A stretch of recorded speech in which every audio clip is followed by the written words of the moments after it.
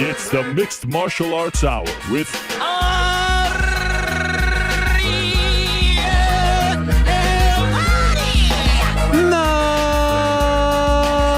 Mixed Martial Arts Hour is back in your life on this Wednesday, November 8th, 2023. Hello again, everyone.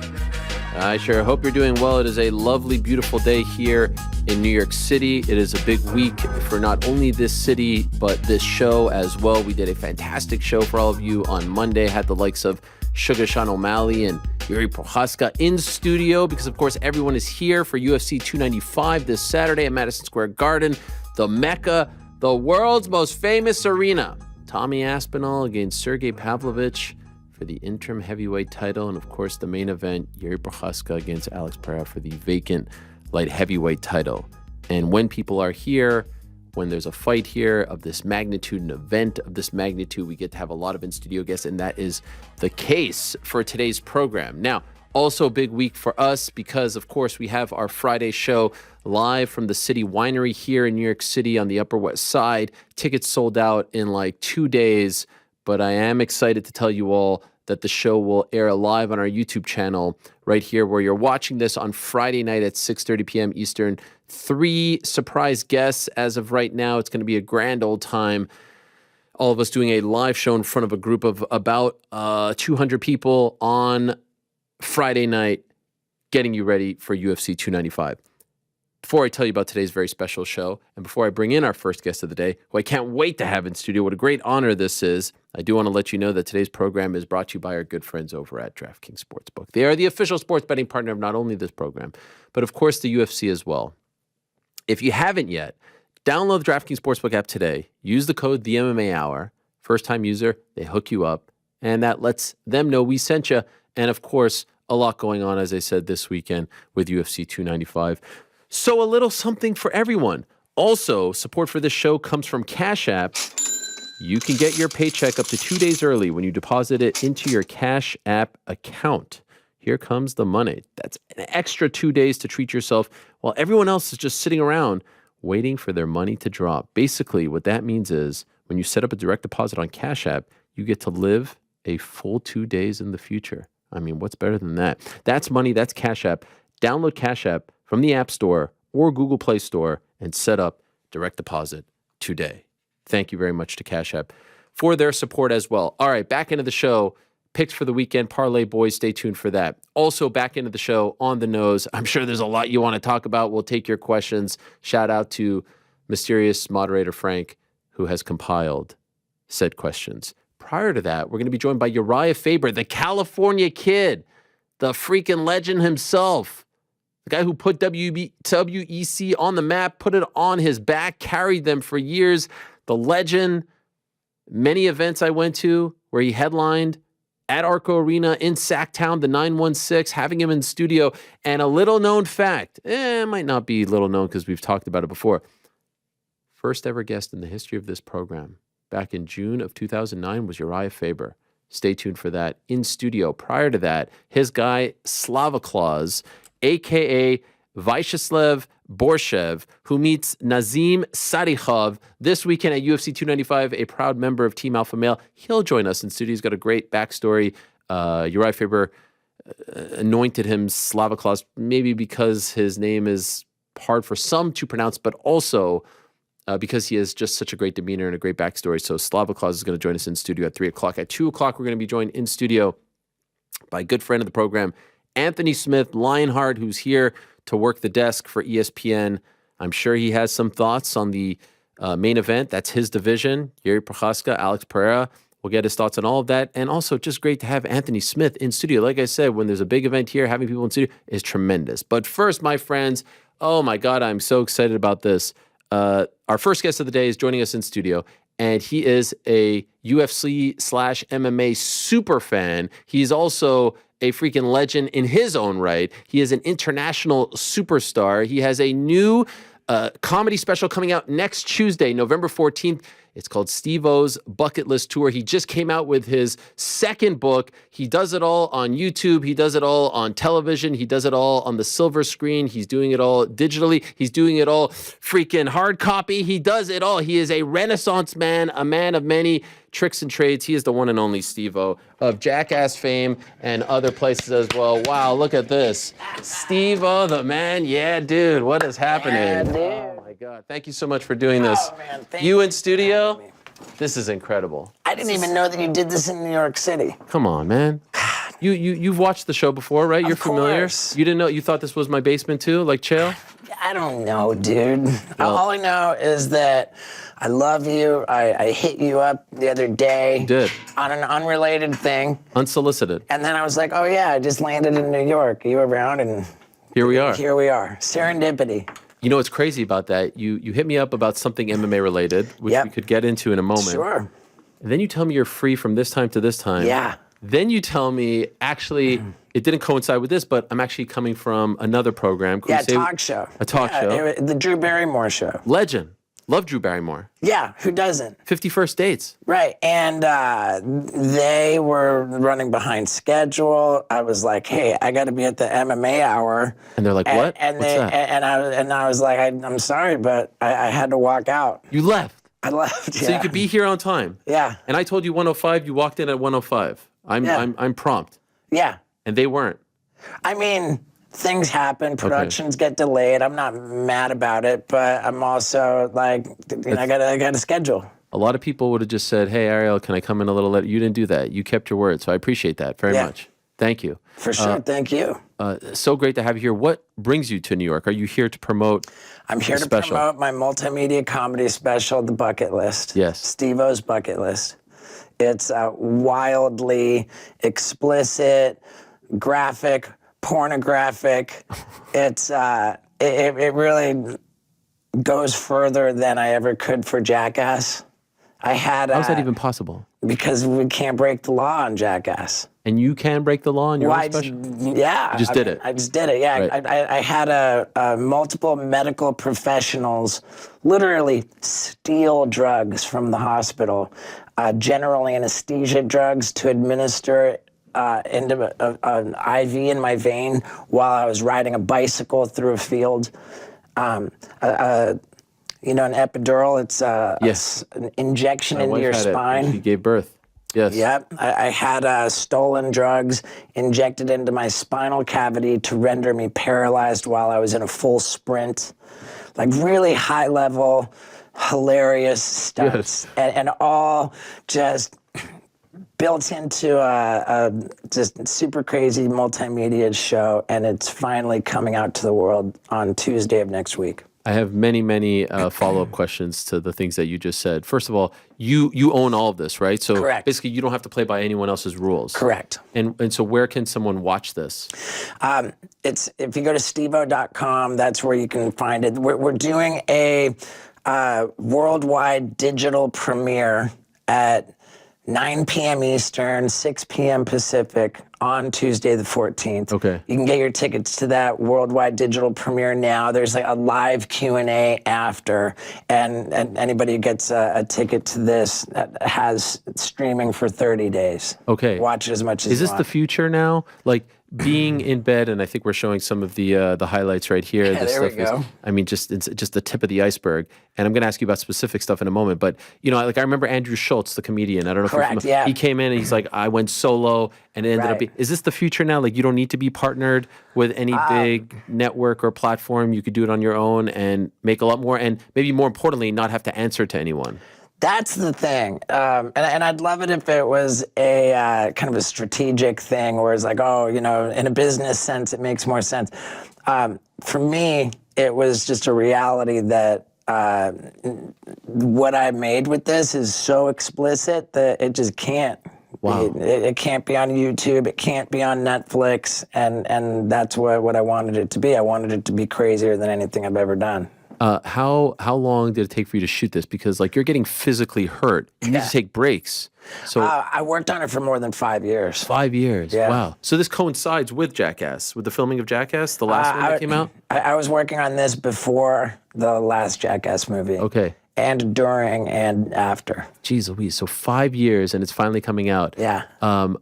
I've seen the trailer, but there is an MMA component to this. There is. There's 3 MMA superstars in this film. Hall of Famers, Hall of Chuck Liddell, Ronda Rousey, and your buddy John Jones. Yes. Why, my buddy? Why do you have to say it like that? What? I mean, I saw a recent back and forth. I don't know why he got so mad at me. He was very critical of Francis. All I said was his name. I said people were criticizing. Called me a backstabbing bitch. Yep.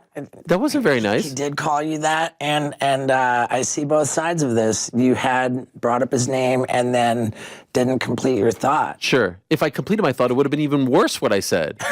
I was actually trying to be nice to John by not going full with the thought. He was very critical. He said Francis was scared that he walked across the street. I just said people like John Jones. Right.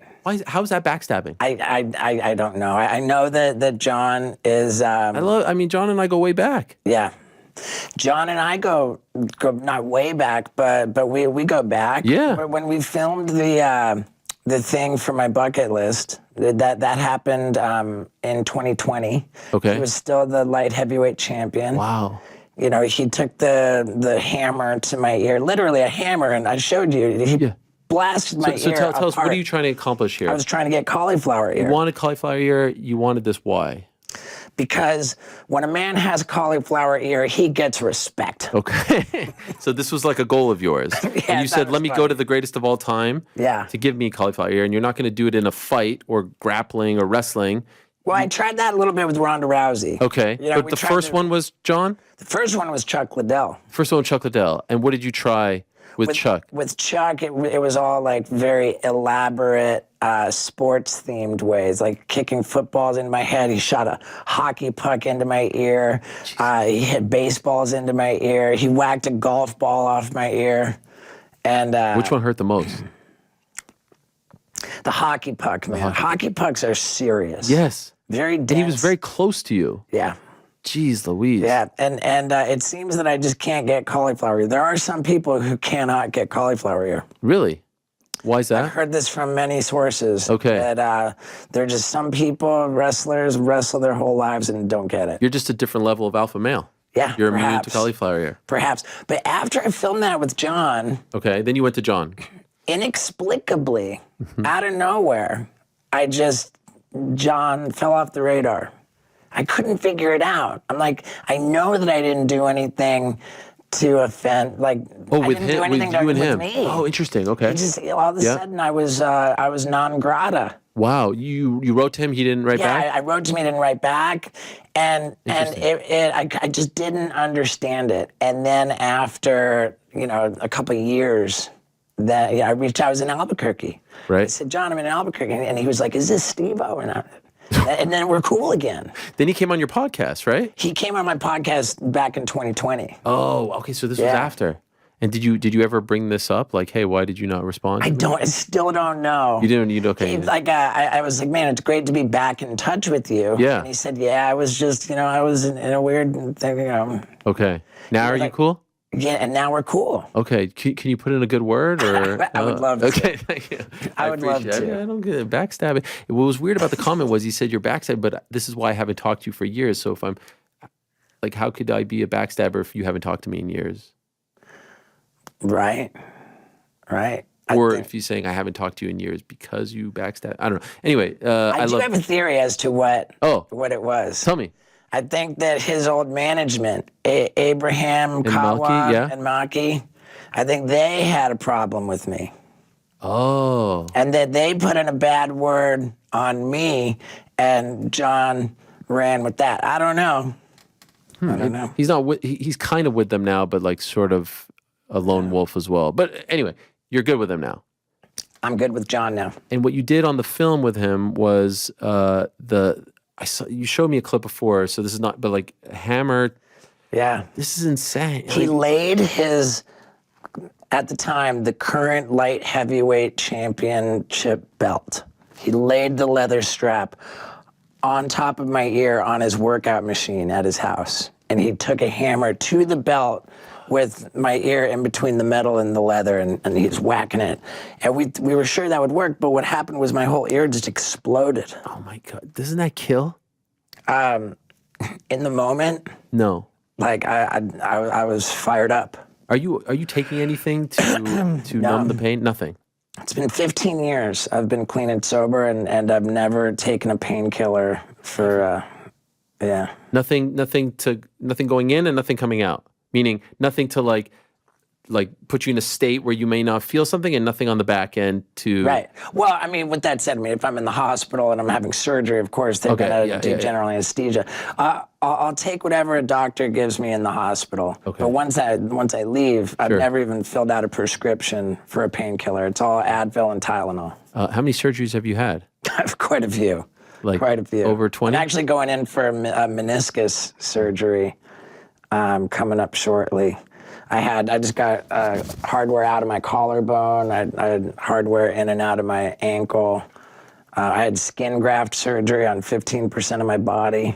Was that when you did the snow angels? Yeah, the fire angels. Yeah, fire angels. Excuse me. Sorry. Yeah. Yeah. How many total would you say? Over 20? Surgeries? I don't know about over 20, but I'd say maybe a dozen. Is there any point? You're turning 50 next year, correct? Correct. Is there any point you're like, okay, is that it?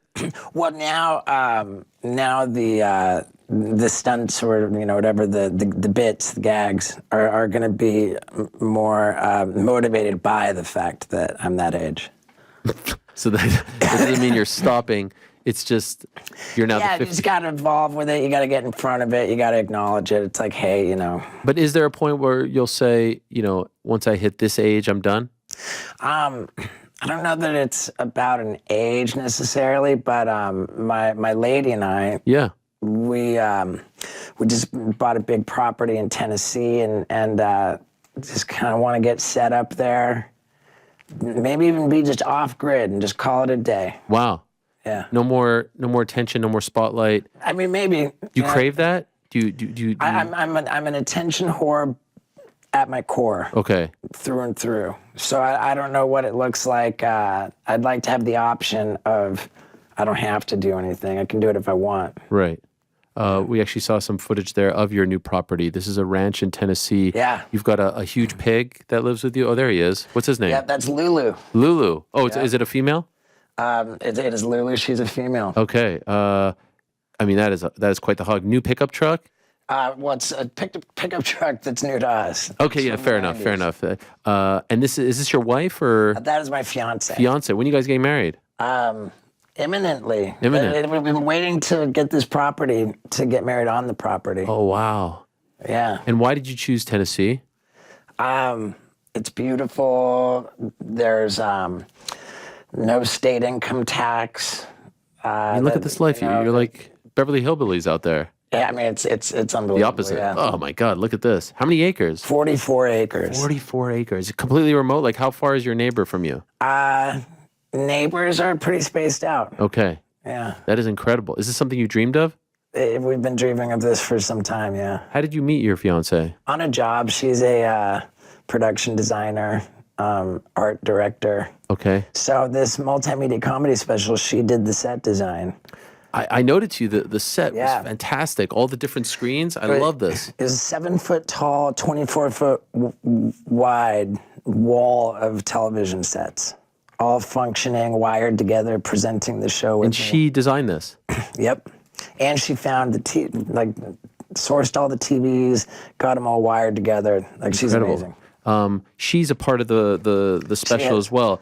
So I guess you just have to find that special type of person who gets you. She's never tried to deter you from doing anything. She actually has. Oh, she has? Yeah, she's... like which one? She wasn't a big fan of the skyjacking stunt. What is that? That was... For many, many years, I wanted to avoid going skydiving. Okay. And my way of doing that was just say, hey, man, if I ever go skydiving, I'm going to be completely naked and furiously servicing myself with another man strapped to my back, and I'll time it so that as I fall out of the airplane, I will simultaneously be just ejaculating. Yeah, and it was not an easy stunt. Yeah, Did it happen? Yeah. Wow, is this in the special? Yeah, that's why. Oh my god. And she didn't like that one? That's the big climax. Oh wow. That's the fun. That's the ending bit. It's Why didn't she like that one? I feel like you've done worse than that in terms of your like affecting your body. In order to accomplish the task, because I had a man strapped to my back. Yeah. I was in this small little airplane full of dudes. I had to bring a portable DVD player and watch a filthy movie. Okay. Which is something that I swore off of years ago. I really don't watch pornography. Okay. I think it's destructive to a healthy relationship. Okay. But So she didn't want you to do that? this was for work. Yeah, no, of course. And the idea of me pleasuring myself to video footage of another woman was particularly upsetting to her, as well as the idea of me, doing this on camera. Like, women are weird. I can totally understand where she's coming from, but it's just like you're taking a hammer to the head. Right. She's okay with that, but it's just like the moral. She was there for the general anesthesia bike ride, but she could not bring herself to show up for the spinal tap foot race. Right. And she really hated the cauliflower ear. Yeah, was she there for that? She didn't. She came home while Chuck Liddell was shooting my ear point blank with a paintball gun when she got home. Oh my God. And she can be heard off camera saying, "Does it have to be like an inch away from your ear?" Yeah. Does she partake in any stunts? She has. I mean, not like herself, but when we did the Fire Angels, and I was so badly burned, there were a series of explosions which filled the house with smoke, and we live in the Hollywood Hills, so Lux, she knew that smoke was bellowing out of the doors and the windows, and she didn't want the neighbors to see that and called 911 thinking there was a fire. So she went around the house closing the doors and the windows so that we could keep shooting, so that I could get so badly burned. Oh my gosh. So she was helping you out. She's a ride or die. Absolutely ride or die. I saw her painting like your... Yeah. What was going on there? It was just a funny gag where I went into a bunch of public situations wearing an outfit that had my shorts simply painted on. So she painted on my gym shorts so that I could go into a crowded gym and do a workout. She painted on basketball shorts so that I could go, invite myself into a pickup game of basketball.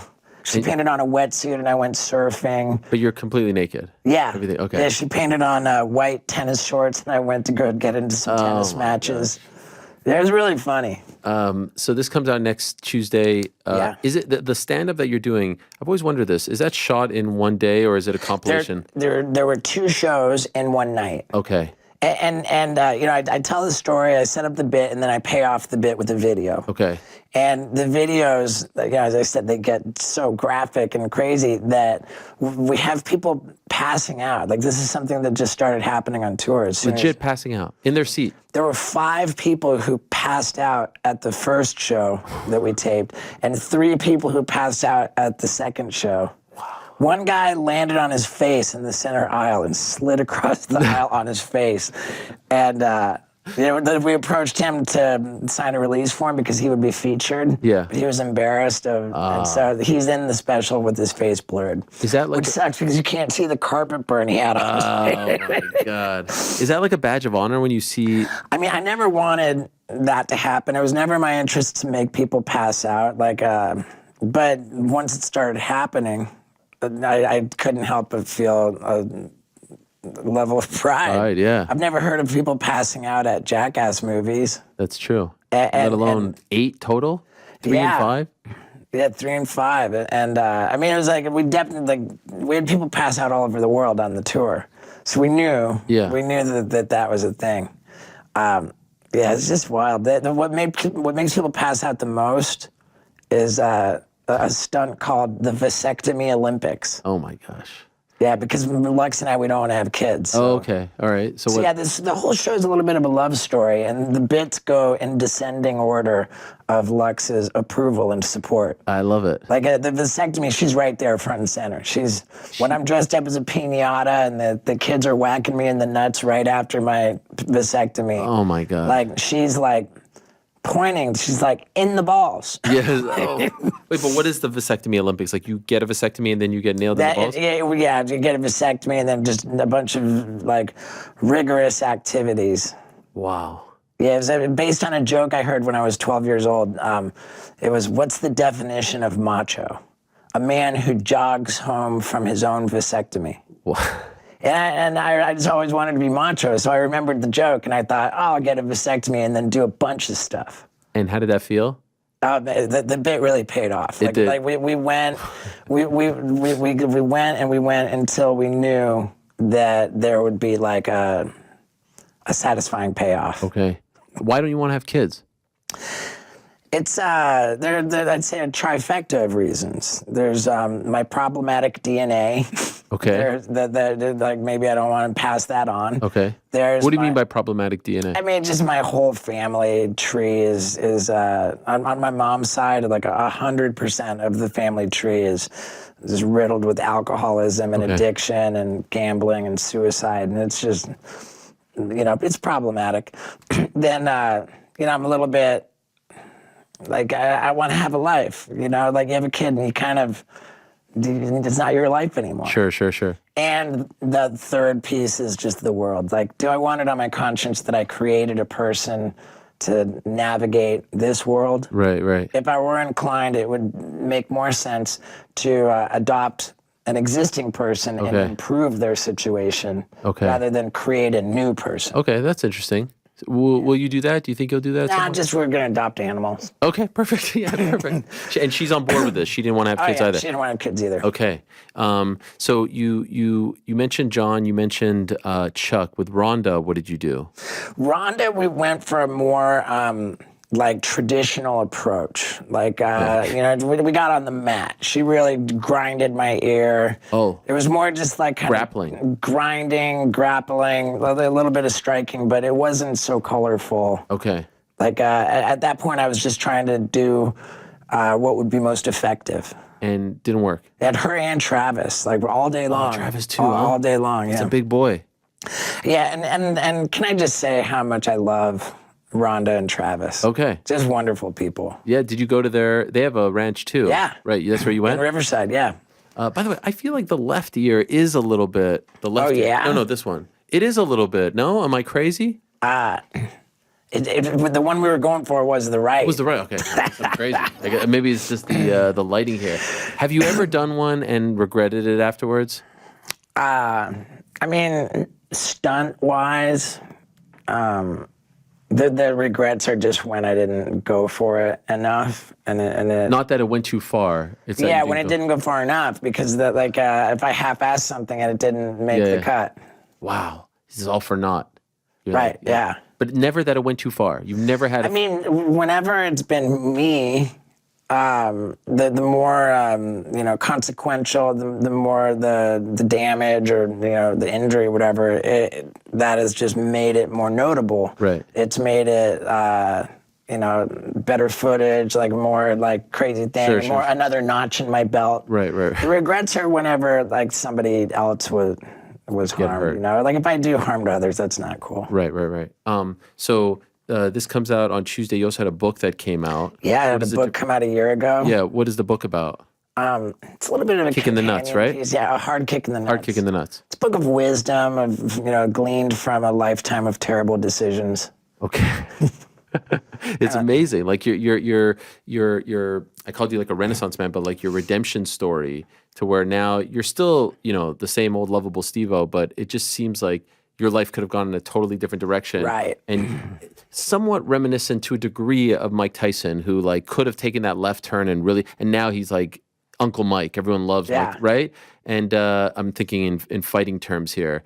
You could have been like that, that E! True Hollywood Story. Those don't exist anymore, but some people of our age know what those are. And it's just amazing. Like, you've got the shop, you're selling like the hot sauce, you're selling the doggy bags, you're selling the butt wipes. You've got a whole freaking empire. Well, thanks, man. I love it. I definitely I'm trying my ass off, and I appreciate you. And you've got an empire too, man. Yeah. Not quite yours, but it's amazing to see. I really do love it. I even saw this. I don't think this is in the doc or the special. Special is the right way to put it, right? But I saw you with Michael Bisping when getting choked out. Yes. Yeah. And I have to say, I think we have the footage of that as well. It seemed for a second like Mike got a little bit. Here it is. Very concerned. A little nervous, right? Yeah. Look. Okay. So can you tell for those that have never been in this position how this felt? Can you describe it? It's just creepy when you get choked out. Like it feels like it's everything that sucks about dying. Look at that! Like right there, he's nervous. Yeah. You just black out. Yeah, you know. And then when you wake up, you have no idea where you are. You're completely confused, and then it comes back to you, and then you're like, oh yeah, and it comes with this kind of a rush of excitement. You enjoyed it? I mean, it's. You know, I would class it as a free lapse. A free lapse. Yeah, okay. like there was the like a girl got the guy Dylan Dennis. Yes. He choked out this girl. Yes, she woke up saying, "Oh, it's like better than drugs." Right. It feels a little bit like that. A little bit like that. Yeah. Okay. I remember when we first met, I think it was like 2019 when I was working for ESPN, and I was blown away by your love of MMA and how much you follow everything. And in fact, you were the one who, and I relayed this to my friends at ESPN Plus, you would get I remember you sent me this long voice note. Right. I was incensed. I was furious because on the fight nights, Saturday night, I would typically be doing shows, and I would at the time be I was still in comedy clubs, so it would be like an early show and then a late show. So I would be on stage while the fights took place, and then I would get back to my hotel room at like 1 or 2 in the morning, and now like I want to watch the fights, but I have to go to the video on demand to watch them after the fact. And when I got to the video on demand, they would have the thumbnail would be an image of the person who won the fight, like with their arms up celebrating, and I'd be like, you fucking assholes. Like, why did you just give away the outcome of the fight? The whole only reason anybody's going to the video on demand is to watch the fights, like, because they haven't seen them. Sure. They don't need to be informed who won with the thumbnail. And you were pissed. I was so pissed. You sent me like a 3-minute voice note about it, so I sent it to them, and they've changed it. Yeah. Right? And I complained to Dana. Yeah, like.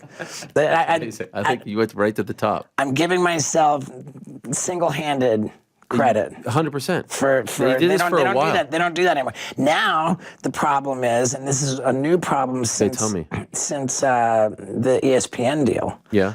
When you go to ESPN Plus video on demand, they should just have the card, just the whole card, because what they do, you have to scroll through the library of each individual fight. Right. And each individual fight, that on the thumbnail, they have a time code indicating how long the fight is. So the time code will give away whether the fight is a stoppage. Yeah, if it's like an 8-minute clip. If it's an 8-minute clip, then you know. And I don't want to know. So I try to blur my eyes. I'm like, and I scroll through until I get the full 3-hour thing. Want the full 3 hours. And they don't put that up. Right. They don't? They do, but you have to scroll through. You have to scroll through a whole bunch of. That should be at the front. Yes. Yeah, it should be the first thing. Yes. And I brought that up, and they were like, you know what? Like each thing is going to have a time code. Who did you say this to? Was it Dana? I have more clout there than he does. Kill the time codes. Just kill the time codes. You don't need to put that up there. Yeah. Have a time code on the card. That's great. Sure. But don't have it on the individual fights. You're giving away the outcome. Okay. With the time code. I'm going to work on this. Yeah. So are you, the thing I was wondering was, are you still following it as much? Big time. Big time. Big time. Everything. Yeah. You're like aware, like honestly. I'm a psycho. You are a psycho. This is the number one thing you follow. Early prelims. Early prelims. Yeah. This Saturday I'll be there. I was going to ask, are you going? Yeah. You got it. You're in New York. Like, to be fair, sometimes my lady is still getting ready. I'm furious. I'm like, we're about to miss the first fight past prelim. Wow. Like, we gotta go. I'll see you at the arena. I'll leave her. Yeah, really? That's how into it you are. Oh, Yeah. and every Saturday you're watching, whether it's an Apex card. Yeah. And is it pretty just much, UFC, or are you watching other? You know, like, I just haven't gotten the bug for any other There's organization. enough UFC. Like, it's almost every weekend, so it's hard to watch like PFL or Bellator. Yeah, I have watched some Bellator. Not quite the same. Not the same, man. No. There's just something about the UFC. Yeah. No, it's an incredible production. So right now, like, who's your favorite top? Like, Man, that's a tough one. It's like do you asking, love? like, what's your favorite candy? Okay, so it's, It's like, just- I love it all. you love them all. I mean, Is there okay, one who's guy, my like, favorite? ride or die guy, top of the list? I mean, how about this? Okay. The Vegas card in December. Oh, the one upcoming, yes. I mean, It's tremendous. Jesus. Yes. Are you going? I think I'm going to have to. Yeah, I mean, it's incredible. It's Leon versus Colby. It's unbelievable. That card is unbelievable. Who do you like in that main event? Leon Edwards, Colby Covington. I just enjoy hating Colby Covington so much that I kind of want him to win that he'll still be around for me to keep hating him. But he'll be champion. I mean, He'll like, be insufferable then. yeah, oh my God, the worst. Yes. Leon's such a great story. He is, and Leon's such a sweetheart. He is. Such a great guy.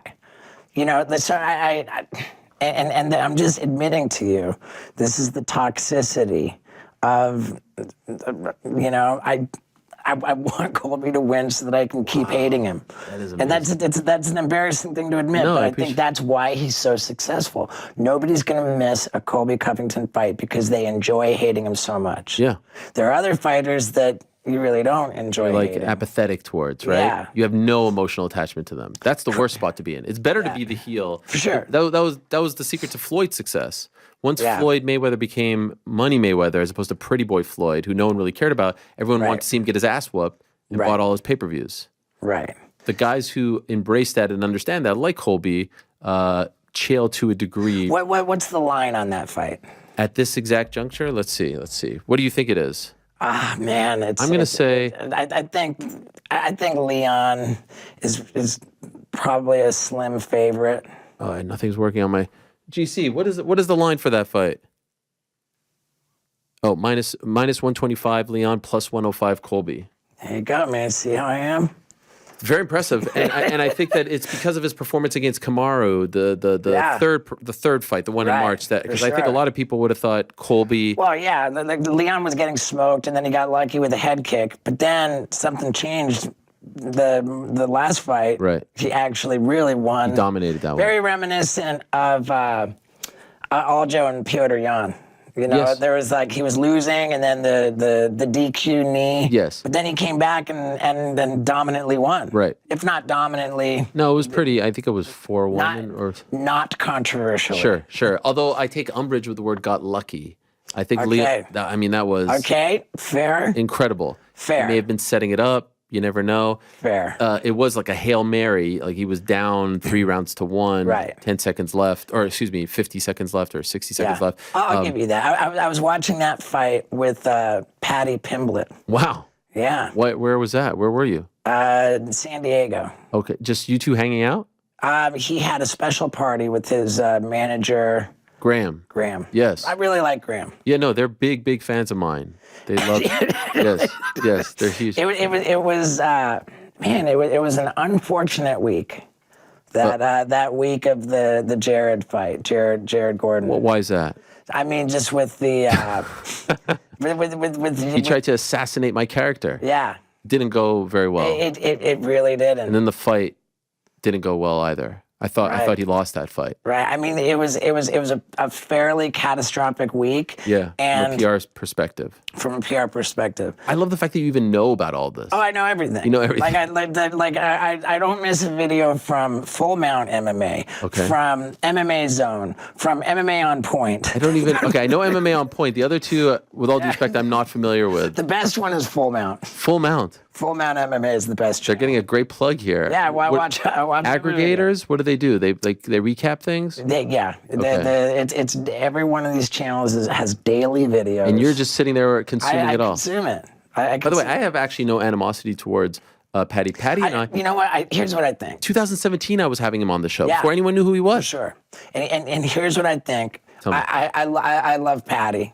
I think that becoming a star, like all of a sudden having a huge profile, it comes with growing pains. Mm-hmm. It's very, very difficult to be bestowed prestige and influence, power, without abusing it in some way. You get an ego. Mm-hmm. It's very natural. Yes. It's very natural. You get an ego, and I think if you're lucky, that you learn quickly from the outcome of really abusing this power. Mm-hmm. And I like to think that the Patty Pimblett situation was a learning experience, and I think that we're seeing that.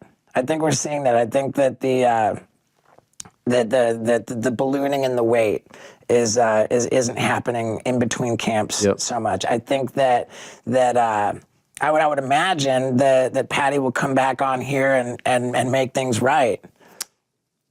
I don't know. I hope so. I would love it. I've said he has an open invitation. Yeah. I don't pay for guests. That's where the understood. Understood. Yes. And I think, I really think I would love it. Nothing would make me happier. I've sent him messages. Nothing would make me happier. In fact, I spoke to his good friend Meatball Molly recently, who reached out to me, and that really warmed my heart. I said this recently on the show. I believe holding grudges is like a form of cancer in that, like, it's this poison in your body. And I don't want to have, even Dana.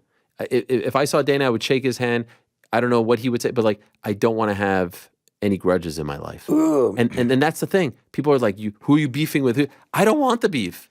Right. Sometimes you have to speak up and stand up for yourself, but I don't seek it, contrary to what you don't want the beef, but you're also pretty sure that everybody else doesn't want the smoke.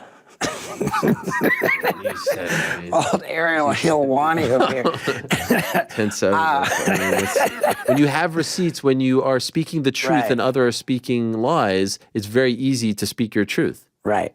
I was wondering too, like, how many people are afraid to come on this show for fear that it might compromise their relationship with the brass, with the USC? None. There's one manager who blocked all his clients from coming on the show because he wanted to get in Dana's good graces, had a great relationship with this man, and he blocked all his clients from coming on. And because he does great work for the clients, they're like, all right, I'm not going to come on because I'm going to listen to my manager who said, hey, if you want to remain in the UFC's good graces, don't come on Ariel's show. The thing is, a lot of those fighters would then text me on the side saying, I hate that this is the case. I'd like to come on. It helps me. Right. It helps you. It's great. Over time, some of them have said, come on, we're coming on the show. Who cares? Because they see the likes of Conor McGregor, Israel Adesanya, Sean O'Malley, and the list goes, and it's all good. Today we have Faber coming in, Anthony Smith works for ESPN. On Monday we had Sean O'Malley in, we had Yuri Prochaska.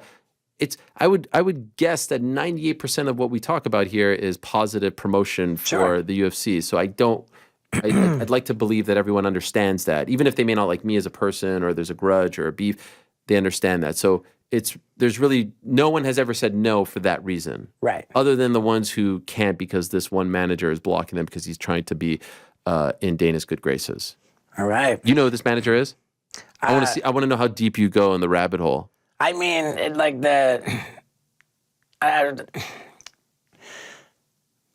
it can't be Ali. Of course it is. It is? Yeah, wow, that's crazy that you knew that. It's crazy that you knew that. Because, are you not talking with Rose? Are you not talking with Justin Gaethje?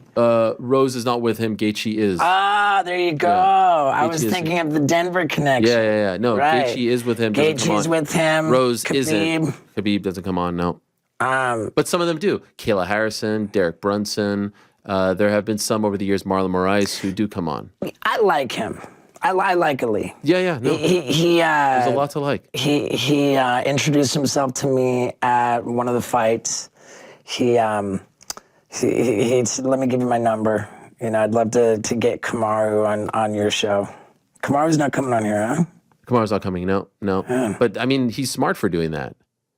He should have Kamaru. Yeah. Like Kamaru should be on your show. It's a great audience. It's a great platform. So that's what he does right by the clients.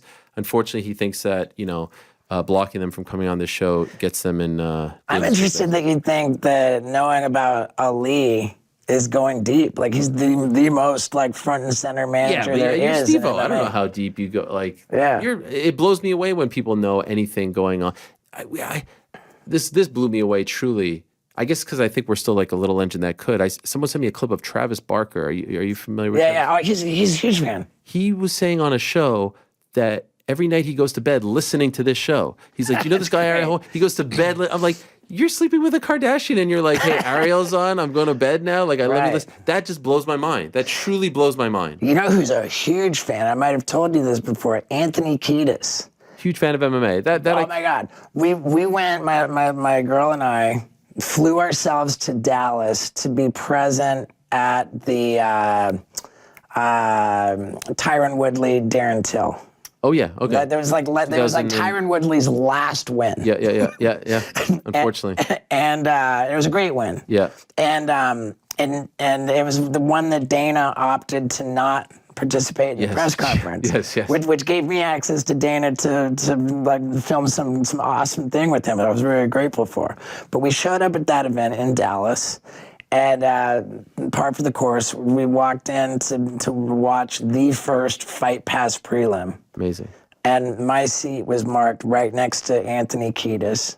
He was already in his seat. Wow. We sat there and watched fights with Anthony Kiedis, front man of the Red Hot Chili Peppers, for 6 hours. Wow. Nonstop. And I remember thinking when I sat next to him, I was like, keep your cool, man. Keep your cool. Don't be annoying. Don't bug Anthony Kiedis. But it was just like he wanted to just talk fighting for 6 hours. That's amazing. It was the best night. And why not boxing? It's all the hugging.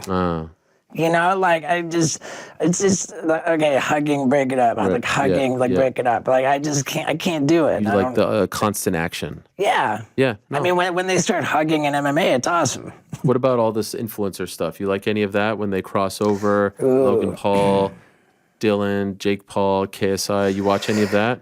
I can't I can't watch that. You know what? I feel like I did buy one Jake Paul pay-per-view, and I can't remember Anderson Silva, Nate Diaz.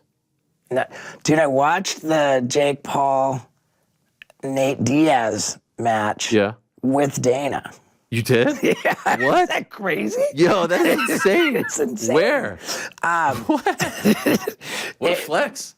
It was in Tennessee. They had a fight night there. Yes. You were there. Corey Sandhagen against Rob Font. Yeah, Rob Font and Corey Sandhagen. That's right, same night.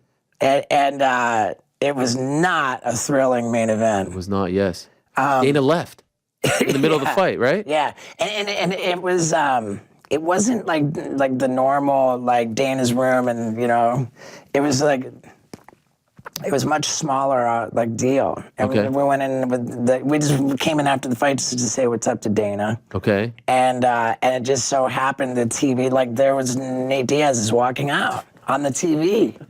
And so just like, sit down and watch it. What was that like? It felt almost like when I was at Charlie Sheen's house. Okay. And like watching the premiere of 2.5 Men, the very first episode that had Ashton Kutcher on it. Oh my God. What an analogy. Yes. After he got the boot. And I mean, not that Dana got the, you know. No, of course. Just but like something that is counterintuitive that somebody's watching because you're thinking they're not into it. By the way, why were you at Charlie Sheen's house? Because we had filmed the Comedy Central roast of Charlie Sheen. Okay. This is where Mike Tyson was there. Yes. And I convinced Mike Tyson to hold his fist out, and so I could run and dive into his fist with my face. And I broke my nose on Mike Tyson's fist. Wow, you broke your nose from that. It was unbelievable. Somebody's got to bring this up. This is the most unbelievably awesome thing, and it was featured in my second comedy special. But Charlie Sheen was a mensch. He invited I love that you just used mensch, by the way. Yeah. That's tremendous. He invited everybody who participated in the Charlie Sheen roast to his house for when it aired. Okay.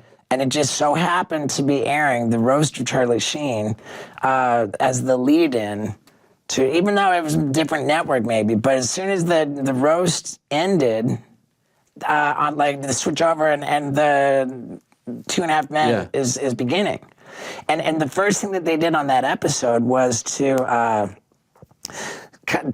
kill off Charlie's character and introduce the new one. And they had like this urn, which was the ashes of Charlie Sheen, and there was like some thing, and the urn goes flying up in the air, and there's a cloud of cloud of the ashes, and as the ashes settled down, Ashton Kutcher emerged behind, and Charlie Sheen he said, "Oh, that's good." Really? That was good. And I remember that night too. I went over to Charlie, took a photo with him. I had my black eyes still from the Mike Tyson thing. I said, Charlie, let me get a selfie. I took the photo and I said, "Do you mind if I tweet this with the caption saying, I think I'm at the world's most expensive crack house." Oh my God. And he said, "Hilarious, go for it." Wow, that is amazing. Yeah, I tweeted that I was at the world's most expensive crack house. Yeah. Okay, what was more awkward, watching that or watching? It wasn't awkward at all, watching the Jake Paul. It wasn't, okay. Was he rooting for Nate? That's his guy, I would imagine. He doesn't like Jake, he likes Nate. He was, I felt very objective. Not like I didn't detect like any vitriol or bitterness.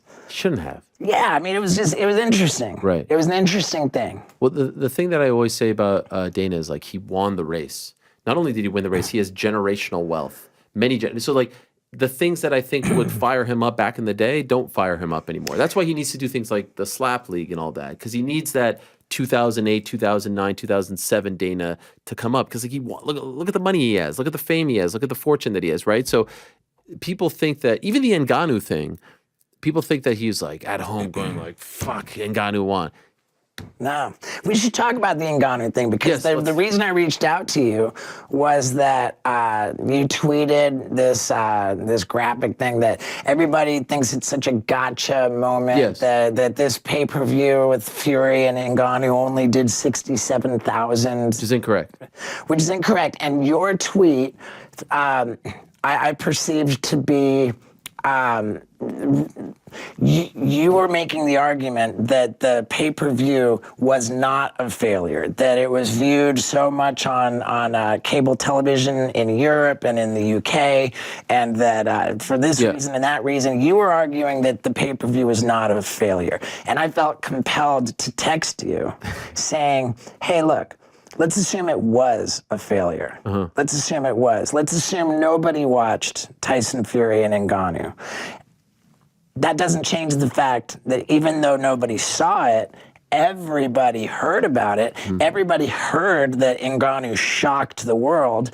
Everybody felt that they missed out because they didn't see it. And everybody now is just clamoring, if not clamoring, just ready, standing by to mark their calendars to purchase Ngannou's next fight. Yes. Which is why I disagree so much with Chael's assessment of the situation. Chael made the argument that Francis fumbled the bag after all, because, according to Chael, if Francis had not taken the time off, if Francis had stayed active in the UFC, maybe stringing 4 fights together would have earned him the bag that he got for the one boxing match, which...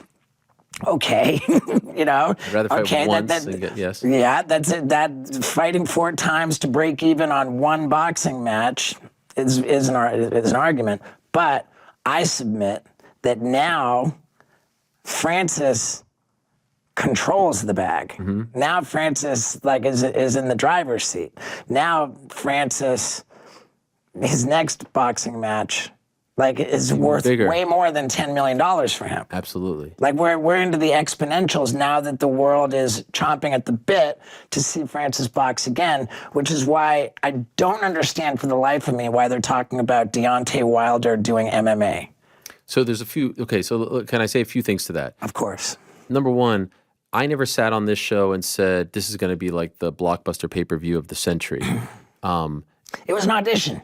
It was Francis's audition as a boxer. Yes. And he smashed it. Yes, So now but he's the got thing the is, job. some of the people, the detractors, going into the Ciryl Gane fight in 2022, they said it's a mistake to not resign, right? Because what if you lose the belt? Now you've lost all your leverage. Then he wins that fight. He retains the title, right? And he won it in shocking fashion, being outstruck and having to wrestle. With a bum knee, with a torn ACL, Yeah. right? Down 2-0 against the younger guy, the protege, and he beats him in the last 3 rounds. Unbelievable. Then he's out for a year, and people said, take the new contract. Take the new contract. You get the Jones fight and other fights. Take the new contract. He doesn't take the new contract. Then at the very end, they try one last time. He says, no, I want to be a free man. They said he was an idiot for not taking the contract. Then they said he was an idiot when everyone under the sun was like, BKFC, one championship. We don't want anything to do with Francis. Yeah. Oh my God, fumble the bag. That's where that all started. Then he was an idiot for signing with PFL. You went from the UFC to the C Leagues, PFL. What the hell is that? Who are you going to fight there? Idiot. Right. Then he was an idiot for having a clause in the contract with the PFL that he can box as well. Why would you go out and box, get embarrassed, get knocked out, and then you'll be less of a draw in MMA? Just stick to MMA. Then he was an idiot when he got the Fury fight, and they said, you're going to get clowned by Fury. You're going to get clowned. Right. Then he gets the Fury fight, and we're there, and it's like, oh, actually, he did well. He shocked the world. He may even won. But you know what?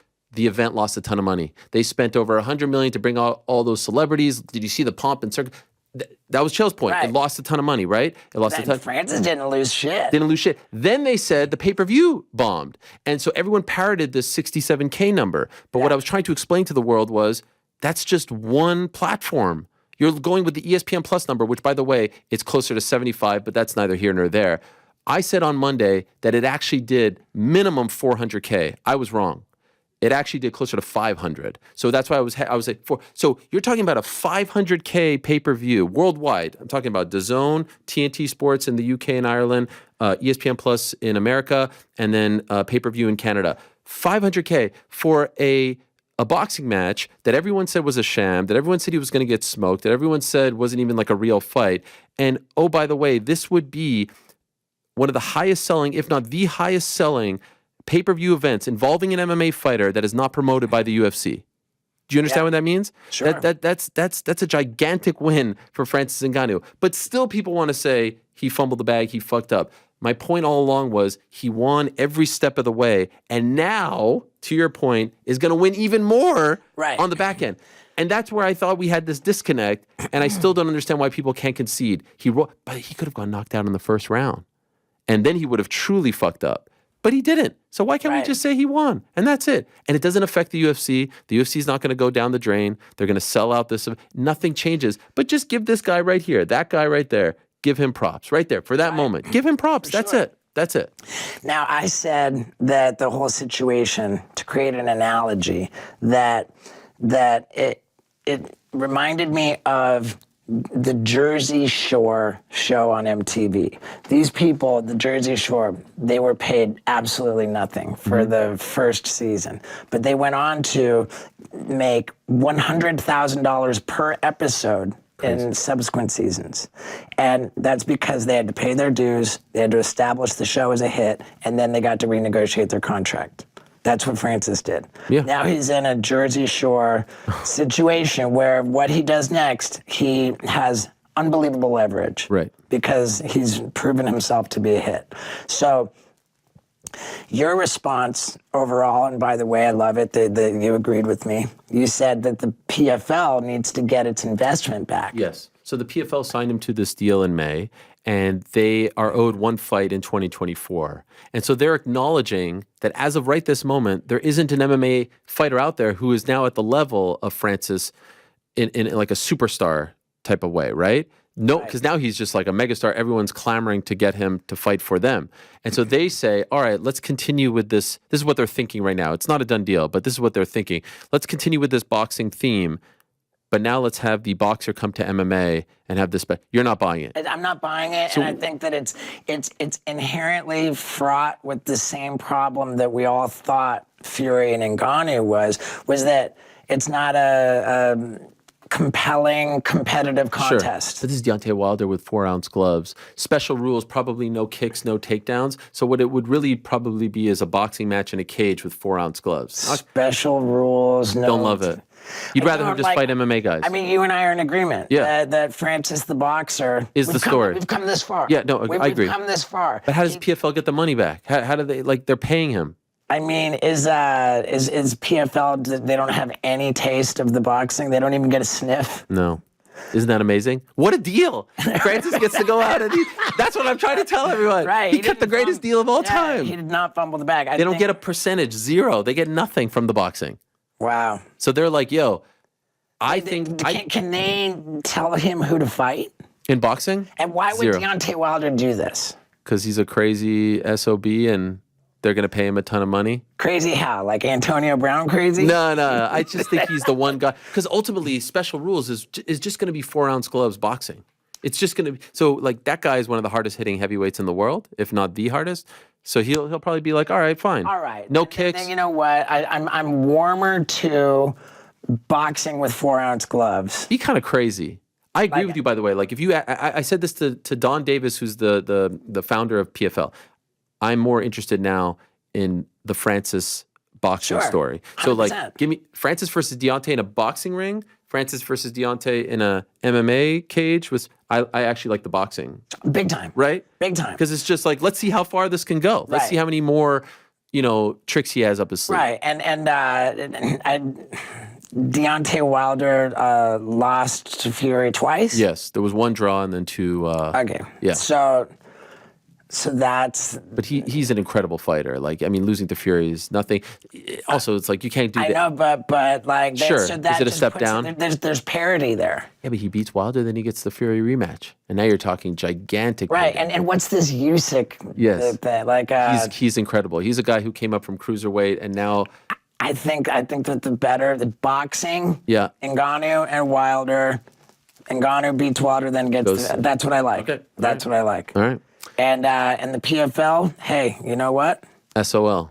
Yeah, dude, they fumbled the bag. Yeah. Okay, so, and by the way, man, what a treat to get to talk to you for so long. It's amazing. I'm just cognizant. You said you had to leave at 2. And it's did already I? 2, yes. You told me that. So it's 2:01. I don't want to fuck you. You were kind to me, so I don't. I'll tell you what. Okay. We just need to talk about upcoming UFC fights. Okay, yes. Okay. Yes. We've got Alex Pereira. Yes, Yuri Prochaska. Is Alex Pereira's a small favorite over Yuri? Do you bet as well? No. Okay, you just like to know who's the favorite. I'd love to know who's the favorite. Here's the other thing that I took. I was at Dana's house. Okay. By the way, when you're chilling with Dana, like, can you put in a good word? Like, hey, that Ariel guy is actually not too bad, no? You know what? I think it's probably not. That's probably a bridge too far. Okay, fine. Just if it comes up, just feel free. I just like. I like to just try to play the Rogan angle. Cool with everybody. Switzerland. That's fine. That's fine. Yeah. Right. So we were watching in February the Volkanovski versus Islam 1. Oh, yeah. And you're watching this at his house. Yeah, because it happened in Perth. That's right. And I had it was a Super Bowl weekend, and I had a gig in Vegas for Super Bowl weekend. Okay. It was like host a party at the whatever Amazing. casino. Get paid. Yeah, get paid to watch the Super Bowl. Sick. So I guessed that Dana wouldn't fly all the way to Perth, Australia, and that he would be in Vegas for the fights. And so I just hit him up like, yeah, and he said, yeah, come on over. Like, we're watching the fights at my house. So we're watching the fight. Great fight, by the way. The Volkanovski. By the way, when you're watching with him, like, is he? Because I've heard he'll call and he'll say like, "Why'd you air that?" Are you watching that must be fascinating. This was the greatest thing. Okay. I had 2 things I wanted to bring to Dana. Okay. Said number one, it would, for curiosity's sake, I would love it if the inspection zone, where they're putting the Vaseline, where they're checking the gloves, the mouthpiece, the cup, if the inspection zone, they were standing on a scale so that you could know. Oh, I love that. So that you could know much as they the weigh. fighter steps into the cage how much they weigh. Oh, Like, what an idea. They used to do this in HBO boxing. They would say like, oh, Bernard Hopkins weighed in at 175 on Friday, but tonight he enters the arena at 186. I love that. I would love What that. an idea. I Yeah. love this. What did he say? He said that the weight cutting is just too much of a hot button issue, and that they wouldn't want to. Yeah. Oh, it'd be fascinating because you'd be like, Alex Pereira is walking in right now Right. with 225 for a Right. 205. Ah, it's great. Well, thanks, man. I'm glad you I agree. love but that. never Absolutely love it. Never It's going great. to happen because they don't want to draw attention to the weight cutting. All right, fine. My second thing was, I think everybody agrees open scoring, but Love it. I love open scoring. I'm a huge proponent. You hate it. I mean, I understand. I want to know. I said I've got the compromise. Okay. Like, forget open scoring, but let every round begin with the live odds. Okay. And like you've got like you know the odds at the beginning of the fight. Like, why not like have They have them pop up, but you want it before they have every them round. pop up sometimes. Yeah. Like there's no like I let the live odds be, and this when I said this to Dana, he said, hey, it was like a voice text. He said, hey, next round, get the live odds on the screen. And you saw it. And it happened in real time. Like it was so rad. And Dana said, I don't disagree with that. I like that. But we haven't seen that get implemented on an ongoing basis. Then I was in Australia for my tour, and we were watching Alexis Grasso against Shevchenko. 2. Not the 2. The 2 was on the Mexican. The first one in Vegas. The first one. John Jones, Cyril Gankard. Exactly. Yeah. Exactly. And I texted. I was like, let me get the live odds for this. And the live odds going into round 2. If it was round 2, I'm not sure. But the live odds going into that round was like they had the odds had swelled. Wow. To like it was, Alexa Grasso was minus 1,000. Shevchenko was minus 1,000 favorite. Yeah. And it was so meaningful to see that minus 1,000 number, like at the opening of the round where Alexis shocked the world. That's incredible. Yeah. But they're not doing it. They're not doing it routinely. And I think that the argument is that for me, the same argument as open scoring, where if it's becoming a total blowout, a landslide, why would you draw attention to that? Like it makes, it could take the luster. I get that, make but it if a little bit the less fighters compelling. don't know. So, like, I think a lot of the detractors for open scoring will say the fighters will know they're up so big they can take their foot off the gas. They'll But if coast. it's just for the broadcast, they don't actually know. Right. I just love, like, every other sport, you know where you stand, right? And so I just feel like going into a title fight where your life could change forever, you should know if you're 2-2, 3-1. Right. You deserve to know that. How about the judging going on over here? That's the main reason. You should at least be armed with that. At the very least, give it to me before. If you're worried about it affecting like the whole fight, give it to me before round 5, where a fighter knows he has to either go for broke or he's actually not up, or you know what I mean. Like they deserve to know that, and I can guarantee you it will make for better round 5s because that fighter will go for broke and he won't. How many times have there been like, oh man, I thought I was up 3-1 and in the end it was 2-2 and I lost that 5th round. You know what I mean? So I just think that they should be armed with that knowledge. There's so much at stake, and the discrepancy between becoming champion and the money that you make and the money that you make when you're just like number 8 is so large. They should know. They should know where they stand. Yeah. I feel very passionate about this. And I also feel very passionate about the fact that the refs and judges, there should be transparency. When you fuck up like that judge who screwed up in the last round of the Grasso-Shevchenko fight, like you should be able to come out and tell the world why you scored that at 10-8. Right, at the press conference. Yes. Put out a statement. At the very least, talk to the fighter and tell them so they know what you're thinking. But these guys get to scurry off and they're never heard or seen from again. The draw that we saw in the main event this past weekend was based on a 10-8. This past weekend was Jalton Almeida and Derek Lewis. The draw. God, that fight made me mad. Why? I mean, I get it, but it was basically a heavyweight version of Sandhagen versus Font. Rob Font, yeah, you're Same 100%. exact dynamic. He smothered him. But why? Yeah. Why is that Almeida's fault?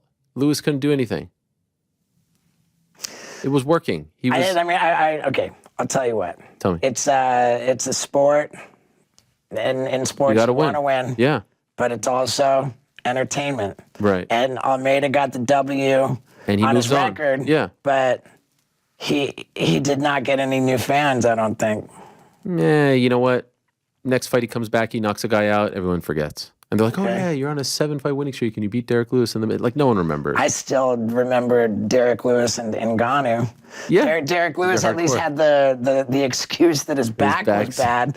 And Ngannou had no excuse. And Ngannou was just coming off his loss to Stipe. It was mental. And then, he couldn't pull the trigger. Yeah. That was a crazy. I pay attention, Ariel. I love it. Okay, so this weekend, Aspinall Pavlovich. Aspinall taking the fight on 2 weeks' notice. And Aspinall is a slight favorite. I did look this up. He is. I don't know, man. I mean, I was a little bit surprised that Aspinall is the favorite there. He's so good. If he had a full camp, it would be a no-brainer favorite. I can understand your trepidation. I think what happened to Volk is giving some people some pause, right? So good, short notice. Will he be at his best? But I like Aspinall. And what was that Aspinall injury? Like, was that something that we got to worry about? The knee? Yeah. Well, he's come back since then. Right, I know, he looked fantastic in his last fight. But no, it's a serious thing. Yeah, he looked unbelievable in his last fight. He looked incredible. Pavlovich is great too. Pavlovich, I just feel like is just really scary and just kind of just going to be a tank that just goes, Aspinall is more well-rounded in my opinion. Yeah. He can fight to the ground. He's like a Cain Velasquez / Frank Mir hybrid. You know what I mean? With the grappling, with the striking, the body type. So you're leaning towards? I like Aspinall. My money would go on Sergey. Okay. What about main event? Alex Pereira, and I just like Yuri's so likable. He's such a cool dude. He's sitting there on Monday, and he's like so intense. Is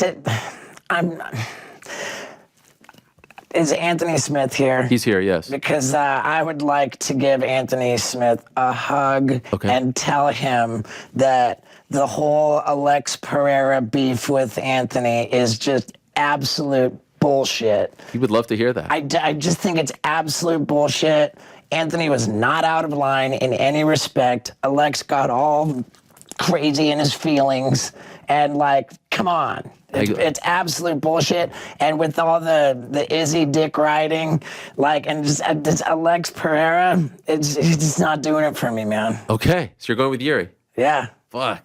I'm going with Yuri, and I think you can tell with, like, I'm a passionate guy. I love that. Like where I dislike, like I'm invested in what I want. I want Yuri to win so bad. Wow, I love this. I want Yuri to win so bad. I love this. I mean, he was the king.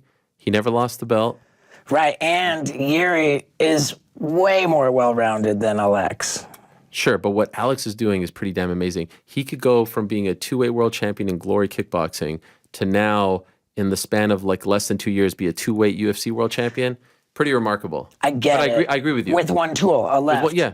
No, but it's a pretty damn good tool. I mean, it was Yuri choked out Glover Teixeira in the waning seconds of that fifth round. Like, I just think Alex and Izzy both, they're grappling. Whoever was making fun of their grappling, if it was Ben Askren or something it was. I mean, it was like, come on, Yuri. I know. Just put him to. Yuri should do to Alex what John Jones did to Cyril Gahn.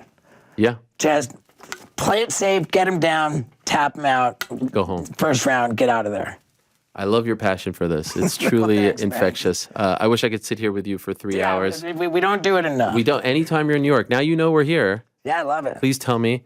All right, so the special comes out next Tuesday, November 14th. Steve-O's Bucket List Tour. It's not Bucket List Tour. The tour's over. It's over. Now this is the Bucket List special. This is It's Steve-O's Bucket List. He showed me some of it, and it's absolutely insane. There's the poster right there, streaming November 14th on your website.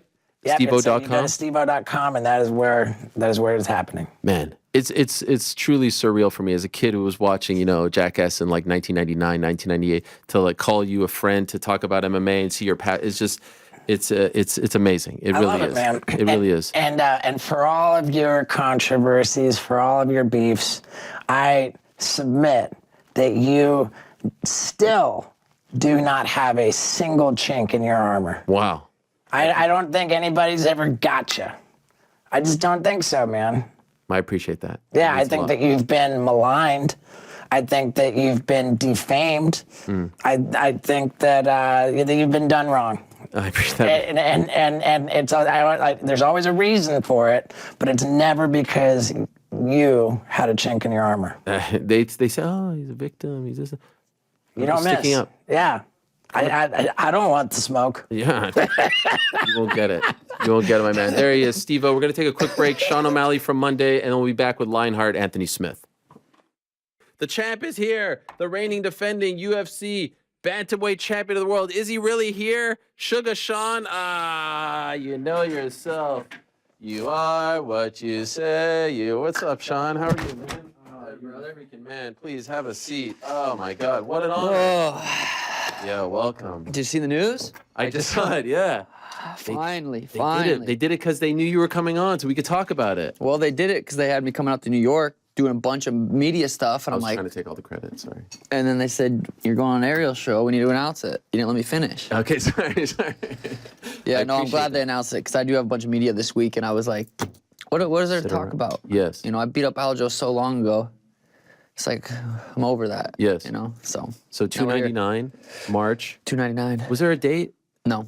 Is it March? Location. No date, no location. I heard the March, 9th March, yeah, something but like that. Yeah. But it is definitely March. Yeah. And it is Cheeto. It is. And you're the main event.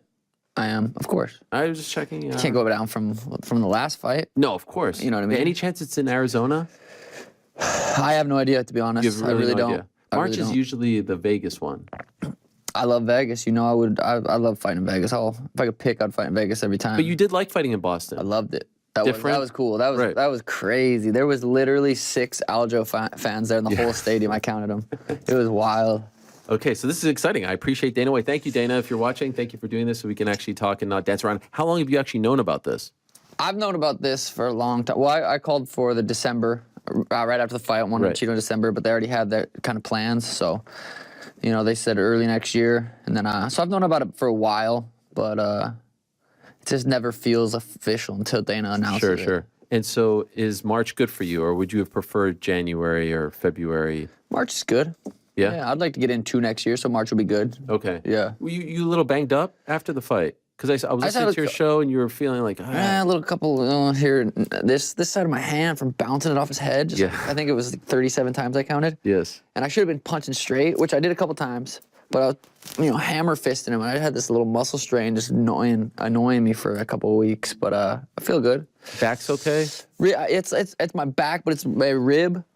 But that's it's getting better. Okay. I'm able to start training here soon, so. Okay, so you haven't been able to train? I've trained, but not like 100%, like full on training. Does that mess you up?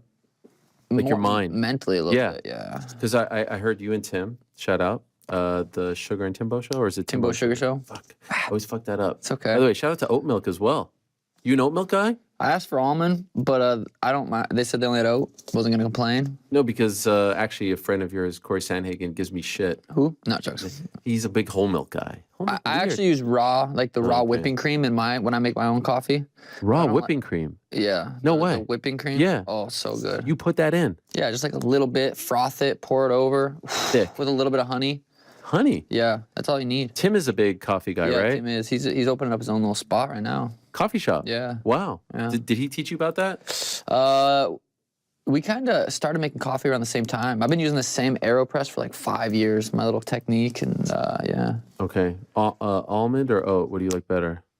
Well, I like oat milk better, But I think almond's a little bit better for you. I don't know. Okay. But if I make my own, I use the whipping cream. I got excited. I was like, wow, kindred spirits. I like oat. I like almond. Just depends, Yeah. Anyway, I'm not sure how I got on that tangent. It's my first sip of coffee of the day. How do you feel? Didn't you just fly in? I was in Atlanta. Yeah. I was doing this Prize Picks thing, and What is that? It was a Prize Picks tournament. It was like a fantasy thing. Yeah. They had a crazy lineup. The Nelk Boys, Danny Duncan, Drewski. Okay. It was they had it was a crazy lineup. But yeah, so I was in Atlanta. Woke up at 4.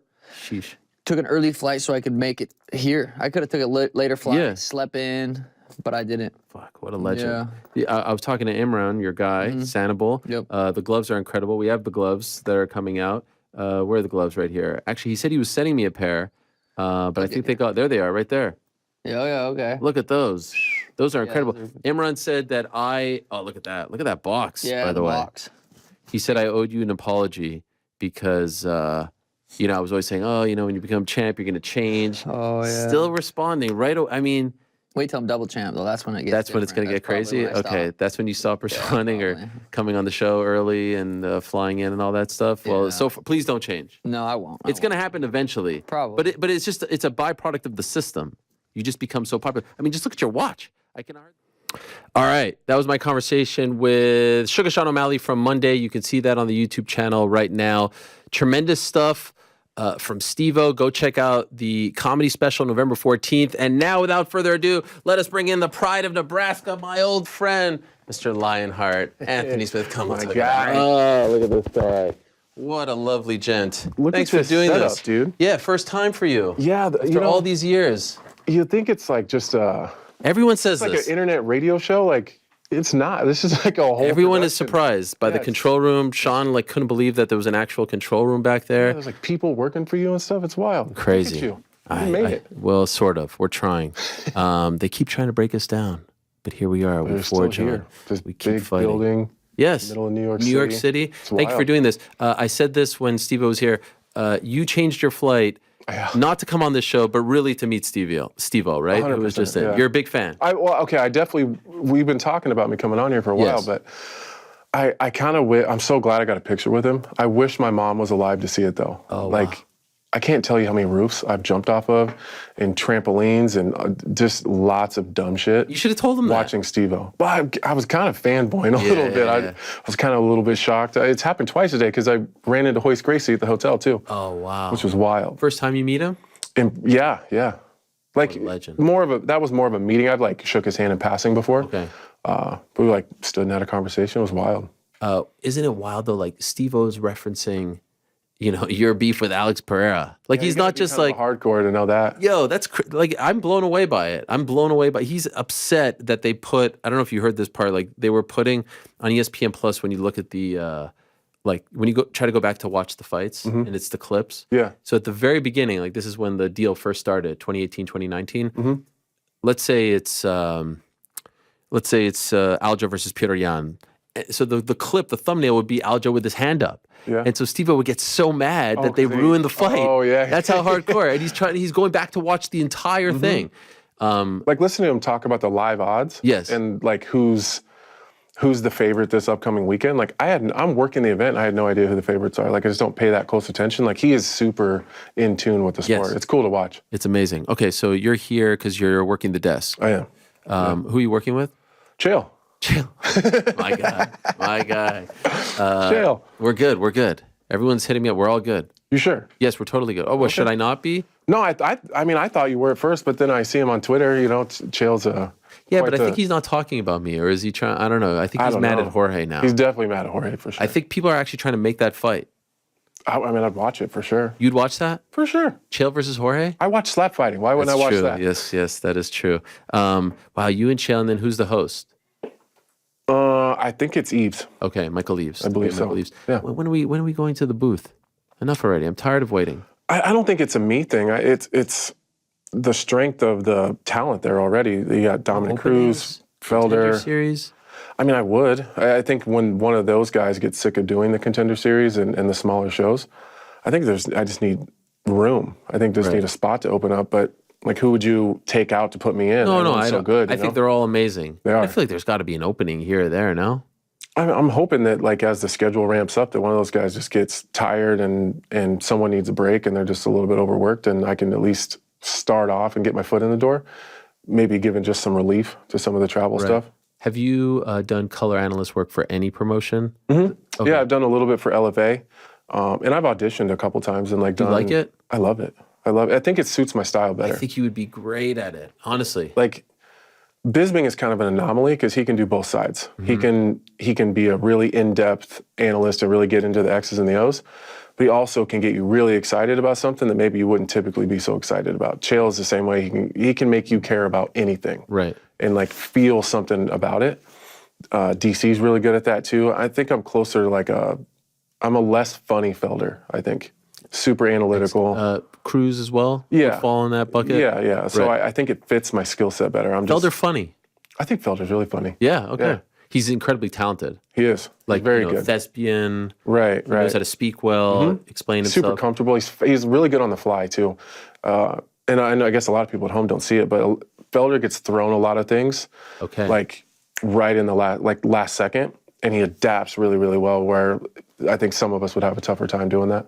It's one of the most amazing things what those guys do. Anyone who does MMA, but like in particular the UFC, because you're doing the prelims all the way, that's 2 football games. Yeah, that's a lot. I don't realize that. Like someone like Anik has to peak at 12:30, right? If it's a New York card, right?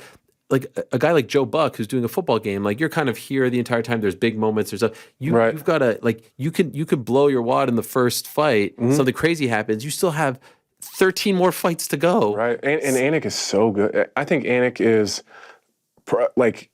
probably the best TV personality across all sports. Wow. I truly believe that. And that's not just because I work for the UFC and he works for the UFC. Just the amount of prep that he puts in, the amount of work that he puts in, all the other stuff, the EA Sports video game stuff, all the hits that everyone sees before the fight even walks. Like you hear all the promos before that. He has to do all of that stuff for every single card he works. He's just, I don't know, he's so good at his job. It's crazy to watch him work. Regarding you, though, it's very, very rare in sports to be an analyst and still be active. Right. I think the UFC is one of the only it doesn't happen. Organizations that does that. It doesn't happen. You'll see it in like boxing a little bit. Some guys moonlighting, like some guest spots, but it's extremely rare. It doesn't happen in the NBA. Like all the guys on TNT are all retired. Right. Never in the NFL. Has that been annoying in the sense? Not annoying in that like you don't want to do it, but you know sometimes you get in the crosshairs because you have to give your opinion, but you're still active. Yeah. Or is it actually a benefit because fights can be made? There could be like a byproduct of the things that you say on the desk. I would say there's more downside to it than upside. The upside of it is that I'm still in the game, so I'm still very up on the nuances and the small changes in the sport. Like I'm right there with it all, so I see it as it's happening. I think it helps my own personal game, like watching different guys' styles and how they adapt to certain things. It's weird most fighters break down tape on guys that they have the potential of fighting. So it's not, what does this guy do well? It's how would I do against this guy in this situation? It's very rare that fighters watch film on this guy and have to identify his strengths and weaknesses against this guy and be completely unattached to that. So it's a little different.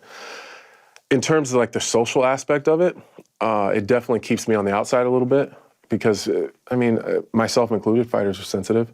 They don't like, I think as a whole, fighters identify themselves as fighters. So it's who we are. I think as I've gotten older, I've had a better balance, and it's more fighting is something I do, and I do a lot of other things as well. But when you're younger, you're up and coming, and you're still in it like that, it's your identity.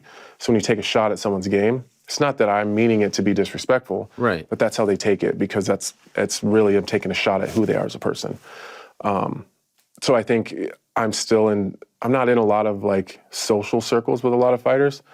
Because I live in Nebraska, I don't hang out like that really, so I don't see a lot of them in a lot of social settings. But when I do, it's clear who doesn't want to fuck with me. Oh, really? For sure. Oh, yeah. Perhaps are you and Alex good? Like, if you see him this weekend, will you say hi to him or? I mean, I would suspect he would, but he's different in person than he is when he's got a microphone in front of his face. What do you mean by that?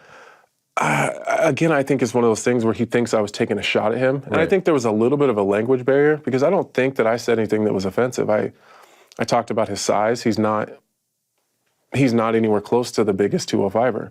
And I was talking about his advantages and disadvantages of moving up a weight class. And this was before he fought. And then he fought, and I think everything I said was right. He didn't look significantly larger than Jan. His power wasn't as effective as it was at 185 pounds. He's not the most powerful guy at 205. And that's okay. He's a special striker. He's different in terms of his stand-up game. He's different than anybody. It's special. His ground game is coming along great, but some of the disadvantages that he had, or some of the advantages he had at 185, he doesn't enjoy at 205. And I don't think that's negative to say. It's just I think it's a fact. Right. This is the exact same thing you were talking about 2 minutes ago. Yeah. Sometimes you just have to offer opinion, somewhat critical. Right. And it was very in passing. I thought it was very complimentary of him because it was the media day for my fight in Singapore. So it was like, whatever. Like, here's what I think about it real briefly. Right. Like, I think he's fantastic here, and here. He's not quite as big and as powerful as he's used to being in that weight class. But and then I'll say, this is great for you. He wins the belt on Saturday. Yeah, I mean, you're now in the crosshairs of the champ. The best part about being fighters and me still competing is I can say whatever I want. If you're mad about it, then come do something about it. Right. I mean, I'm not hard to find. I've never ran from him. Anytime I've seen him backstage with Glover, I've always made it a point. Me and Glover are friends, and we're very friendly. We don't pass each other and fist bump. It's hugs. How are you? How's your family? How's your wife? Say hi to his wife. Like, it's a very friendly relationship with Glover. So I'm not going to avoid that because Pereira's in his feelings. Like, there's a really simple solution to that. I can't wait for this fight. Yeah, I'm excited. It's going to be good. This fight. You know what's so great about this fight? There's no friction between them, but they're two stoic, unflappable personalities, right? Like, I had Yuri here on Monday, and the aura, he is so intense. He's different, right? He is like a true samurai. When you're talking to him, it's, like, there's obviously a bit of a language barrier, but he is intense. Like, his posture and the way he moves his hand and everything is so fascinating. He's so intentional. Oh, yeah. Even he intentionally sits a certain way, and like it's cool to watch, actually. It's amazing. And then you have Alex, who is, stoic in his own right. Two great strikers, two completely different strikers. I don't know if there'll be a takedown, maybe one or two, maybe at the end of a round, maybe Yuri. But could I ask, and I don't know if you can give predictions or not, how you think, but like, how do you actually see the fight playing out? I don't think it goes the distance. I think given the way they strike, someone's getting knocked down, knocked out. I feel confident in saying that. Yeah, I think there's a finish for sure. Obviously, Alex is the better striker technically. He's more fundamentally sound. Yuri is a bit hittable. I think that if he's smart, though, he's probably going to shore that up just a little bit. You can't give Pereira free shots like that. Right. Regardless of how his power translates to 205, he's obviously powerful enough to knock out a grown man. So I think that his leg kicks are going to be a big deal. I think it's going to be a big problem for Yuri and his movement because there's an upside and a downside to his creativity and his fluidity because he doesn't really care where the fight goes. But when you're in there with someone as dangerous as Pereira, you kind of have to care. You know what I mean? So I favor Alex a little bit just because he's so fundamentally sound. He doesn't really make that many mistakes. It took a guy like Izzy to really get to him, and that was after he tried it 4 times. Right. So I think we forget pretty quickly of how well he did against Izzy. Okay, so you're leaning towards Alex. I do lean Alex. If Yuri starts to wrestle, though, and starts mixing that in, even the threat of a takedown is almost as good of a takedown. Right. Then Alex won't be able to commit so much, and he's most dangerous when he's moving forward. Like we've seen, he was a little bit timid in the Jan fight in the first round. Once he's seen that Blachowicz was a little bit tired, then he started walking him down, and he's a really hard guy to beat when he gets kind of moving forward and running downhill. So if you can make him at least overthink the takedown a little bit, he won't have as much pressure moving forward. Is there any chance he wins on Saturday? You're in the building and he says, Anthony, you're next. I mean, obviously I hope so. I mean, that would be ideal, but he doesn't seem like he's the type of guy that always has his next move planned. He seems a very in-the-moment kind of person. He did tweet that, I don't know if it was him that made it, like the picture of you two and the grappling and all. That's the silliest shit I've ever seen. No, I know, but... And then people were mad at me like, oh, of course you would ask him for a grappling match. I didn't ask for it. Yeah. I just accepted. If that's he doesn't want to do that. He knows that. He seems But like you would describe him as stoic. Yeah. And I don't. You didn't see like him, that? No, I don't see him like that. How is that possible? He like never smiles. He doesn't have any That's expression. silly. You know, like how hard you have to try to not smile in certain Do situations. you think he's trying? Do you think it's an act? Yeah. Oh, okay. Yeah. I think I think he takes his job very serious. I don't know that he's acting, but I think he puts on this game face when he's in the game. What makes you think that it's somewhat of an act? Because he's kind of funny. Okay. Like on his social media, Yeah. like you see clips of him, you know, He has with a this sense of humor. weird, with this weird statue Yes. thing, and Selling t-shirts. Yeah, like he has a sense of humor. Okay. And like him and Glover are like super playful, but then you see him like at these fight events, and it's this stoic serial killer. Like, no, you're not. You're kind of funny. You're not intimidated. No. Isn't that the best when people say you're scared? Like I love when people say that cage fighters are scared. There's a lot of people that I would be more afraid of than Alex. In MMA. Yeah. Wow, this is amazing. You don't have your next fight yet. I don't. Is there a chance they're waiting to see what happens on I don't Saturday? know. I've been asking for one though. Oh. And then I seen that they booked Rakic and Blachowicz, which I was kind of hoping for the Blachowicz matchup. So I don't know if they've actually officially announced that. I said this on Monday that they were I've working. seen it. I guess I seen a thing? graphic of it. So I guess I don't know if it's official, but I seen the graphic that that fight was. Good to have Rakic back in the mix. For sure. For sure. Okay, I so like that guy. yeah, you guys are friends now, right? Yeah, it's weird. You hated each other or disliked each other. Yeah, we had a weird thing for Yeah. sure. It was more competitive probably, but not this last Paris event, but the one before. We ran into each other and actually had a really lovely time. What, you keep in touch? Like you check in or? He'll reach out when I fight, and I'll reach out every once in a while, check on him. We had him on the podcast not that long ago. That is wild. Yeah, I remember the, what was the line? Something about Christmas. Merry Christmas to me. Oh, Merry Christmas to me. Yes. Yeah. That was in reference to trying to fight him, Yeah, right? fight him. And then he gets injured. So he would come back. I'm assuming Johnny and Magomed they're going to run it back. I have no information. I would assume. I would guess. That should have been a DQ, right? I think so. Yeah. Yeah, I do. That was so weird. It was really weird. Just like a title fight back in the day when. Yeah. Yeah. Who was in that one? Should have taken it. That whole situation was weird. I don't know if there was a weird. Wait, which one are we talking about? Johnny and. Oh, I thought we were talking about you and John. No, that's always weird. But yeah. It seemed like Johnny was ready to go. Of course he was ready to go. Yes. Yeah. But it was like you have two guys that neither of their first languages are English trying Yes. to communicate in English. Like I feel like you should slow that down a little bit and make sure that everyone's aware of what's happening. 100%. And I don't know this to be a fact, but I'm of the understanding that I don't think the referee always has to take the doctor's advice. I don't believe that that's like a hard and fast rule. I don't think it's like written in black and white. Okay. So I think like if there's some weird misunderstanding, like I believe there was, because I do think that the fight, like it being a no contest is bullshit. Total bullshit. But the fight should have kept going. 100%. So, but if it's not going to, it should have been a DQ. So yes. I think in that whole situation happening, I think the referee had a responsibility to be like, hold on a second, what do you mean he's not okay? Are you saying he can't fight? What did he say? Right. Like what's happening here? And then get a little bit of explanation and figure it out. This thing about the no contest that drives me nuts is like they say it was intentional or unintentional, right? So here they say it was unintentional. What does that mean? He threw a knee, the guy was down, he tried to throw a knee, and it landed. To me, the only time there should really be a no contest is like, let's say you and I are about to fight, and I like, it's not even based off a kick. Right. I do something, my knee pops. Now, okay, there was no clear winner, right? Right. I'm not talking about if you kick me and like I broke my leg. Right. No, then you win. It's unceremonious. Like the flying knee that Calvin Cater threw at, wasn't it a flying knee, blew his knee? Oh, yes.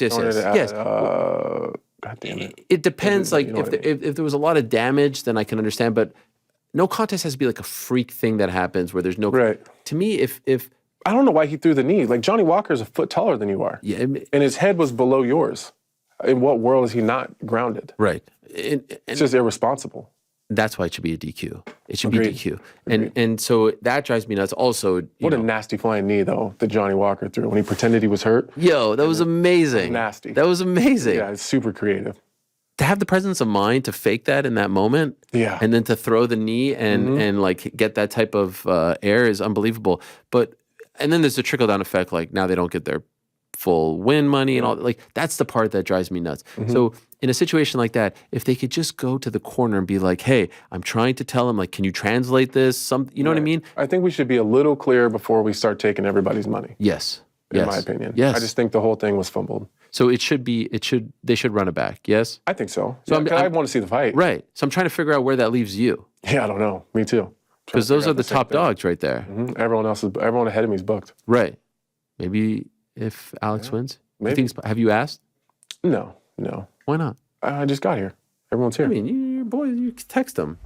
Yeah, I try not to. You try not to. I don't want to bother him. I don't want to be the guy that's, constantly Hey, what are you thinking? begging for shit. No, not begging. But like, what are you guys thinking? If Alex wins, is there a chance? I just feel like I'm going to run into Mick and Hunter anyways while I'm here. So I just waited till I Better got face to face? here. Yeah. Do you think there is a chance? But yeah, I definitely think there's a chance, for sure. I mean, especially if he wins, looks good doing it, wants a quick turn. Right. I'm ready The to only go. X factor, I guess, would be Jamal Hill, but I feel like he's out for, Achilles is... Yeah, I think typically it's a pretty long one. Again, if Jamal's ready, then it's him. Right. You know what I mean? So I couldn't expect to jump the line on him, and I would be kind of jumping the line anyways, which I'm fine with. I think I've been around long enough that... Well, it's kind of like you can make the case. I love Cheeto, but if Sean wasn't banging the drum to fight Cheeto, there's a chance it's not Cheeto next. 100%. So if Alex is banging the drum to fight you, you get to jump the line. Yeah, and I would appreciate it. Yeah. Okay, so this is and you think Alex wins? So I do. This could work out very well for you. Yeah. What about this Tom Aspinall Sergey Pavlovich fight? I'm a little bit worried for Tom, just because of the short notice nature of it all. Because I believe people got mad at me for saying this. Islam could beat Alex 9 times out of 10, no problem. I don't think he knocks him out on a full camp. Well, I don't know what a training camp does to protect yourself from a head kick. Not really. You think if he'd have gassed, then we could have an argument for sure. But I think that was just a really well placed shot and well timed. Man, me and my hot takes. I think Aspinall can make it look fairly easy. I think Aspinall wins too. I think he can make it look fairly easy if things go his way. I think that short notice Aspinall though. He's not really short notice. He was already training, getting ready for something. Yeah. All right. So he's especially since his injury. Not like a full camp though. Pavlovich was training to be the backup fighter. He's kind of always. I mean, come on, it's the same thing. Okay, fine.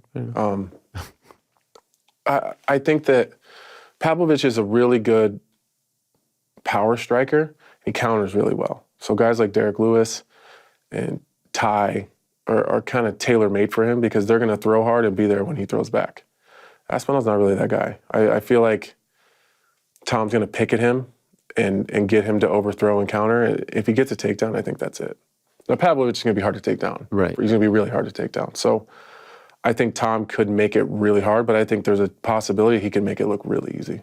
I feel very strongly that this should be for the vacant title, not the interim title. How come? Okay, let's say John Jones comes back in July, right? I mean, pretty serious injury. So, but let's say July, right? That will be a year and a half since his last fight. Right.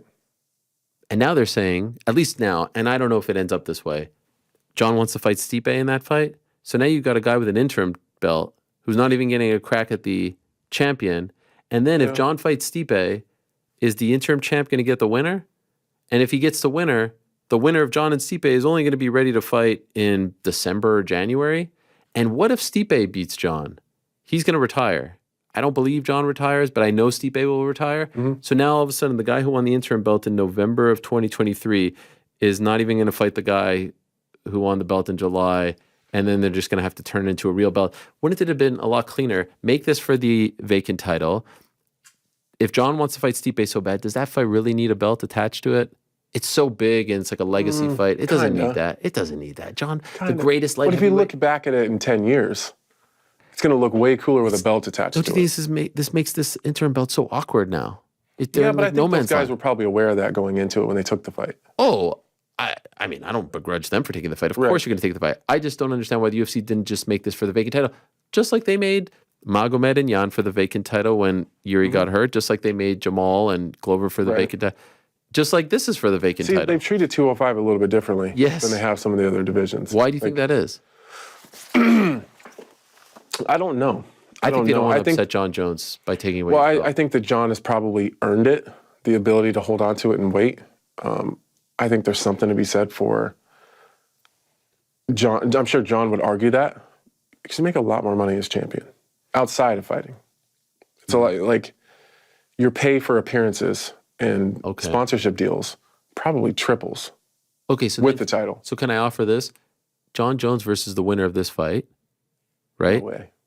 No way. Wait, we can't lose another big fight. We can't lose a. How long do we talk about John Jones and Anderson maybe, or GSP and Anderson, or is this all one of those fights? I think so. Like, I think this would be the beginning of it. But both of these guys are too old for us to drag it down the road 7 or 8 years like we did the other ones. I wouldn't call for this to be a vacant title fight if I knew that John was fighting the winner of this fight. Hey, this is your ticket to get to John Jones. You win on Saturday. This is your golden ticket. But it's not even that.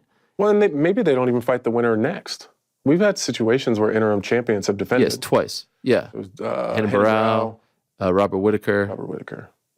No one likes that. No, but I think it's one of those special situations where I don't know that Stipe or John would accept another fight with anybody else. Okay, so my theory is John Jones versus the winner of this fight on Saturday is actually more intriguing than John versus Stipe. Crazy? Yeah. Yeah. Come on, I want to see Aspinall versus Jones. You don't want to see that? Oh, for sure. But do you want to see Stipe that has left at the risk of losing? I think that, I don't know, man.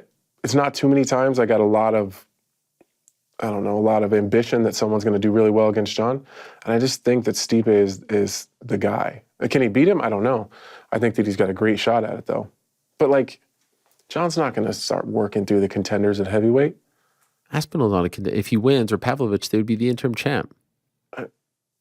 I think that those two guys, I think Aspinall and Pavlovich are fighting their toughest fight in the next handful of fights next. Mm-hmm.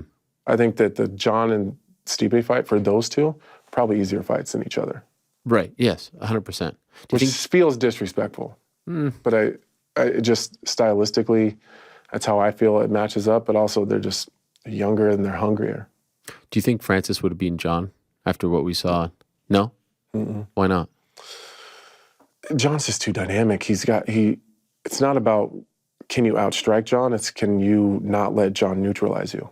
It's not about the wrestling, it's him neutralizing how good you are. So he'll just go to where you're the best and he'll just neutralize that. He won't necessarily beat you there, but he'll just nil it. And then you got to try to and hope that you're good enough everywhere else.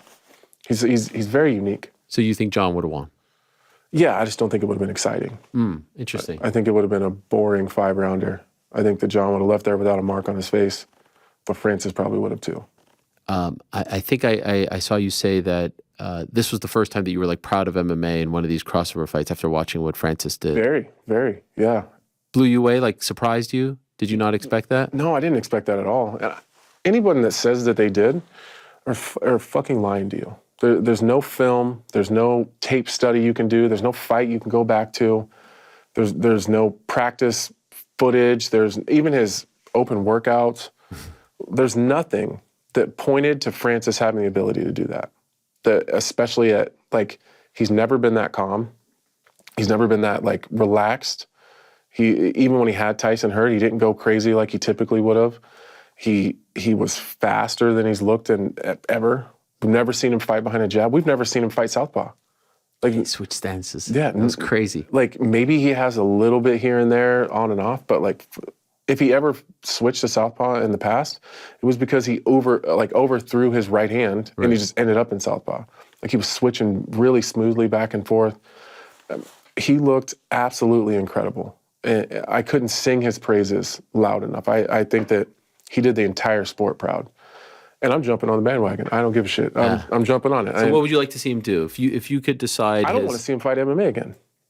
Nothing. Why? Yeah. I think, what about this Deontay Wilder mixed rules? Which if anyone else was in that ring other than Tyson Fury, they don't stay awake.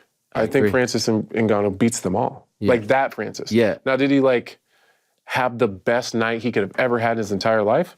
Possibly. Right. But if that Francis is the one that's going to show up more times than not, I think a lot. I don't know that there's too many of those guys that do beat him. I think that he beats Joshua. That version beats Joshua. That guy. That version smokes Wilder. Absolutely smokes Wilder. Right. Wow. I think some of the other guys aren't even big enough to even contend. Like, I think Usyk is really, really good. I don't know if Usyk is big enough. Do you watch boxing as much as slap fighting? You thought I was going to say MMA there. I did think you were going to say, like, definitely not MMA. I'm a boxing fan for sure. Yeah. It was so great for not only Francis, but like for the sport. Wait, did we have an argument about Terrence Crawford and Errol Spence one time? Did we? Were you on the Spence side? No, I was not. No. I know, I mean, that's your boy. Of course. Terrence Crawford Canelo is something that has been bandied about. I like that.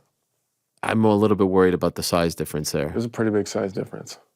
I don't know if there's a ton of interest in seeing them run it back, Spence and Crawford. I don't know why. Maybe at like 154 or something like that, just to do it at a different weight class to see if like Spence, a fresh coat of paint on it. And Spence, he was strained and all that. But Crawford is the freaking man.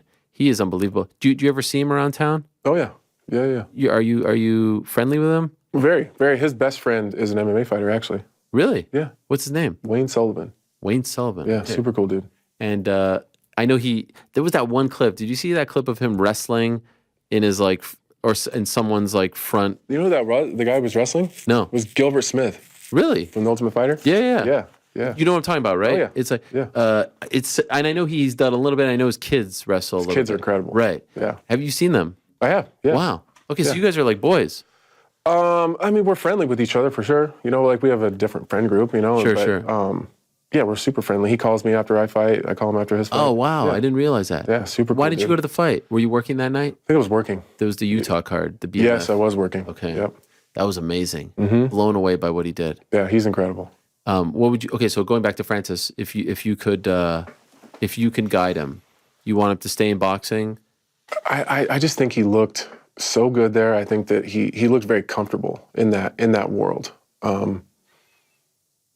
I mean, he kind of took a swing at the king, and I'm not sure that he actually missed. Right. I think winning a decision in your first fight ever like that in that situation was probably never going to happen. But if I'm Francis, I'm probably going to try to pick off Wilder, I would imagine. I think he's the next. I think you can really market that. It's like, two of the hardest hitters ever. Yeah. And I'm a huge Deontay Wilder fan. I just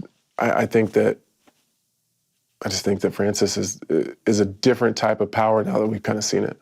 Do you think this will now reignite the MMA versus boxing thing? Because it felt like if he was going to get smoked, that it would kill it forever, or at least for the time being. Now it feels like it's, Sean is talking about Gervonta. God knows who may try to fight. Like, it just feels like it's going to be easier for the MMA guys at heavier weights. I think the heavier the weight classes, the less technical you always have to be. I'm not saying you don't have to be technical at heavyweight or light heavy or whatever, but I think at the heavier weight classes, MMA fighters are going to do better with the best boxers. I think the lower the weight class you get, I can't think of an MMA fighter that is going to hang with a Canelo or Terrence, or I can think of a lot of MMA fighters that are going to hang at the heavier weight class. Sean versus like a Gervonta Davis, do you think he could do well? My initial thoughts was no, but I think the more I think about it, I think it's possible if O'Malley had the opportunity to step away from MMA and just focus on boxing. The way that he fights now, no. But if he only had to focus on boxing for 8-9 months, I think you would see a competitive Sean O'Malley in boxing for sure. Even though it's a smaller weight class. Yeah, I think so. The guys at the tip of the spear in MMA, I think would all do well if we had the opportunity to step away and just only focus on boxing and that only. I think that a lot of them would be competitive. Would you ever want to do this? Yeah, I think it'd be fun. Yeah, I think it'd be a lot of fun. What's like a dream fight for you? If you could step in the ring. Man, honestly, I would probably have more fun doing bare knuckle. You're crazy, man. What is wrong with you? Bare knuckle? Yeah, like I'm a huge Alan Belcher fan. Yo, he's fighting this weekend. Mm-hmm.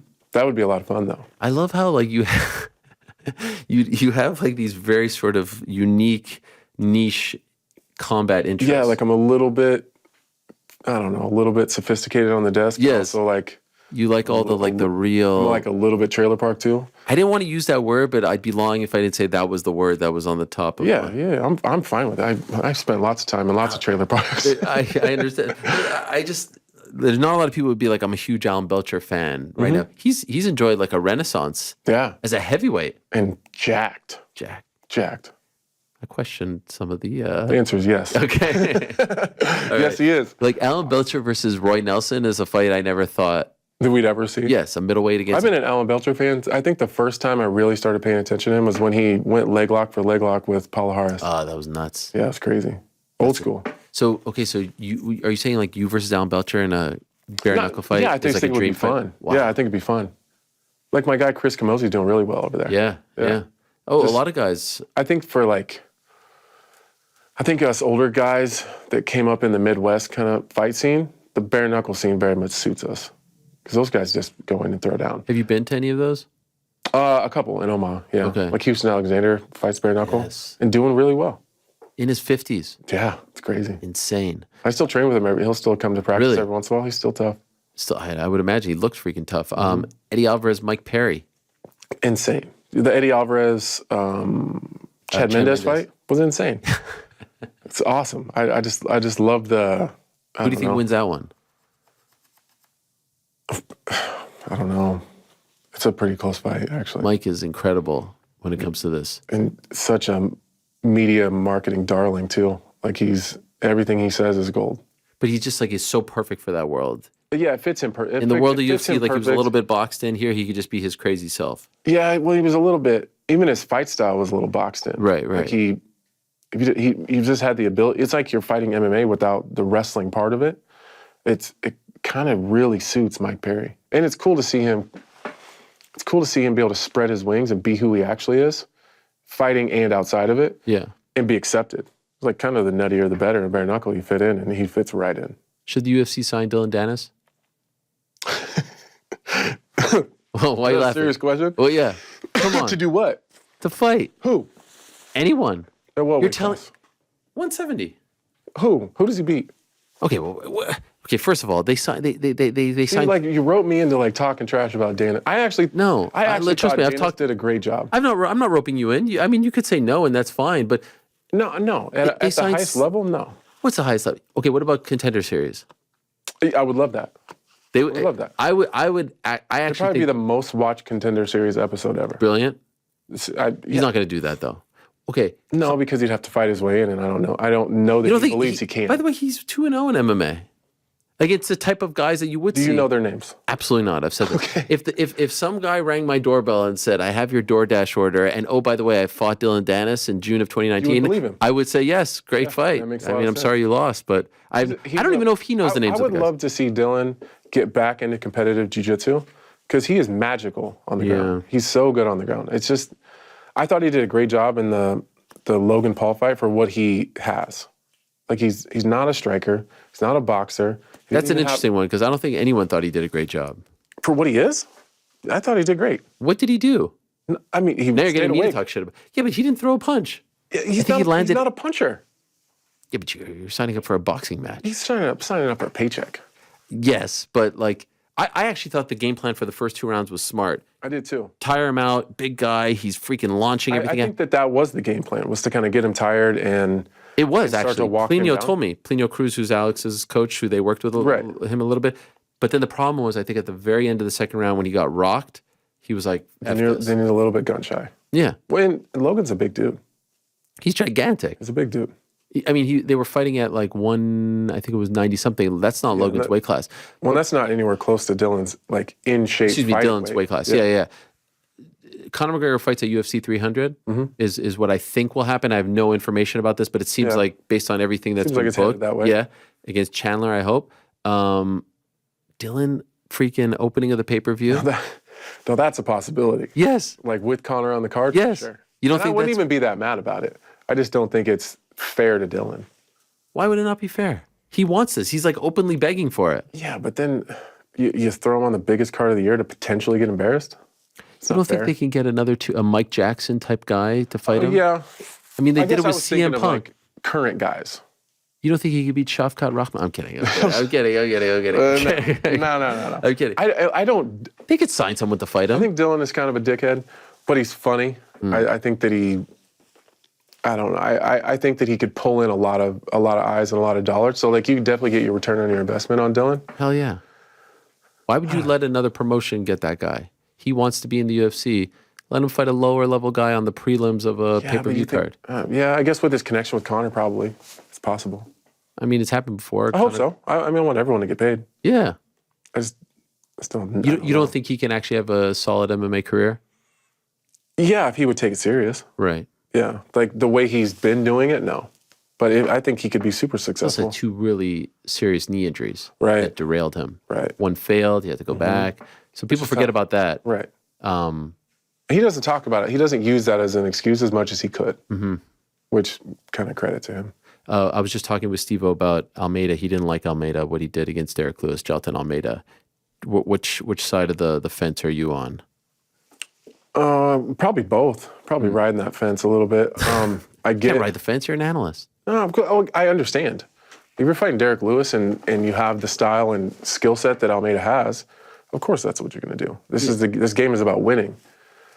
You also can't be upset when people don't like to watch it. Right. Like I was super critical of Sandhagen in his fight with Font, but a win's a win. If you're going to fight like that, and credit to him, he had an injury and had to kind of just grind it out and do what he had to do to get the win, which is the most important thing. When you leave that octagon, you should expect that people aren't going to like it.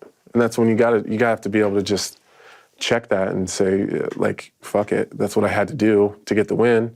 People aren't necessarily going to like it. I'll wait till the next time and we'll clear that up. Because people forget super fast. Exactly. That's exactly what I said. He goes in there next fight and knocks out Ciryl Gane. Everyone will be like, oh my God. Right. Like, people forget pretty quickly.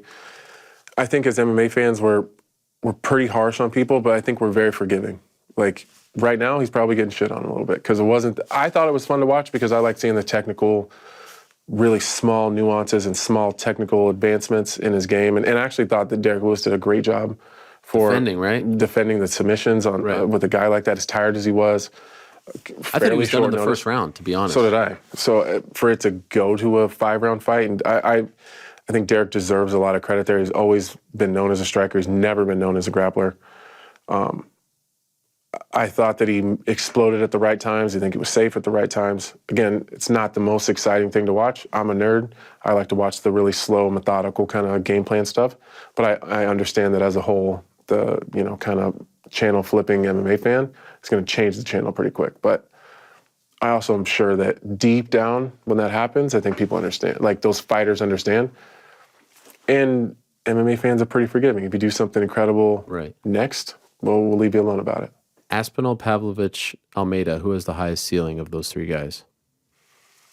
Right now, where they're at, I think Aspinall. I think he's the most well-rounded. I think that he's the most dangerous in more places. I don't know that Aspinall gets takedowns on Derek Lewis and doesn't finish. Interesting. That's kind of how I look at it. Pavlovich obviously could finish, so I think that it's between Pavlovich and Aspinall, because I think we kind of already seen how Pavlovich dealt with Derek Lewis. And at times, Almeida looked a little bit tired. I thought it was a really good fight for him to grow. I think that's like best case scenario for him. 25 minutes. Excuse me. I think he got all the lessons of a loss, but was able to leave with a win. Dominant win, 50-44. Yeah, but it wasn't easy. Right. I think he struggled. I think he lost some positions he shouldn't have lost. I think he was really tired at points and had to kind of weather a little bit and find places to rest. I think he learned a lot from that without having to take a loss. I think it was probably best case scenario for his career. Are you surprised Volk is coming back so soon? It's not January, but it's still February. Yeah. Well, after his interview and him talking about it, not surprised. Would you advise against it? If I was his manager, yeah. Yeah. Me personally, no, because I get it. Why, if you were the manager, are you advising against it? Because I think best case, you sit back and you kind of did the UFC a favor, so I think you have the ability to take your time. he took a pretty hard shot, but I'm less concerned about that. I think he needs to shore up some of his stuff going on in his head and come back not wanting to like erase something, come back because you're ready to come back and you want to prove something. Like he wants to erase that as fast as he can. It's not always the best move. It's kind of that home run mentality I talk about all the time. Like you just keep swinging for the fences and hoping something hits, and most of the time you're going to strike out again. Especially against a super tough young guy. Yeah, Topuria's good. Yeah. Like, I would argue tougher than maybe the last couple of title defenses. Oh, yeah. Yeah. Max was in there, but like Zombie and Yair, I think Topuria might be tougher. I think he's tougher than those guys. He's going to be a tougher fight than those guys, especially right now. And I believe in Volkanovski. I think that if he comes in and he's focused and his head is in the right spot and he's physically ready, I don't have any doubts that he can beat Topuria and make it look, really impressive. But you have to be like that to beat a guy like Topuria. I feel for Volk, though. I found myself wanting to, like,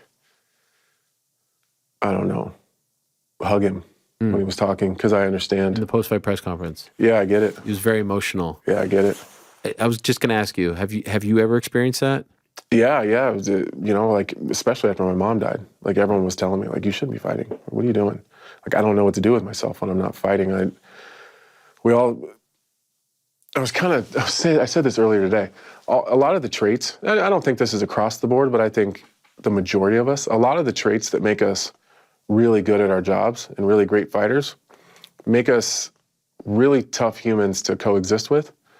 And I think it makes us struggle in other parts of our lives. Like you have to focus for so many years and you have to just dial in on this one thing and it has to become who you are. And you make a lot of sacrifices and you lose a lot of friends and there's relationships and like everything else goes to the side. And then like maybe you quote unquote make it and then you don't have the ability to fight as often, or like Volkanovski, how many opportunities a year does he have to fight? That's like, we have to have a target always. Like fighters are better chasers. Like I think in life in general is kind of like my rule. Sports specifically, like you're either a front runner or you're a chaser. Like John Jones is a really good front runner. Like he's very good at keeping distance between him and whoever's number two. Most fighters are chasers. Like always have to be chasing something. That's why you see guys like Michael Jordan, like not just fighters but athletes, like had to create things in his head. Like, oh, that guy was talking shit. Like now I have to put it on this guy. He has to chase something. When you're the champion and you don't get to fight as often, like you don't always have that target. Like now you're being chased.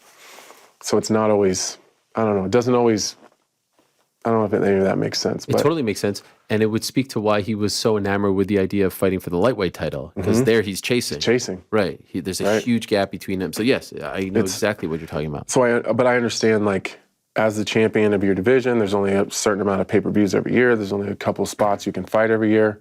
Challenges. You have to wait on contenders, especially when you're as dominant as he's been. There's not a lot of those challengers that people can really convince you have a chance. So he's kind of spinning his wheels, and sometimes as fighters, we fall apart when we're spinning our wheels. You could have, like, I get it. He said he had a great wife, a fantastic family, life is good, he's got money in the bank, he's got crazy opportunities. Like, I felt that exact same way. I have nothing wrong going on in my life, but I'm not chasing anything. And like, you just feel like you're spinning your wheels and you're like, I'm getting older and I don't know what to do. And I need something to chase. And like, I need something to work towards. I need a target. I need a date. I need a name.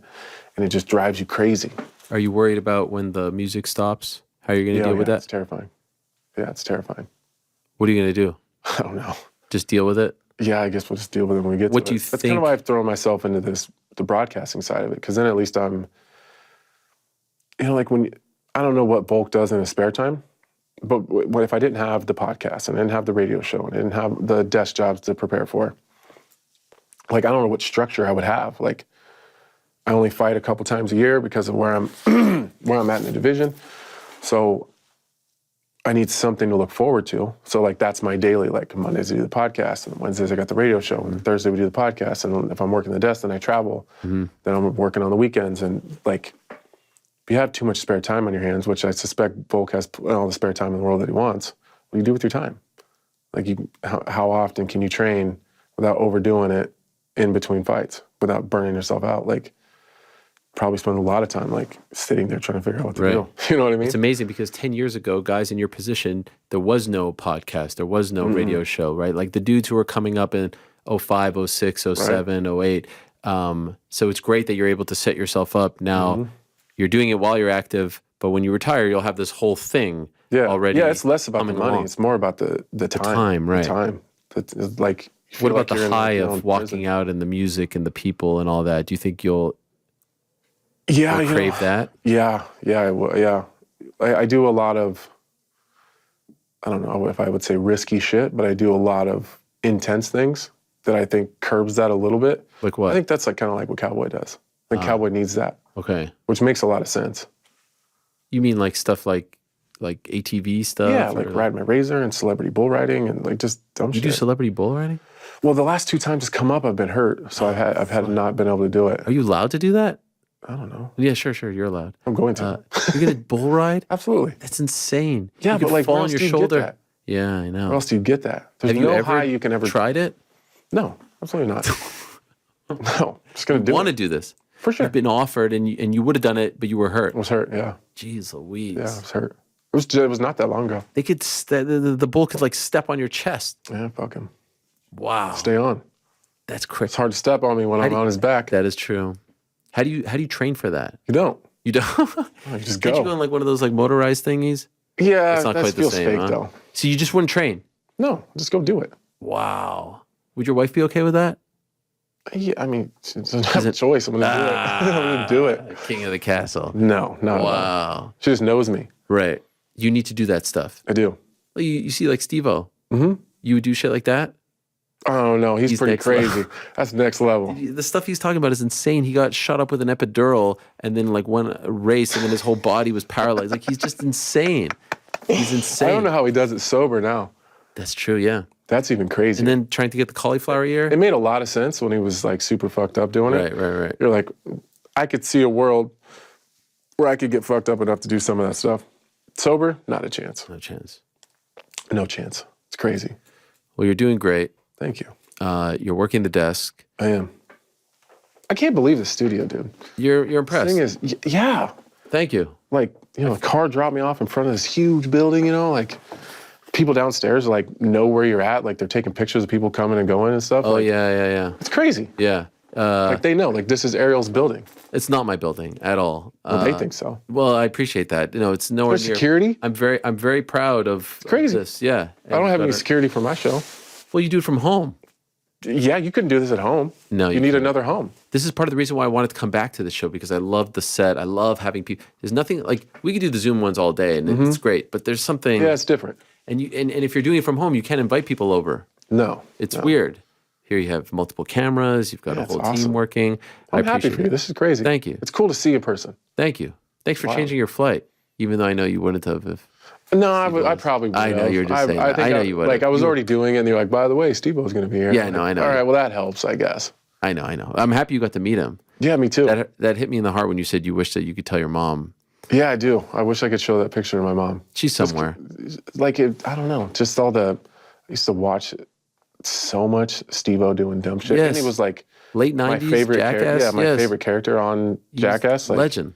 Like Bam was pretty cool, but like Steve-O was the guy. He was the guy. The guy. Like if you would have told 17-year-old me or 16-year-old me that like Steve-O would just be here being like, wow, I'm so Yeah, happy to just be kicking it. like talking MMA with you. Like there's no chance this happens. Well, I don't want to like pump your head up at all, Ariel, but if you would have told 20-year-old me when I was making my pro debut that I would have been here with you and Steve-O, I remember like coming up wishing, like, I wish Ariel Helwani cared about what I was trying to do. I swear to God. I appreciate that. There's a lot of fighters like that too. They haven't been very nice lately. Okay. I'm kidding. I wasn't going to bring it up, but No, I'm kidding. you've been in a lot of beefs lately. No beefs. There's no beefs. I was talking to Weidman yesterday. He's like, why do you got so many beefs? I was like, how many beefs? A lot of them are just pre-existing. Yeah, Chael and I are good. Jamal one is pre-existing for sure. Chael, if you guys are good. You know then that Jamal, one he's just doesn't trying to count. build up his YouTube channel. And he sees anytime he talks I about think me. he's doing a good job. Yeah, he's doing a good job of talking about me and getting numbers. I think his YouTube channel actually looks really good. He looks great. He does. In fact, I told He's actually pretty good at it too. I told Ant Evans to reach out to his manager, Brian Butler. You know Ant Evans? I do know it. Because he's like a YouTube expert. Yeah. Oh, yeah, you know him because of Mike and Yeah. everything. that's how highly I thought of his YouTube channel. I was like, Yeah, I oh, think he it's can great. help with SEO. He can help with the back end. But he keeps doing these videos where he thinks he's like dropping the mic on me. He's a different character, though. He lives a different life. Like I want nothing to do with his mentality and his personality, or he doesn't really fit the mold of a lot of people in our world. He's very much. I just don't understand where we went wrong, because the truth is See, I he's don't been on know the all the show details. and I was very kind and I put out videos and this and that. He didn't like one question that I asked him and then went on this whole thing about how. That makes sense, though. Well, you were talking earlier about fighters sometimes. Yeah, that makes a lot of I think sense. could be And misinterpreted. He's very real. Like, Jamal's not as proper as a lot of us in this sport now, because he is who he is, and he doesn't give a fuck. Sure, but my retort to that would be like, I called him up. I tried to squash it. Yeah, I don't know if he's that guy. I think once he's done, he's done. What, 6 more videos? Like, why do we have to do so many videos? I'm not defending it. Why do we have to do so many videos? I'm just saying his reaction Anyway, to get it the views. makes a lot of sense. Like, I'm not surprised by it. Like, I think he's the type of dude, once he's done, and that's his thing. No, that's fine. But I see you have my back, so I appreciate it. I do. Anytime, you know. Michael, on the other hand, not so much, but that's okay. Michael, it's fine. It's fine. Michael and I go way back. Look, did I call Michael up and say, hey, you should call up Dana White because Jacare's hurt and Weidman's hurt and you should get this title shot against Luke Rockhold and change the trajectory of his life and career? Yes, sure. But am I going to hold that? Like, am I going to feel like Did maybe... he put that in his movie? Yes. Did he? In the doc? Yeah. The story, he tells the story. That's Not only awesome. does he tell the story, he tells it in his book too. See, it sounds like Michael's got a lot of love for you. Seems to have forgotten, if you ask me. I mean, I was like, hey, Mike, call Dana White now. There's a title fight to be had. It worked. Sure, I know you're in Toronto filming a movie, but this is your chance. Conceive. What happened? He made Luke Rockhold shut the fuck up. Yeah, and changed the trajectory of his life. He did. Now, did I go in there and punch Luke Rockhold? No, but I feel like I was a pal. Would you, though, if you could? Absolutely not. I don't want to be a fighter. I don't want to fight anyone. I am either. terrified of all of you guys. I want nothing to do. People say that to me like, they're like, oh, look at you running off the stage when they were throwing the bottles. Of course I was running off the stage. I was What do kind of... what do you mean? Do you think I want to get hit in the face with a bottle? Oh, you were out so fast. It was kind of, I think it was slick. I was just like, I'm just going to go over here and I did. It was quick, though. Yeah, because I don't want, if I would have stood there, See, I I would have would've gone stayed. hit. No way. I would've Why? stayed. I don't To know. prove what? No, not... Okay, if I was you, I'd leave. Yes. If I was me, I would have stayed. Yeah, because you're different. You possess DNA that I don't possess. You are courageous. I'm a fan of chaos. It's not courage. It's a fan of chaos. You walk into a cage with 4-ounce gloves and nothing else and fight other human beings, and things sometimes go wrong, and you say, I want to do that again. Yeah, but we don't feel any different than you would feel. No, you're different. You're different. Maybe. I think you have to go. Do I? I don't know. I think I saw something. Yes, do we have to go? Do I No, have to okay. go? I think I I saw don't it have at the to go? side. But Uriah Faber is here, so I do have to. Okay, I can't take any of Uriah Faber's stuff. Legend. And What a legend. Slava too, if you want to get a nugget for Slava the that. broadcast. Yeah. Slava Claus. You Love know, that guy. Oh, I love that guy. He's a legend. Yeah. Anthony Smith, you're the man. I appreciate You've you. got the YouTube channel. You got the show with Mike. Believe you me, Sirius on Wednesdays. Yeah, we're doing a live show here at... Today? No, on Friday at Legends Bar. Okay. So come check Who's it out. It's me, RJ Clifford, and Dean. Dean Thomas. Yeah, come check it out. I'm doing a live you show on probably don't- Friday too. Oh, yeah. Yes, yeah, all right. yeah. Thanks for counter programming. You taking your whole studio with you? No. Where are you going? We're going to another place called City Winery. Oh, thanks for the invite. Well, last year you came, and I feel like that's just one. I mean, how many times am I going to cash this chip in? Every time. I'm a very, I have I guilty really just conscience. want the hoodie. Yeah, that's right. That's right. I just want the hoodie. I'll send you a hoodie. All right, perfect. And also, in addition to that, he's working for ESPN. Am I missing something? You got the podcast, you got the radio show, No. the TV work, and soon to be color work. Someday. Yeah, someday. I think I need to put in a call. And I'm Zach? going to be a catcher on slap fighting. Oh, you That's got that done. gig? That's done. You Yeah. got it? Yeah, we just got to get the date. Wow. Right here, bro. You and Forrest Griffin? Me and Forrest, we're catching bodies. Would you do that? Slap fighting? Yeah. I don't know. Maybe. There's a number, but it's higher than they probably want to pay. But Is if it they higher met than your MMA number? No. Okay. No, it's close probably. Really? Yeah. Yeah, I mean, it's pretty You don't easy. even have to train for that. Yeah, it's easy. I mean, not easy. I mean, it's pretty tough, If I'd you could imagine. slap fight one guy out there, who would it be? The smallest guy. Is there a weight class? Yeah, but There I'd is. no, I'd have to be a hybrid. Like a 205? No, I like If a you slap fight 55er. Alex Pereira. Would I? Yeah. Yeah. How would it go? I don't know. I What? don't know. That was a- His chin has seemed to be, I don't know. Mine's held up better than his recently. Yeah. It has. Shots fired. At 205, it's held up all right, though. He didn't take any big shots, but Right. it held up okay. Yeah, Could be a weight why is he cutting pushing thing. for a grappling match? You versus him in slap is I would the love fight. that. You would love it. A grappling match? No. Slap. I would love anything. Yeah, okay. I would do it all. Well, we'll start with the MMA title fight, of course, if he wins on Saturday. He's the man. He's Anthony Smith. We're going to take a quick break. This is my conversation with the aforementioned Yuri Prochazka. And in a moment, we'll be joined by Slava Claus and then Urijah Faber, the California Kid. Don't go anywhere. What a special day here on the program. The one and only Yuri Prochazka, and he is here, the pride of the Czech Republic. Wow, what a great honor this is. The legend, Yuri Prochazka. Thank you so much, my friend. I appreciate it. Pleasure to have you here. Really, it's an honor. Have a seat. Thank you for coming in. I appreciate it. I appreciate it too. Yes, it's great to see you in person. Yeah. You know why? Because I always stare at you over there. You see me? You see my guy? There you are. Yeah, there it is. I had to keep the real champ up the whole time just to let the doubters know who was the man. So you're right there. You'll always be there, my friend. Thanks. How are you doing? Great. Yes? Great. I just have 1 week here in New York, and everything great. Everything. You've been here a settled. week already. Yeah. Okay. 1 week here. Wow. 1 week to be in time, find the jet lag, and all these things to handle, to be ready for the Saturday. How do you feel about New York? Do you like New York? Right. It's a crazy place, right? Yeah, crazy place. Totally, another kind of anything in this world. So you have to adapt. Is it too hectic for you? Not too hectic, but hectic. Yeah. Yes. Hectic. Everything is fast. Everything is about money. Yes. Everything is about money. About to do that, do this, do that. You are nobody for someone. Yeah? Right. I like more like to do the things for relationship with somebody, to be nice, and to not just money, time. Could do it fast. Yeah, that's not too much my cup of tea. Yes. Speaking of which, It is my yes. cup of tea. Does MSG mean anything to you? That's the point. That this place, I spoke about that place with many people, because first, when I heard about that, it was like, okay, it's just another place for fighting, yeah. But after to know some more information about that place, Oh, yeah. it made me proud for I will fight there, especially main event, and I'm appreciated. I'm grateful for that.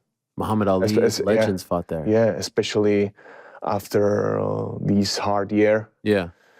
So that's why I'm really humble for that. Humble. It's honor. What was your reaction when you found out you would be the main event? For me, my first thought was, I'm a little bit sorry about that. Like, John Jones will be not here with Miocic, because these two legends, I would like to fight with them on the same event. But that happens, and I'm prepared to take that main event and to win that fight. Yes. So this is massive. And actually, some people were saying like, oh, no one of the, it's a big event and it's going to make a lot of money and it's Madison Square Garden, and none of the people fighting for the belt are going to get pay-per-view points. But then I was told you're being treated as a champion. Yeah. Because you never actually lost the belt. This is good. You have a good manager.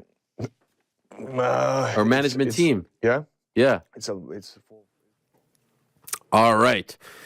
We are back on the MMA Hour. That was my conversation with Yuri Prochazka from Monday. Also showed you my conversation with Sugar Sean O'Malley from Monday as well. What a time it has been. What a week it has been. And the fun continues, my friends. So earlier today we had Steve-O in studio, then Anthony Smith. Still to come, the legend, the California Kid, Urijah Faber, the very first guest that we've ever had in the history of this program. I can't wait for that. But the reason why he is in New York is because he is here helping to coach and corner one of his guys. He is so proud of him. He calls him Slava Claus. In fact, his real name is Viacheslav Borshchev. I hope I'm pronouncing that correctly. I'm going to ask him that question in a moment. Here he is, the man known as Slava Claus to those who can't actually pronounce his name correctly. In studio. Thank you so much for coming in. I really appreciate it. Have a seat. How did I do with your name? Close? It's okay. Viacheslav Borshchev? Almost, yeah. It's Viacheslav Borshchev, but... Viacheslav. Yeah, Viacheslav. It's like a bit more of like a Y in there. Yeah, probably. Okay. Well, thank you for coming. Sure. Great to have you here. And you're fighting on Saturday, of course, at UFC 295. How's the weight cut going? That's good. No it's problem. Going right now. It's really good. It's going You're really used to this weather because you're from Russia. Yep. But coming from California, does that affect you at all? Or is it... I know it's a little chilly in Sacramento now, right? So it's not that big of a difference? I'm really enjoying the California weather right now. I hate cold. Okay. Probably because of such experience I have. Yeah, but there's no problem. I like travel, and also I'm excited. Like I see Manhattan, all this stuff. Like I think it's even helped me mentally. Have you been here before? No, it's my first time. First time in New York? Yep. Wow. When did you get here? Yesterday. Yesterday. And what do you think of it so far? I mean, it's cool. I heard a lot of stories about New York, and I'm not, for some reason, it's most of bad stories, like how dirty is it, how like terrible is it. I don't know, that's cool. It's just super crowded. I kind of like, I already not used to it anymore, but there's an energy, right? That's so awesome, like especially like where we're staying right now. I know it's Manhattan, probably like best place, and I'm not sure best spot in New York. I don't really know, but looks really cool. Everything. You're near Times Square, right? Yep. Did you go see the lights and everything? It's surreal, right? Yep. That's crazy. That's amazing. That's impressive. And what about fighting at Madison Square Garden? Is that something that you thought about? Does it mean anything to you? For some people, it means something. For some others, it's just another arena. What about for you? Yeah, it's interesting, because right now I'm on a spot with all this experience. I'm not overexcited about it, but when I remember when I was a kid and running like next to the Volga River, and I was dreaming to be just master of sport of kickboxing, and people thought I'm crazy at that time, and now I'm fighting in Madison Square Garden. It's crazy. Like when it's like I made it. The journey. Yeah, yes. It's amazing. Yeah. Why do people think you were crazy? I mean, I never been like super talented guy. Everything I got in my life is hard work. Like wherever, like kickboxing, travel, like doesn't matter. Every like time I succeed, that was through the like everything. Even the way how I got my green card, like that was like crazy. How did you get it? Experience. Like I mean, technically I get it as an extraordinary case, but first time the first lawyer when I tried it, like we make a good deal and I thought it's amazing, but I spent like 2.5 years and lost all money to nothing because just he wasn't good enough. Like wow. I'm not sure. I don't think he scammed me or did it on purpose. I think he's just bad lawyer. And and finally I found a good lawyer. She's amazing, but the problem is she was like super expensive, and that was like how I really struggled with everything. But now we finally did, and I remember when I got my green card, and it's funny because I never even was thinking about to stay in USA. My goal was just UFC. That's it. I thought like, okay, I would live in Russia, coming back and forth and fight. But when I got the green card, I look at it, oh my gosh, I put so much blood in it. I know so many people who just won green card, get married, or like political asylum, wherever. And I'm like, oh, this is different. And now I feel like I like America a little bit more. I love, okay, so you grow up in Russia. Who introduces you to fighting? Kickboxing was the first combat sport, right? That you were, who introduces you to that? How do you get on that path? I think that my dad brought me to the gym first time. Okay. But I mean, I've been fighting my whole life. Like my first fight was in 2002, official fight. How old were you then? Like 10. 10? Yeah. Wow. Official fight 10? Are you? What are you wearing? That was headgear. Like, I mean, that was kind of like amateur fights. Okay. But the thing is, like back in like Russia, Europe, especially East Europe, the amateur kickboxing is kind of like Olympic sport. Like it's very competitive. Okay. Like, for me, it was harder to get to win a Russian national championship than compared to world championship, because like in one weight class you would have like multiple world champions from different years. Right. So why did your dad put you in kickboxing? Was he a fighter? I mean, he did judo. Like he grew up in USSR. At USSR, everything was like all sport clubs was for free. And he did everything. Like if you look his like diplomas from like hockey, soccer, you can try everything. Wow. You don't have to pay. Right. Yes, and he never was focusing on any sport. But I think kickboxing was because it's kind of new sport was at that time, and we have probably one of the best kickboxing school in the world. I was from my gym, hometown gym. I was a 6th world champ. Wow. Now it's like 9 or something like this. And what's the name of your hometown? Volgograd. It used to be a Stalingrad. Okay. Yeah. Wow. And so how close is that to Moscow? Like 1,000 kilometers. Okay. So at what point do you make the switch from kickboxing to MMA? That's probably money. Yeah, money. Yeah. But what year? So like you made your debut, I think, in 2019, right? Yep. So when did you decide, okay, this is what I want to do? Yeah, well, I lived in Moscow for a couple of years, and like I couldn't move any further in kickboxing. I couldn't make any real money. And What's the most you made? in kickboxing? Yeah. I don't even remember, like maybe 5,000, something like Okay, this. so nothing Yes. to live off of. Yep. And when my daughter was born, actually, I haven't even been there. I was fighting in China at that time. Wow, Yeah. you missed it. Yeah, and when I came back, we were kind of in like not that good situation. Like when I remember that wasn't like really best memory, and I keep trying to find a way to get more money in kickboxing. That was super tough, and I just like where's the money is right now. Like MMA is pretty like popular because boxing is still harder. It's like you need to work with somebody, but MMA seems to me like real American story. All you need just work hard, like show off, and there was much more place where you can show your skills compared to other like sports, martial arts. And I had one of the friend, like, I mean, we're still friends. I lived at the time for a little bit back and forth, like St. Petersburg, Volgograd, Moscow. I keep traveling. And he put this idea to me, like, he said, oh, you should go to Team Alpha Male. I say, like, why Team Alpha Male? I say, oh, and he's huge fan of Team Alpha Male. And he's told me the whole story, how this team happened, who Uriah is, like, everything.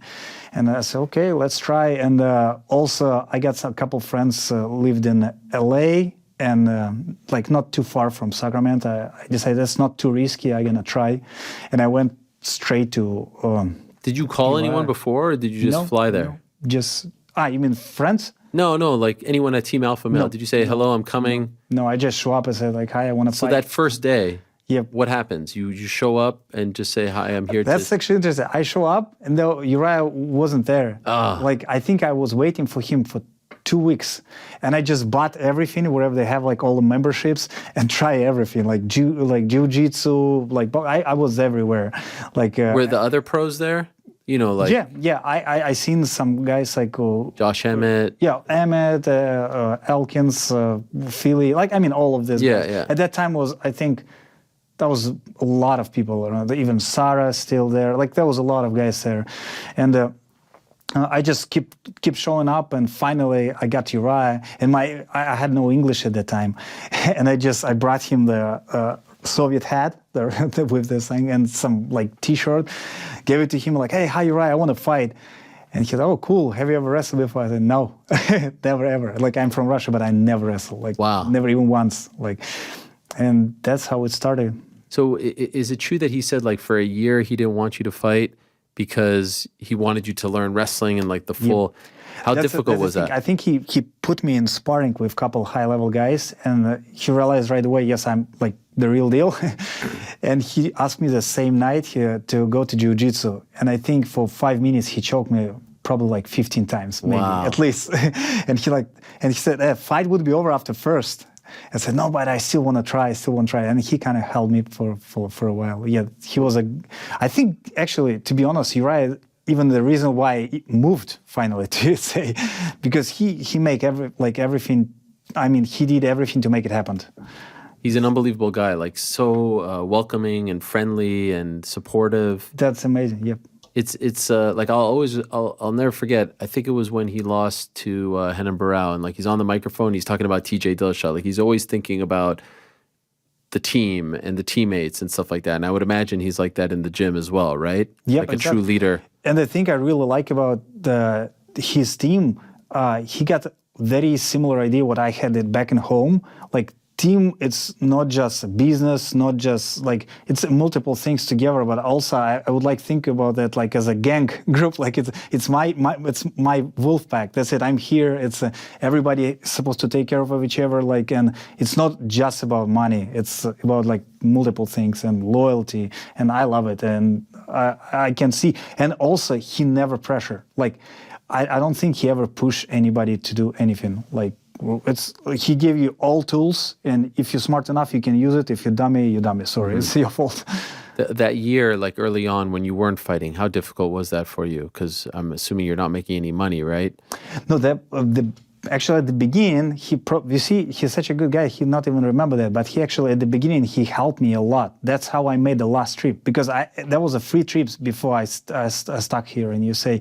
And the second trip, I sold my car and technically put all money, what I have, came to Uriah, and in months, I tore my meniscus. Oh, wow. And I went back to Russia again to make a surgery, all of this stuff. And my last trip, that's crazy. I forgot about that. Every time people interview me, I always forgot to like say that because it's so super important for me. I was raised my grandmom, and she's like everything for me. She's my like mother, dad, my Batman, everything. Like, and I forgot how I made the third trip.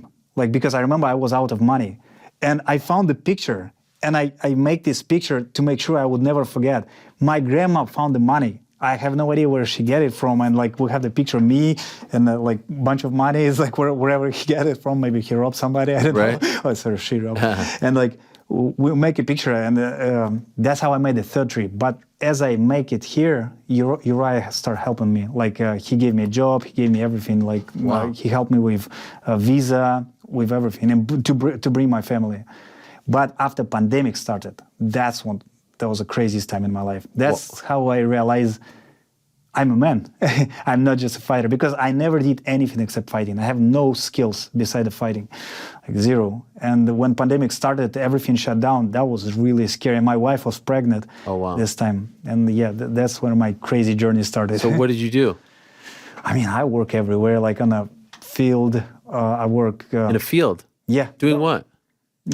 Like planting. Wow. In Sacramento? No. You went back? No, here in California. Okay, yeah. In California, and that's actually technically saved everything. But there was sometimes it was so tough. Like I woke up at 4 a.m., go all the way on the field, work all day, and on Fridays, as I get back, shower, and I went to the nightclub to bounce in there. Oh my gosh. Because there was only one club on Folsom which still worked. Like even like doesn't matter, like regardless pandemic. Yeah. Yes, and I worked there too. But I quit on this job very fast because people was like I realized I can punch somebody. I don't want to. Yeah. Also, you're not getting any sleep. It must have been exhausting. Yeah, that was tough. But the funny thing, pandemic forced me, because my debut was in 2019. And after that, for a year, we couldn't find any fights for me. And I was actually in amazing shape, one of the best shape I ever been. But we couldn't find any fights. And during the pandemic, finally the fights start happening, because like as Uriah said, now like people like struggling about find any money, and they take a fight easy, and that's how it started. Like during the pandemic, technically. Did you ever lose hope? Did you think like, oh man, I got so close, and now this pandemic, I can't get like. I may have to go home to get a real job or something. Did you ever think that you would have to give up on the dream of being a fighter?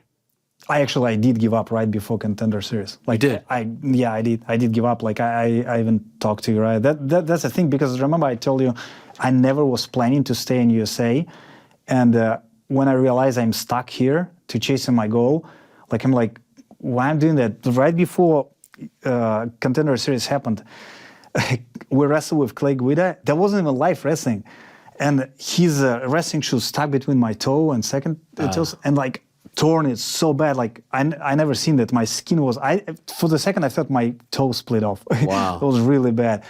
And my son was already born, and I was laying down at home for like a couple days, almost a week, and my wife used to take care of everything, and I was out of money. See, like I'm useless. That was like so tough.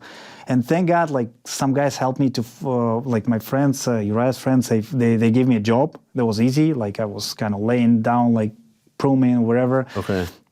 And right after I get a little bit better, my food, they give me landscaping work. And I never forget this day. Like I worked there all like, because, you know, I had no real skills. Most I take care of trash.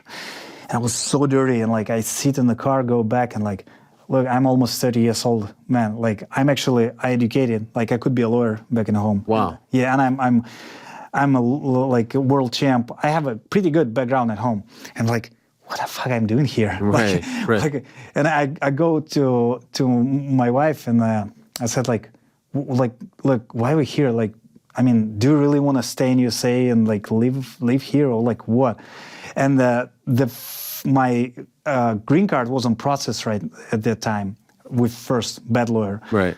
And she says, I don't know, but let's at least finish the process. Like, and I'm okay, but I'm not sure if I want to do it anymore. And I go to Uriah, like it's funny, I shaved everything, my hat. Wow. Like I think I got some mental problem at that time. Yeah.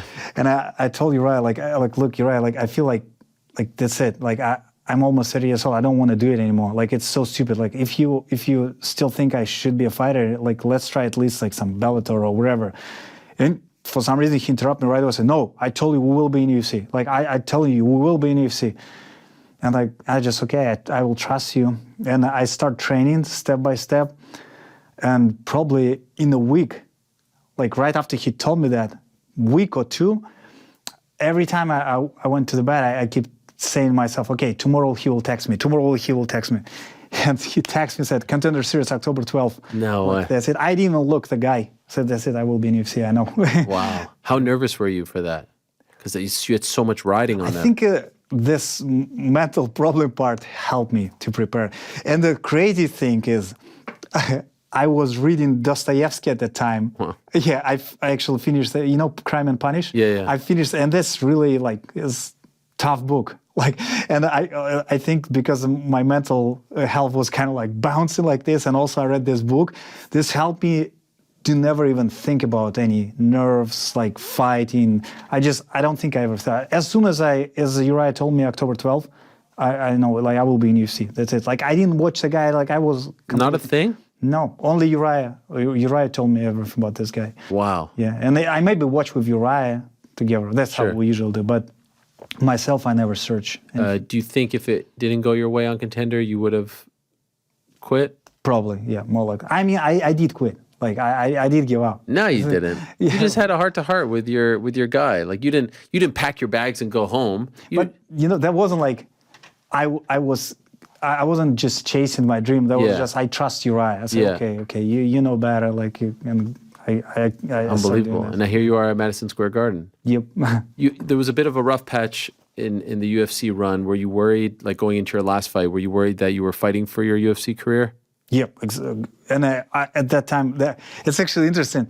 I remember, I forgot this guy's name, but everybody keep posting like, oh, he has some like very little money on his bank account. And me and my friends was laughing, not aggressively, of course. No, I respect like best wishes to this guy, but I was in debt like around like 70-something thousand because I borrowed from my friend like 50,000, like 45,000 for lawyer, and also I supposed to pay taxes.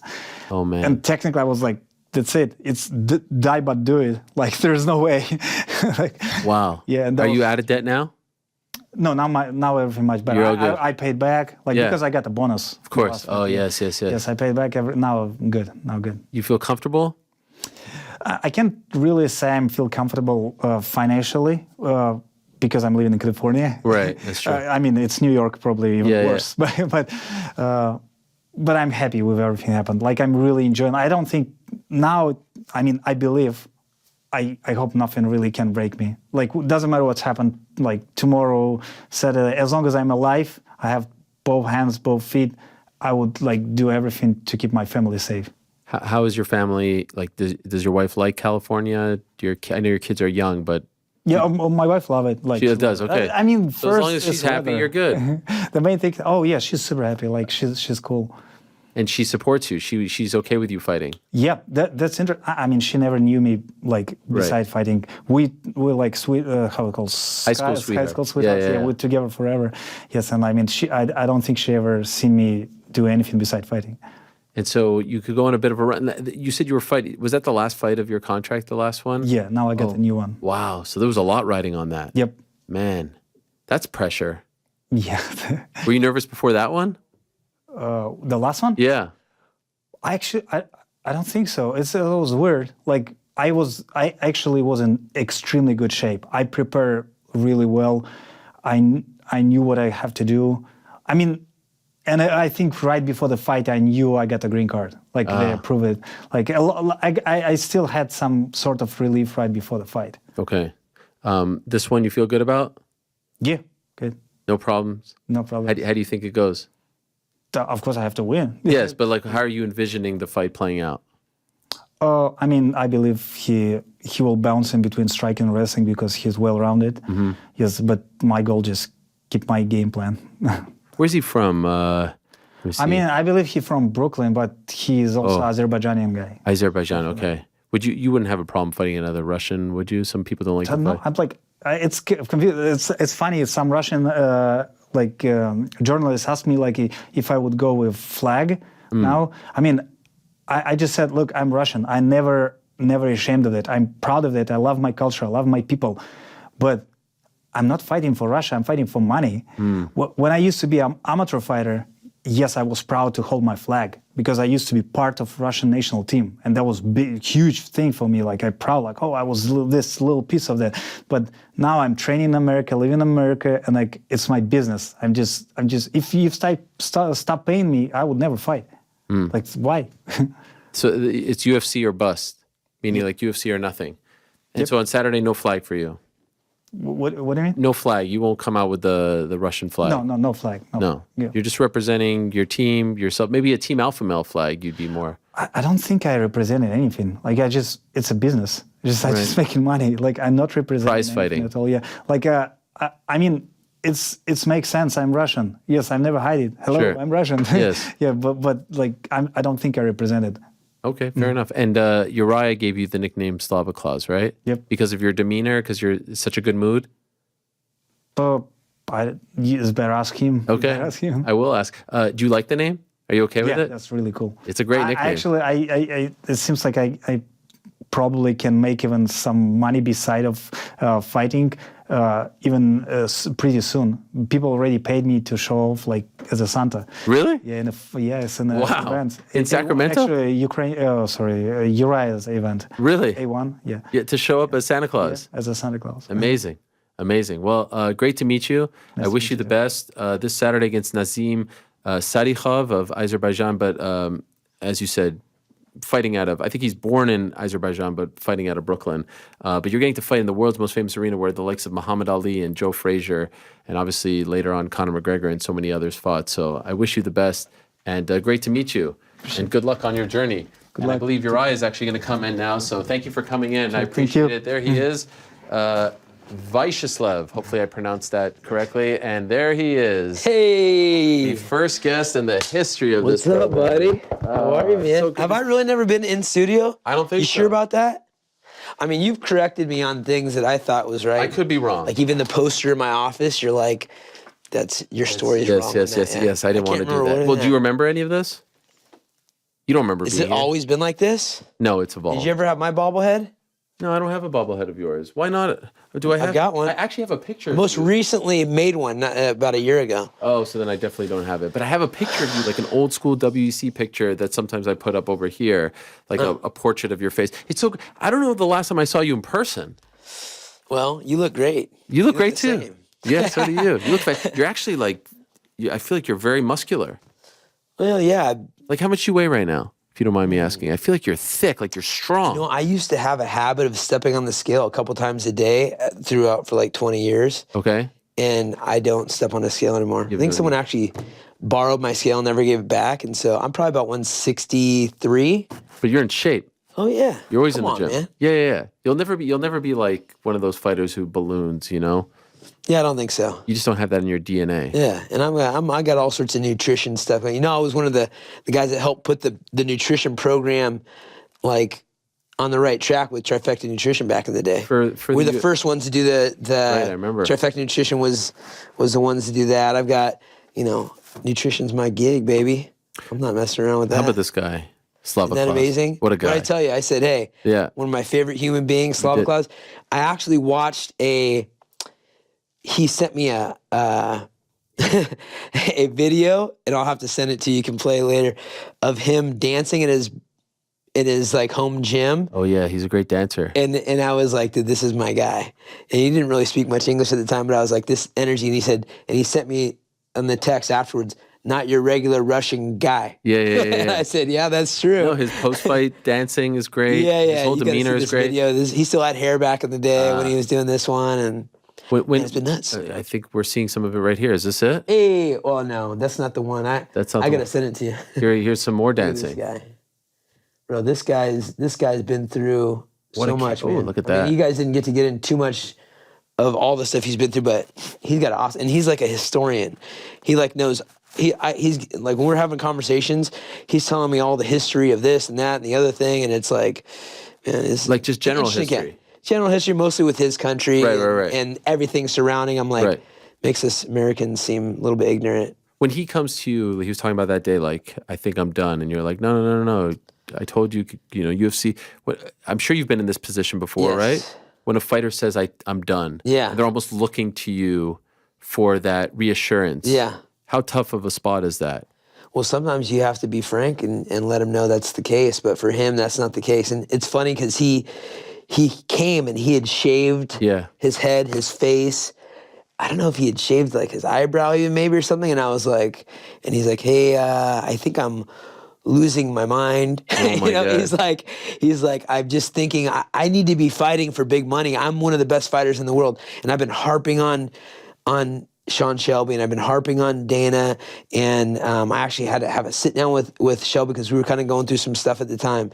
And I was like, listen, I tried to get Slava in before he had any fights, and they did that for a girl that was like a good person, but I couldn't find any fights for him. We had him boxing because we could get fights boxing. He's beating up all these great boxers. And then, so I was like, dude, just hold on to that. I called Dana, and I'm bitching and moaning to Dana and everything else. And then Shelby hit me up and was like, hey, I got the right matchup for you. And can he step in short notice?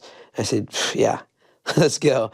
And that was such a big relief for me to be able to tell him that, because it was like, felt amazing. Oh yeah, because he'd been there since 2017, and he wanted to fight on 2017. You said a year. I held him out for 2.5 years. Oh wow. Because he came from, like, tell him to sprawl, he'd jump. He had zero grappling. Like, it was completely foreign to him. And he's a skinny kickboxer guy that so that's a whole different animal. But I mean, he's a champion. When you have a champion all the way through and through. You're a champion at what you do. Champions, they find a way, and that's what he did. Those times where you've had to tell someone, yeah, it's probably best if you don't pursue this. Yeah. That's got to be. Well, usually it's like they've convinced their girlfriend or wife to support them when they're dicking off, not taking it serious. Right, okay. Not, that kind of thing. Like, and I don't ever try to discourage someone. I'll say, okay, look, let me give you some realistic things. Like, here's some markers. Go compete in a jiu-jitsu, wrestling, blah, blah, blah. Here. Here's Eric Cortez, Frosty. He's 15. See if you can beat him in wrestling, boxing, or jiu-jitsu. He's actually a little lighter than you. I had one guy, I put Corey McKenna on her when he was 18. And he was like adamant he wanted to fight, and like, but you don't understand. I've got it, and I'm like, okay, here's Corey McKenna. She's a 115-pound, 18-year-old girl. Like, let's see how you do. What happened? What do you think? Corey's a killer. Oh yeah, of course. Wow. And then did he leave? He stuck around for a while doing the general classes and whatnot. But like, for like a fighter that is like, that has put in the time into him, that's all on them. Like, I've got a guy, Alex Sandoval, who fought in the UFC, had the worst luck ever. Always did the right things. He's coaching for us. But he's a guy where I'm like, hey, try longer. He would run on the weekends, and he did all the right stuff. He was there before there was a weight class for him. He eventually got in to the UFC. Then he has, I think he went 1 and 2, but super exciting fights. Then they're going to get rid of the 125-pound weight class, but it took him forever to get there. And then the pandemic happens. Like that kind of situation, I'll be like, bro, like stay a little longer. And sometimes it works out, sometimes it doesn't, But yeah, I try to be as positive as I can, but realistic. Right. You have to be. And I've got a huge team. I mean, our team is literally like a hotbed of talent from all over the world now. How many pros? I don't know, probably 60 some odd pros. But like the exciting thing, like if you look at, like I just talked about Eric Frosty Cortez, he could go pro tomorrow. He just turned 18. Wow. And he just had that super fight with Adrian Lee's, is it Adrian Lee out of Hawaii? Angela Lee. Angela Lee's little brother. He's yes, 17. yes, He's yes. about to sign with one. And Frosty and him could have gone anybody's way, and Frosty went up a weight class to go fight him in Hawaii. Tough man. I've got Arin from India. She's 18. I've got Saifullah. He's from Chechnya, from Russia, and he's just turned 20, and he's already can go with all the guys. How are you getting these guys, or are they coming to you? Do you recruit? They come to us. No, I don't recruit anybody. I learned a long time ago, you don't try to convince people to do this sport. You don't try to convince them to be on your team. Like they just come to you. Like his story. Yeah, Saifullah is a killer. Arin, she came over here all the way from India. She's part of what I want to talk about today is what we have going on with Sacramento State, the university. Tell us. But Arin she came here from India, got her classes at Sac State all around their pro practice. We have Isaac Thompson came as a teen from Australia. We have Miktabek Orolbey, who's from Kyrgyzstan. We have probably 15, 16 different countries on any given day in the gym that are, following their hearts and their dreams. And so it's been pretty awesome. I mean, I love to see, us be a hotbed for like an open place for people to come and follow their dreams. In China, we have Song, Sumo, and Yan, 3 of the top Chinese fighters in the world that are all on our team have moved here with us. And, Corey McKenna, Mason Jones, and, Malat from Canada, and the list goes on of all these different people. We have all these Brazilians that are with us. It's really cool to come in and have this mesh pot of people. Oh, my boy Stav. I got to introduce you to Stav from Israel. Legend. He's 19, 3-0, came here, and he's following his dreams. And the coolest thing is we have the guys from Azerbaijan, from Chechnya, from Russia, from Afghanistan, from Liberia, and they're all speaking one language. Yeah. It's just, amazing. The world climate goes away. Did you think it would turn out like this when you started Alpha Male? Like, what was the original goal of starting the team? I was passionate about it. I was recruiting my friends, like Chad Mendez and Danny Castillo and, Scotty Jorgensen and even TJ Dillashaw back in the day was a guy that I had recruited in college to come to Cal Davis when I was still a coach. And so I was just like preaching this, Dustin Akbari, he was my training partner. He was like 15 or 16 at the time. And I was just passionate about what I was doing. I wanted to bring people with me and had like the vision to like fill in spots, which I've been doing, like see an opening, fill the spot. That goes with first MMA gym in Sacramento and everything else. So I didn't really envision it. I just, was having a lot of fun and following my passion, and so here we are, baby. And now you're doing big things. So you just referenced it, and I saw you post on Instagram as well. What are you doing with Sacramento State? So Sac State, luckily we've just got this new president, Luke Wood. He's a Sacramento guy, has his own amazing story in the foster system from a young age. He actually has some Russian Jewish heritage that he didn't know about till later. And he is a boxer. He is a Sacramento State guy that had it the hard way, and he loves mixed martial arts. And Arin, the girl from India, he had a discussion with her about why she came to Sac State. This also happened with Tassandra from Australia about 11 years ago. I think you've met Tuss before. And she was there because of our gym. And so he came to me, started boxing at the gym, and was like, man, I've just taken over.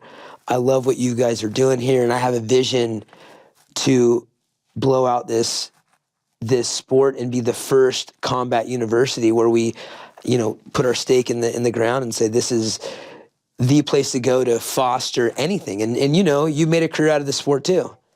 You love this sport, and you're in a field in the sport. I've got my partner Tom Anderson, A1 Combat. We're doing our first event. Dana Whitish. Yeah, Tom's Dana the man. Whitish, baby. What does that mean? Dana Whitish, he's just like doing things like Dana, but just way lower level. Okay, all right. Just blowing it. He's trying hard. I know he's trying hard. He writes to me about all your events and trying to get some pub for it. So you've got a good guy in him. Oh, he's amazing. And his wife, they kill it. And so we're doing our first event at Sac State, January 19th. Oh, wow. This is A1 Combat. Yeah, this is right across the street from my gym. Oh, amazing. And so what I've been talking about with Luke Wood, and we've already started the process, we're dedicating a building on campus to where we're going to go through this the athletic department at Sac State, and we're, bolstering up the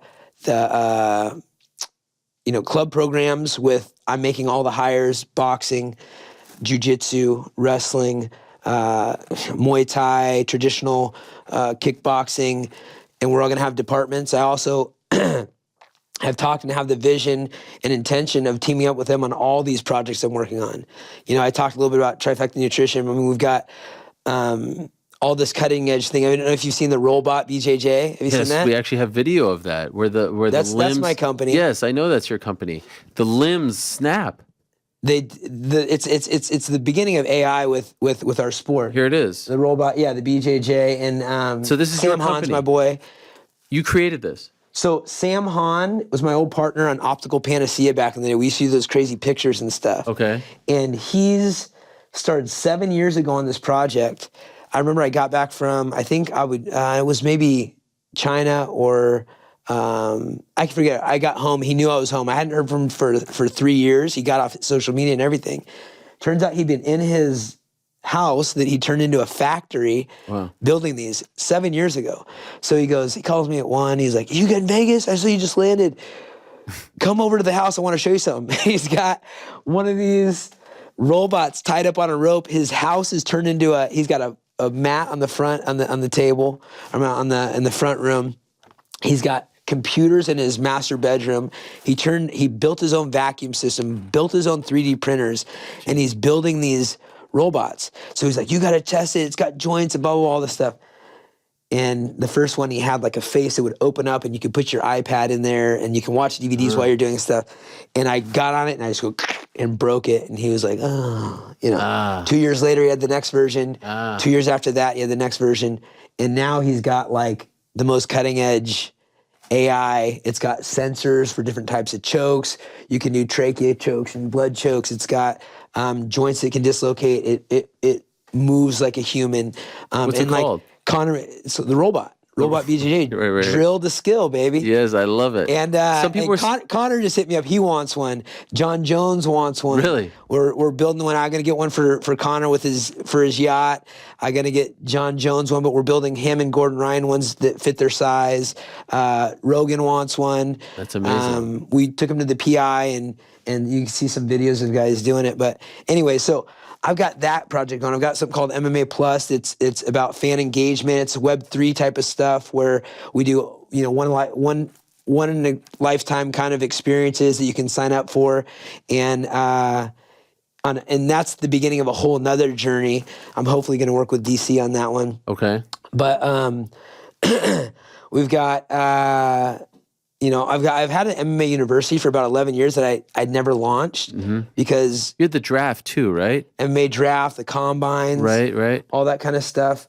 We did the first 6 combines, and I've got like all that stuff rekindling. I want to do all that with Sac State. Use their teachers. Use their bright young students. Use their facility. They're going to be using our gym and my property as an extension of the university, where we run kids that want to go pro, want to turn this sport into their life, a program. And so, I have a vision of teaming up, cutting edge development for products that we need, and having a real university and the stuff that comes with having a university behind it. And no, it's been exciting. So to recap, you have the gym, you've got what you're doing with Sac State, you've got the robot. Well, I've done some passive stuff too, like Kudo popcorn, the protein popcorn. But my point, I brought that to the UFC before. I invested in that before it was at the UFC. Why were you so good at all of this? Like, you were doing all this stuff, I remember Form back in the day, and all. Like, I had a couple of clothing lines. Why? I sold that to K-Swiss. Yes, I remember. John Jones was sponsored by them. But why were you so good at this and others so bad at this type of thing? Well, I don't want to say anybody's bad at anything, but I will say that, you don't get to hear about my failures either. I've had a lot of failures. Things that are cooking right now are cooking. A1 Combat, November 18th, UFC Fight Pass. Then we go to Sac State January 19th. I think the vision for me has always been, I get an idea. I'm not scared of failure. I'm not afraid to delegate, to share the love.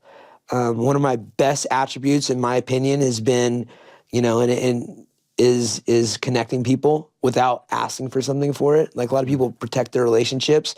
I foster relationships, bring people together. Maybe they go do business together, great. The more success they have, they can always pinpoint back to me that, hey, you're right, put us in touch. And if I ever need something, I can go ask. But also being kind of lucky, being at the forefront of a brand new sport where things aren't set in place. And the biggest thing I can't even talk about yet, I kind of tease you with it, but I'm working on some really big things that I think is going to help change the sport, and help change my life and possibly some other legendary fighters' lives as well. Ooh. That I'll, give you first grab at. I love that. Unless Rogan has us, Oh, that's just fucked up. I'm just joking, buddy. Just Unless joking. Rogan. Had to throw that in there. I appreciate that. But you really appreciate it? No, listen, you give me a little zinger, that's fine. But that speaks to my heart. I have to say, and I was talking about this, I think it was with my wife recently, and I was like, man, I've officially become the old guy. And so when even now, I feel like my eyes, like when I think of you, WC and Arco Arena and Jens Pulver and Mike Brown and all those, and then it bothers me that I feel like people don't remember, that people don't appreciate. You know what I mean? It bothers me that people don't know who, Leonard Garcia is and what WC 48. They did something about Leonard Garcia recently, but where is he now? And I think he's doing some big stuff, but yeah. The point is, I just don't feel like the legends get the that's why actually when I was watching the Francis fight, did you watch that? Yeah. And you see like the older Incredible. guys, it's so nice. It was so nice to see them front row being treated like kings. Yeah. And so awesome. I'm just wondering if you ever feel that way. Like, if I know you're too busy. There's been moments where you're like, but I'm a half cup, half full kind of guy. And I feel like, and like, this is me really. And I feel like you're the same way. It goes, I'm family, dad first, second mentor, which I spend my time in the gym every day, mentoring, sometimes coaching, and then entrepreneurship is the third thing. But, it goes in that order. So, and I feel like you're that. Like, when I think of you, I think of awesome family man from conversations we've had and everything else. As of late, fighting for what's right in MMA space, honestly. And then you're a journalist, So for me, just keeping the priorities straight has been big. And I've got some really cool things that I'm working on that I think are going to be big. Can I pitch you one? Can I pitch you an Yeah, idea? of Because course. you're almost like the Mark Cuban of this space. Like you're like Mr. Shark I Tank. will tell you. Yeah. If you look at some of the people's stories, and I think of like Elon Musk and those kind of guys, and they tell their stories, like I'm sure there's times where they felt like they didn't have much, but they're building to a bigger thing. I feel like I've stayed on that trajectory where I always feel like I'm kind of struggling. You're waiting but for the big. I've got massive things that I'm hoping and working for and believe that are going to happen. But let's hear the pitch. Okay, well, I know they will happen, especially because some of these sound great, and I love the one with Sacramento State. But the pitch is, and it's not so much like I want, but actually someone told me that I should do this. Let me throw it your way. Independent MMA Hall of Fame. This needs to happen. Yeah. A Hall of Fame where people can come and visit and learn about the history and learn, and there's no ties. Just like the Basketball Hall of Fame has nothing to do with the NBA. Just like the Football Hall of Fame has nothing to do with the NFL. Yeah. I don't hate the UFC Hall of Fame. Yeah. I think it's great, and they've built it into a thing where International Fight Week, 4 or 5 guys have their moment. I love it. No one loves the history of the sport more than me. Yeah. But the MMA Hall of Fame doesn't exist. And it's this weekend, 30 years UFC. And Lord knows there's a history prior to the UFC, right? Yeah. There's the Pancrase This days. weekend is the 30th Yes. reunion? I thought they already did the 30th. They've been doing it all year. All year, but November 12th, 1993 is this See, Sunday. this is why you're a gem. But come on, like there needs to be a place where a fan can go and learn about Pride and learn about Shudo and learn about Pancrase and learn about a hook and shoot. Who's this Jeff Osborne who was the first guy to put women's MMA on cards here in America? And what was WEC all about in the freaking Tachi Palace days? Yeah. And who were these? Like there needs to be an MMA Hall of Fame. Someone told me, I don't mind saying this, that I should pitch it to Mark Zuckerberg because Yeah. he's now like developed this love of. Yeah, he loves the sport, huh? He just tore his ACL. I know. I got to send him a sparring. robot up in Tahoe. That's I got right. my buddy can fly right on the water. On the thing and he's hook- actually been. I think he's big fans of Jan and He's a Yan hardcore. Zhanyao and Sage Northcutt. Yes. Yeah, we should go give him a robot. So what do you think? Do you think it's time? I do. Here's the problem. This is the problem with all great ideas, and you're seeing it even with like this antitrust thing. Oh yeah. Like, Crazy. Somebody's got to dedicate all their time, energy, and effort to Right. do it. I'm kids first. Yeah. Family first for my any spare time, then mentoring the next generation, then entrepreneurship. You don't have time for anything. Yeah, I'm not going to do it. I just wanted to know if you think it's a good idea. and That's a if great it's- idea. It's about time, right? It is about time, but who's going to do it? Who's gonna Because there's do a business there. You know, Sacramento has their own Hall of Fame thing. What they do is they invite a who's who's made it in the past, and all of a sudden you've got these influential people that are there, and they've somehow monetized it. But and can they I make just money. be honest? I don't want to make a dime off of this. You don't, but somebody needs to if they want to put their time and energy. You want to do the things that are best. I want a place where best for people your could go space. learn about Ricardo Arona and Fedor Emelianenko. You think you'll make it being 13 years in a row as the journalist of the year? You think you'll make it? Do you think I'll make it to 14? No, you think you'll make the Hall of Fame as I don't 13? I don't I'm care just about messing that. with I don't you. care about that. No. I couldn't care less. Truthfully, like I love Hall of Fames. Like I've been to the hockey, I've been to the basketball, I've been to the baseball. I haven't been to football just yet. But it just, I feel like the history of this sport is not celebrated enough.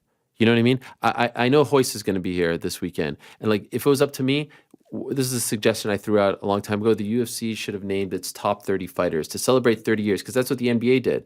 50th anniversary, they named their 50 greatest, and they all the living ones came to All-Star Weekend. Imagine if they all came out, the 30 best fighters in UFC history. Could you imagine what that would be like? It would be incredible. You know they're doing right now the top 30, and I was actually a host on the second session of it with John Anik in DC, but where they're doing the top 30 of 30, and I was there. I had to interview Dominic Cruz and Demetrius Johnson, those kind of guys, but I wasn't on the list. That sometimes like that kind of thing, because I was 31, almost 32. You'd probably know better than I would. When the UFC actually introduced my weight class. Yeah. Before that, it was WEC under the UFC, same company, different name, and so Demetrius Pettis, and so me never getting the UFC belt would exclude me on that list. When I was for them, I was excluded on the list. Really? It was owned by Zuffa. It was the same company. Right, but I'm not saying that's why. I'm just saying I was Sure. But then they included me by having me do the interview and whatnot. But you know, they say, oh well, he didn't win the UFC belt. It was the same thing, as far as anybody's concerned. But that kind of thing right there, there's a little technicality kind of sucks. Because I was literally 31, almost 32, when some guys are out of their prime. Right. when they introduced my career into the UFC, and then I became a title contender, title, for that. Multiple. And that was before you saw it and everything. And someone asked the other day on an Instagram thing if he thought I was natural. More than anything. Yes, Like I'm an all natural guy through and through, and I could probably pinpoint some of the other guys that I would say absolutely were. But you're the one that told me, no, bro, everybody's on stuff. Me? You told me that because I asked you, and you're like, dude, a lot of people are on stuff. Well, this is back just in the from day. my conversation. Yeah, I know. Yeah, well, with you people. you Yeah. sniff out the details, buddy. No, I don't have time for that. No, but I mean, A lot of people were on stuff back yes. then. Well, then there was the TRT era where everyone was like, it was allowed to be on yes, TRT. so it was a massive loophole. But does it bother you that you never won the UFC belt? I mean, does it bother? Do I waste any time thinking about it? No. Absolutely not. I mean, I would have liked to just to solidify, and I tried my hardest. Sure. I can hang my hat on that. I got a lot of opportunities, and I trained my ass off for those and gave my best foot forward. And I actually thought I won the fight in 2011 with Damas to debate. I mean, he obviously thought he won, but That was a close ass fight. it was a super close fight. 132, I think it was, right? I don't know. Fuck. I'm weird about that. But yeah, but I mean, it wasn't like I got ripped off, but they could have easily said, with some of the calls, they could have easily said, yeah, you won. Right. Knockdowns, damage, however you see it. So in my mind, I'm very fortunate to have been in the place that I have, performed the way I did, and have the clout that I do. I mean, I really, it seems like a daily thing where I'm getting opportunities. Actually, we just launched a wagernation.com. Once this other sponsorship goes out, you call me because we'll get you on Okay, board. I appreciate that. Nationwide, worldwide. Okay, nice. Wagernation.com. What about what Anthony Smith said there? He said he's terrified of when the music stops. Did you have that? No. You know me, I left before I had to. And I knew I was doing it because I wasn't getting the excitement. Right. The hair wasn't standing up on my neck. I was chasing big opportunities to get myself excited. Another title run, go and jump up a weight class to fight Frankie Edgar in the Philippines. Like the one that got the two last fights I had, three last fights I had, going into retirement, coming out of retirement, fighting Peter Yan, that was a scary guy. Those all got my juices flowing. And that's why I did it. It was never, I have a lot of friends that have made a lot of money, and I understand how to make money. And I was just talking to Jaslyn about this, and she's like, she has the same sentiment. She wants to do things that she wants to do to make money. And I said, yeah, I get it. And so my thing is, it's a passion thing. And so I decided to leave when I wanted. I decided to come back when I wanted to. And that's a rare thing that you get to be able to do. And what I found was the reason I'm here coaching today with Slava and in the room every day, mentoring kids that are, 15, 17, the guys are Stav's 19, Frosty just turned 18, Aaron's 18, is because I'm passionate about it. And when I was retired, I had about a week of, I can drink a beer every day if I want. I can eat ice cream every day if I want. But what did I find myself doing? The same routine I had done for the last 20 some odd years, my whole life.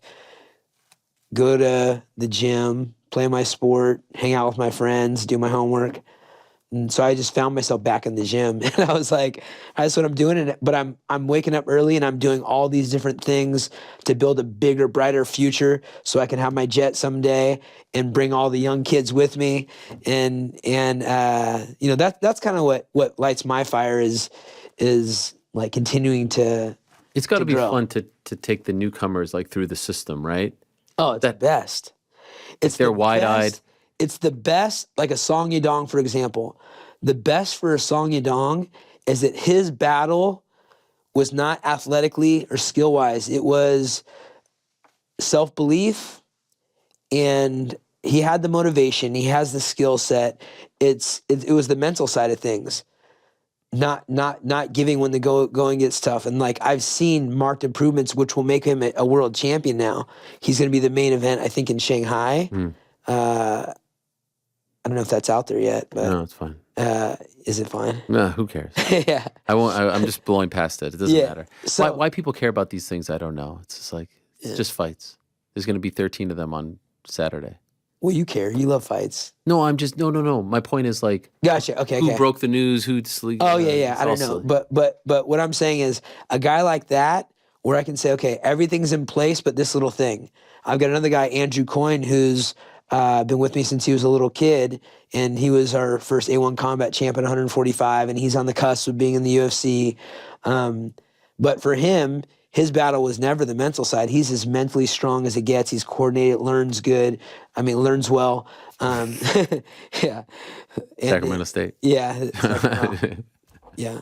But go Ags though. That's an Aggie statement there. But he needed to get stronger. So part of his regimen every day is getting stronger as a career. I knew him before puberty, knew him after puberty. I was like, you're going to focus on strength. I never really had to do that, you know. Because you just had it God given. Yeah. Or whatever lifestyle I lived Right. on the way up, you know. Are you trying to bring an indoor football team to Sacramento too? So we were working on that, and we're still working on it. I mean, How do you have time for all these things? just great people in leadership positions. The guy, Roy Choi, owns the team. My good friend, Dave Shapiro, and his brother, Ben Shapiro, is actually leading the charge on bringing them there. This It's is still a Ben possibility. Shapiro who does like political commentary, is it? No, I think Shapiro's a pretty common Yeah, it is pretty name. yeah, Yeah. yeah. But Ben Shapiro, he has Pivot Agency, and he's thinks that Sacramento would be a great place for it. And so we're still working on that. Yeah. Unbelievable. You're like the mayor of Sacramento still after all these years. So that's funny because a lot Have of you thought people- about it? Well, I've had all my buddies, a lot of my really good friends that are heavy in the development and the business world, who are seeing our city get run into the ground, have asked me You would win. to go, and they're like, "You'd be the most funded candidate," and this and that. But you know me, I don't want to comb my hair. I wear sweatpants every day. You know, Flip-flops, yeah. flip flops. You could be you.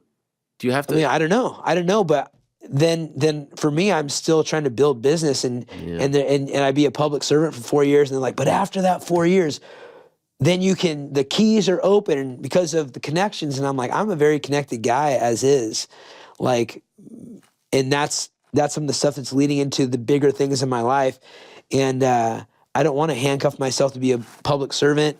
I can do some great things for Sacramento right now. Sac State, putting Sacramento on the map, Sacramento State on the map with the first ever combat program. We've got the Hercules building that's the bee mascot, and my gym as a partnership, and the team as a partnership.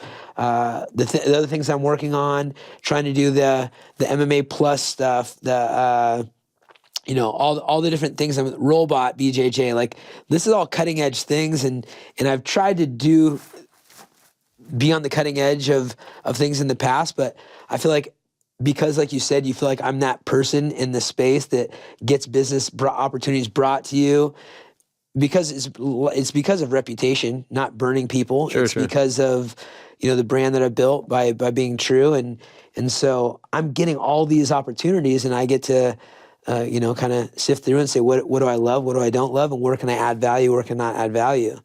And I think the UFC, the MMA Hall of Fame is a great idea. It's definitely going to happen, right? It has to happen. 30. I mean, there's enough of a history now, and people who should be celebrated, fights, promotions.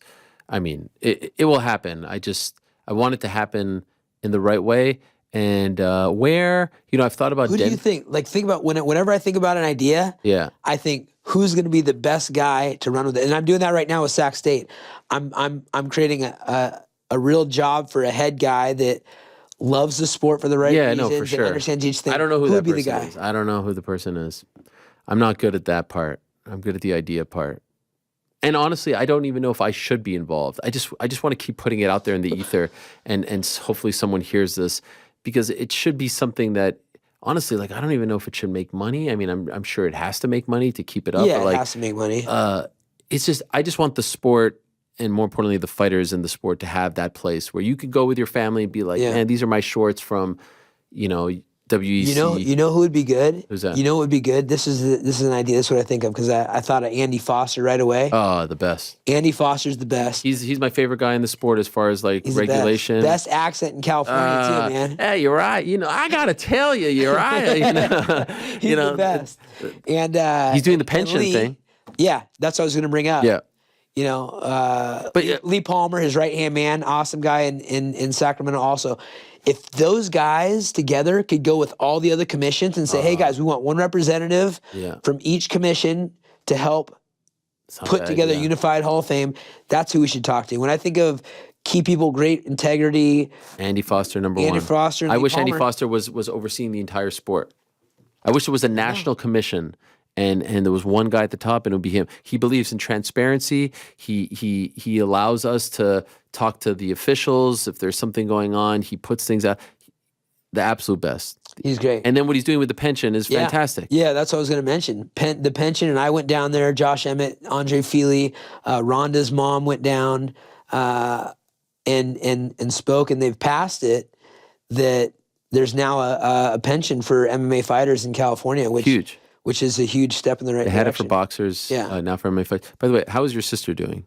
She's amazing. She's good? She's all good? A 6-month-old beautiful baby, Violet.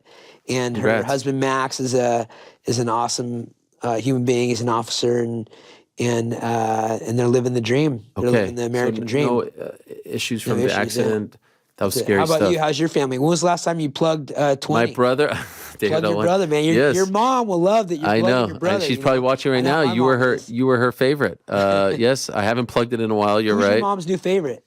You know, she been following still. She probably just has enemies now, like you now, like some people that are her least favorite because of how they treat her son. Yeah, of course. Oh, my mom. If someone treats me bad, my mom's going. That's why she never came to a fight. She'd be in the ring. She's never been to one fight. Wow. She'd be trying Not to even fight like people. Sacramento heyday. Zero. Wow. 0%. Did you try to get her to? No. Because you didn't want her to be uncomfortable. Is it because I never? My parents were hardworking parents who showed me love and support, but it was never a thing for my parents to be at my sporting events. Like my dad could make it when he could make it. My mom would come sometimes, and it wasn't like I was always like looking for where were my parents. Right. I didn't need it. It wasn't the thing, and so it's pretty common for Did your dad go to your fights? Yeah, all of them. As many as he could. Okay. Yeah, as many as he could. Wow. Yeah, he was.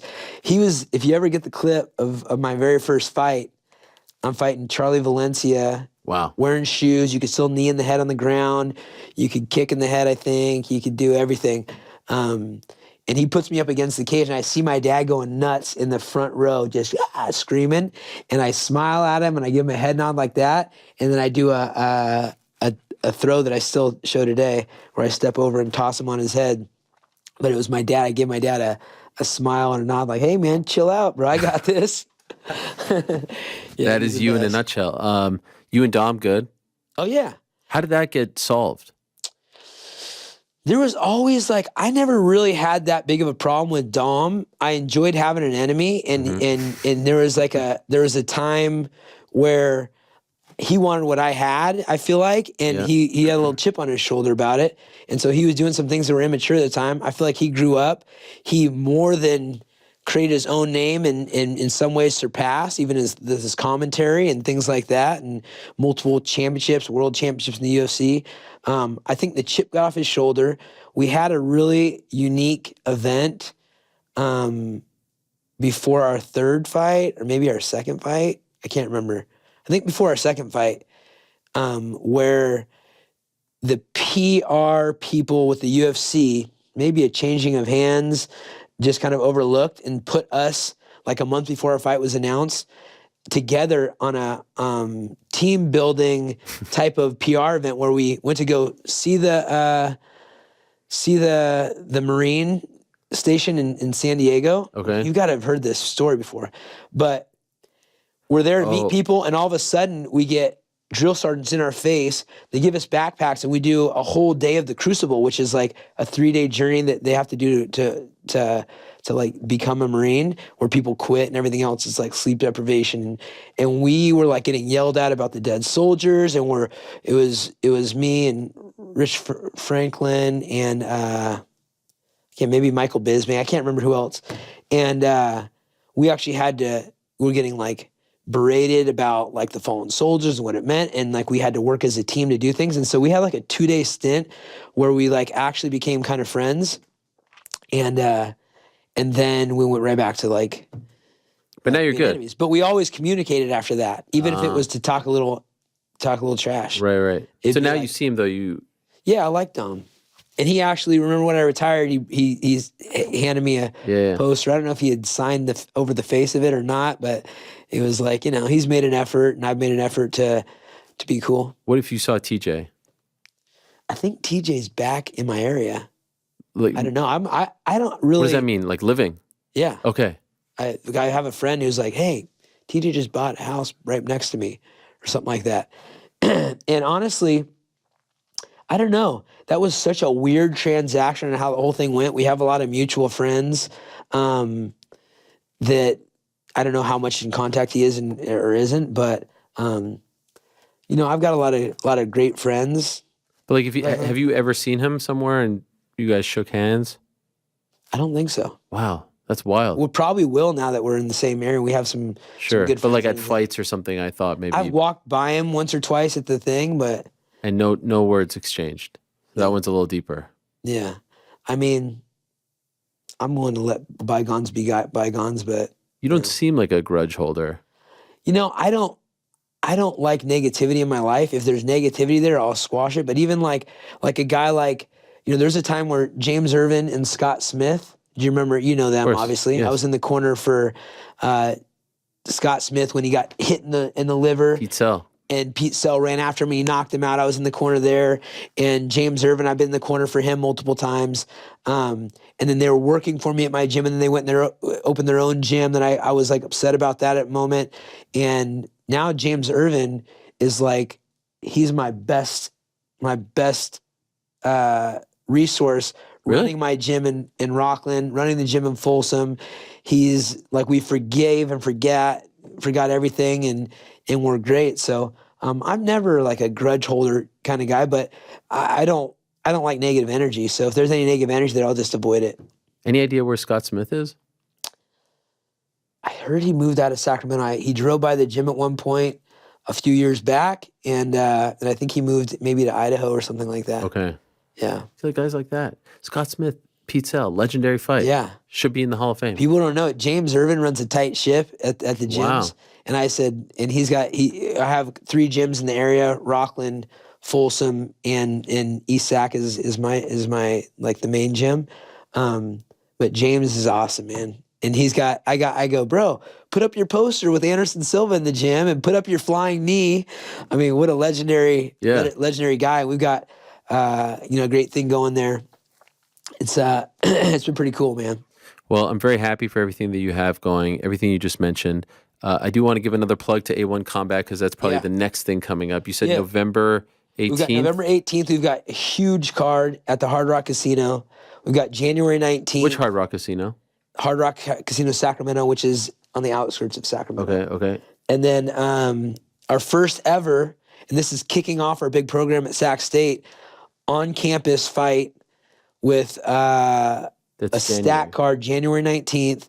It's literally, you walk across the street. My property's here from my gym. You walk across the street and you can walk onto campus and do that. Amazing. And watch that. Check out the Robot. It's funny. We're about to do this crowd campaign for the Robot because the Robot's expensive. Yeah, I heard. Sam's been sitting here. Over 4K, right? It's over 4K, which is still a deal because Sam Hahn builds every single one himself. Oh, wow. And he's moving down to Sacramento. We're going to do a crowd fund to get the cost down because, I mean, the usage of a robot, and I don't think I mentioned this, but Sac State's in the process. I talked about using their resources. They're in the process of hiring new computer and AI staff. Like I think they're going to hire 7 new, which is really rare to hire 7 in one department to get on that AI kick. And the AI, it's a game changer for everybody. I had a chance to talk to Gary Vee. We have our monthly meetings with the athletes that are under Gary Vee's company, Vayner Sports. Yeah. And and his advice maybe a year ago was like, AI's everything, get on AI. And so Sac State is in the process of hiring 7 new AI professors. Wow. And with the robot and what Sam Hahn knows, he's like an expert on AI, an expert on all the equipment and everything. I feel like we're going to be able to do some really cutting edge things in the MMA space with an online university, which I already have, in the bank. The robot and building off of the robot and really learning a lot about, how to use AI in the future of MMA. Look at you. This will be cool. Always one step ahead. Slava Claus on Saturday. And Jamal Emmers is actually out of our team also fighting. Okay. He's the first fight of the night. Yes. Jamal Emmers, another That's great against story. Dennis Bazooka, right? Bazooka. Yeah. And Jamal is, talk about a solid dude with a... You're cornering both of them? I'm not cornering. No, Okay. he's got his coach Jake there, Okay. and I'm cornering Slava. Have you cornered anyone at MSG yet? I don't know. You'd know better than I would. Yeah. Probably. I MSG 's know I've pretty- stayed in the hotel I'm staying in, but I also fought in New Jersey a couple times. Right, I remember that in Newark. Did I fight here in New York? I don't think so. I know. I feel you didn't corner. Did you corner Cody Garbrandt when he fought TJ here? No. I was here for that. Maybe that was it. No. So, Newark was the closest. So- Hennebrow, 169. Ariel, when we get the program going at Yes. Sac State, Yeah. come do a guest speaker on I'd love to. as the world champion Journalist guy? journalist guy. I'd love to. I love talking to kids. Yeah. Students. I actually one day want to teach a class. We're gonna have when this thing goes, we're gonna build this into something that's really amazing at Sac State. When you're, money's in the gray, bank and yeah. you want to do something fun that is your passion, hopefully we'll be either an example for what's going to happen, or you can come out to Sacramento and bring the family out. And, I'd love that. Sacramento always a near and dear place in my heart because of those early days. how's your wife? Everyone's good, thank you. Kids? Kids good. Your Yours mom? as well? Your mom's doing good. My mom's doing great. My dad's doing great. My brothers are doing great. Yeah. My wife is Jacqueline. Yours is Jocelyn. Although Jaslyn. Jaslyn. Yeah. But not married. Working on it. Let's go. Yeah. Come on. Let's go. I know. I What got are we you. waiting for? I got you. What are we waiting for? Will I get invited to the wedding? Do I Yeah. make the cut or? Well, probably not. The way we want to do it is on the beach, very private. Okay. Jack Johnson, if you ever watch this show, to have you play our song, Is that the dream? I feel like you be can better make that happen. together. Yeah, I'm gonna talk to Kelly Slater. Kelly Slater's my boy. God, I love Kelly Yeah. Slater. On Top the beach, 10 like coolest human beings on the planet. That guy. bro, he's amazing. I'm gonna go out there hopefully to his wave pool Oh, sick. somewhere in November and try to get a little bit better because I'm not a very good surfer. Okay, so the dream is somewhere on the beach, wedding. Jack Johnson is playing your song. What song Yeah. is this? Better together. Better Together. That's your song. Yeah, there you go. Kids walk out, flower. Man, I love the idea that my daughter, I'm sure you see on occasion, but she's like, she could plan the friggin' thing. She's 4. She Wow. can plan the thing. That's how advanced my little daughter is. And then Rome, he'll be the dancer. I love it. Maybe male stripper. We'll see. He looks kind of like a mini version of you, Rome, right? Like with so blonde hair. I like, yes, at a first glance, and Jaslyn, Callie looks like Jaslyn's Right, twin, right, like right. identical twin. And from a first glance, but she's got my mom's face Okay. and Jaslyn's skin. And Rome has Jaslyn's face. That's why he's so beautiful. And he's got my skin, my hair color, Right. and my stature. Poor guy, but he'll be all right. Well, you don't know. You don't know. He's like, well, how old is he? 2? Yeah, his grandpa on the mom's side's, he played 6 years pro football in the wow. Canadian League. actually. Really? Yeah. I didn't know that. Yeah, Wait, he- on your wife's side? Yeah. 6 years in the what team? Do you know? What is it?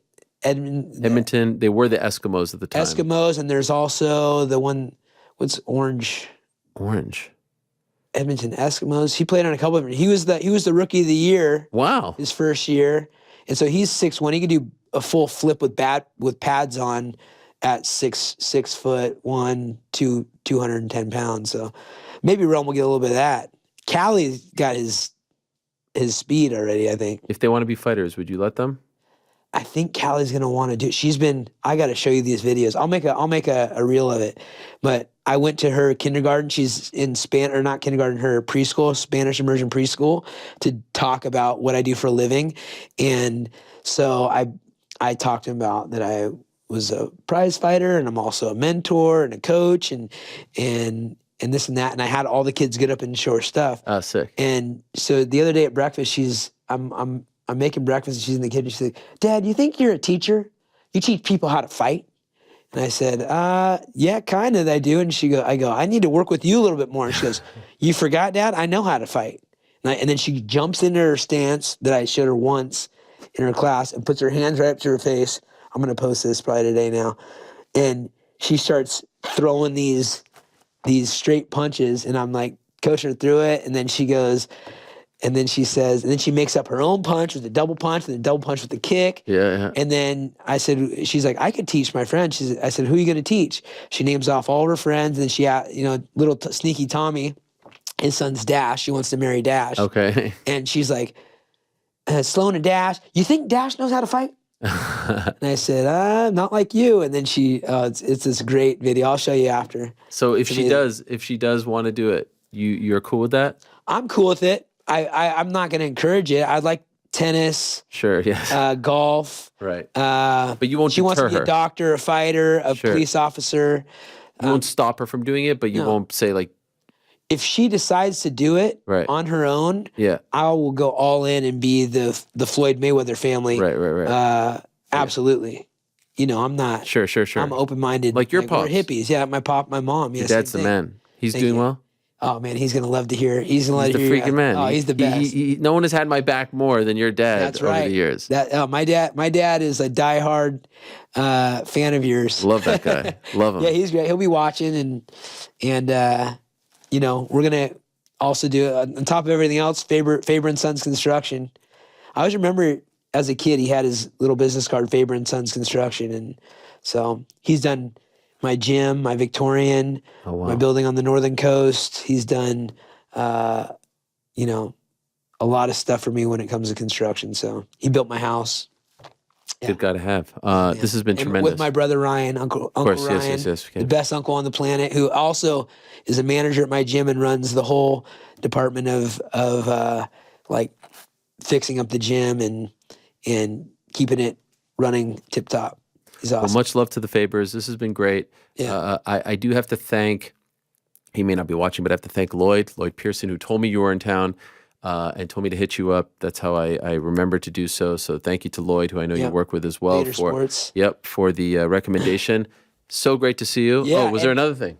I was just gonna say, we talked about your wife. She illustrates books. Yes. And I need still a have book? that. I have that Callie book that I wrote before she was born. I'm gonna go back and see how accurate it was, because I wrote a whole. This is how wow. Callie's gonna be, and I wrote a little something for Rome that I didn't finish before he was born, but we can still talk about. Yeah. Me and you going into business among your 48. Me and your wife. Okay, fine. Yeah, that's right. Yeah, don't try to steal my thunder, man. Just That's like you true. do with your brother, man. Oh, come on. How's your brother's clothing doing? It's going great. 20tees.com. Okay. Do you want some? Yes. Okay, is that mainly what's going on? No, I didn't think. I think mostly he makes stuff for people that are about 6'8". Yes, a lot of basketball players. I could maybe wear pants for the whole outfit. Or maybe the kids. What I'll do is a pair of pants. Yes. I'll cut holes in it. It'll be a summer outfit. No, you can fit. He has women's stuff. It's just a. No, I just. You have a lot of success, and I want you. Yeah. I want to share the love, man. No, that's the kind of guy you are. Yeah. Uriah Faber, everyone, the California kid, here to corner Viacheslav, who we just met.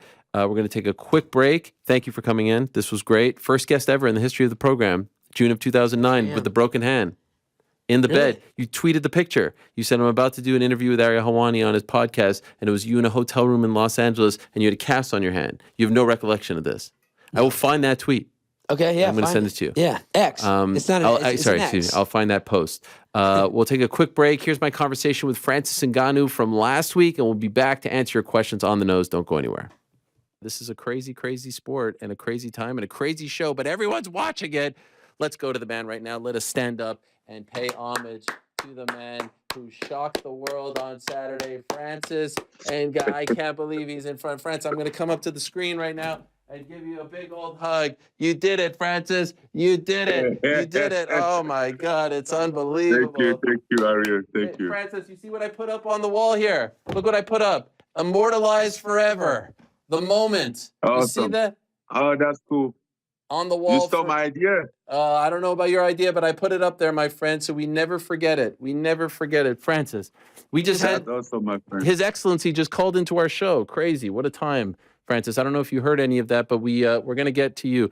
Can you describe what the last 2 days have been like for you, less than 48 hours removed? Can you even put into words, seeing this whole thing come? I mean, I see you're tired. Probably you haven't slept too much. What has it been like for you since Saturday night? It's been exhausting. I haven't really slept since Saturday night, but a lot of message, a lot of calls, good stuff. You know, I haven't really like come down. The adrenaline is still coming down, you know, from the fight, but I think I'm still processing. Was that the greatest night of your life? Is that what? Was that the greatest night of your life? I mean, yeah, with the decision, a little different. Yeah, it would have been. It would have been the greatest. You know, with those judges being quite fair, it would have been. I mean, you can't really. You can't really think greatest with a little slightly taste of bitter, because for some reason I feel like there was an injustice there. So you said, you know, you were so confident going into the fight, Francis, but I'm just wondering, like, did you exceed your own expectations? Did you think that you would do that well against them? Or was this even better than you dreamed of? I know that I could have done that. You know, I train a lot. I train for 4 months for this fight. So I have been doing 10 rounds. I have been working on my boxing. And I know that I can even do better than that. You know, I think didn't have to. I should have maybe start training earlier, because like when you switch from boxing to MMA, you go to MMA. I think MMA boxing is quite different, and then when you get to the boxing training camp, then that's when you realize that it's very different. Like little things has changed, and then it takes time to like work those reflex and those techniques. And then in that perspective, I think I was a little behind. I was in shape. Everything went well.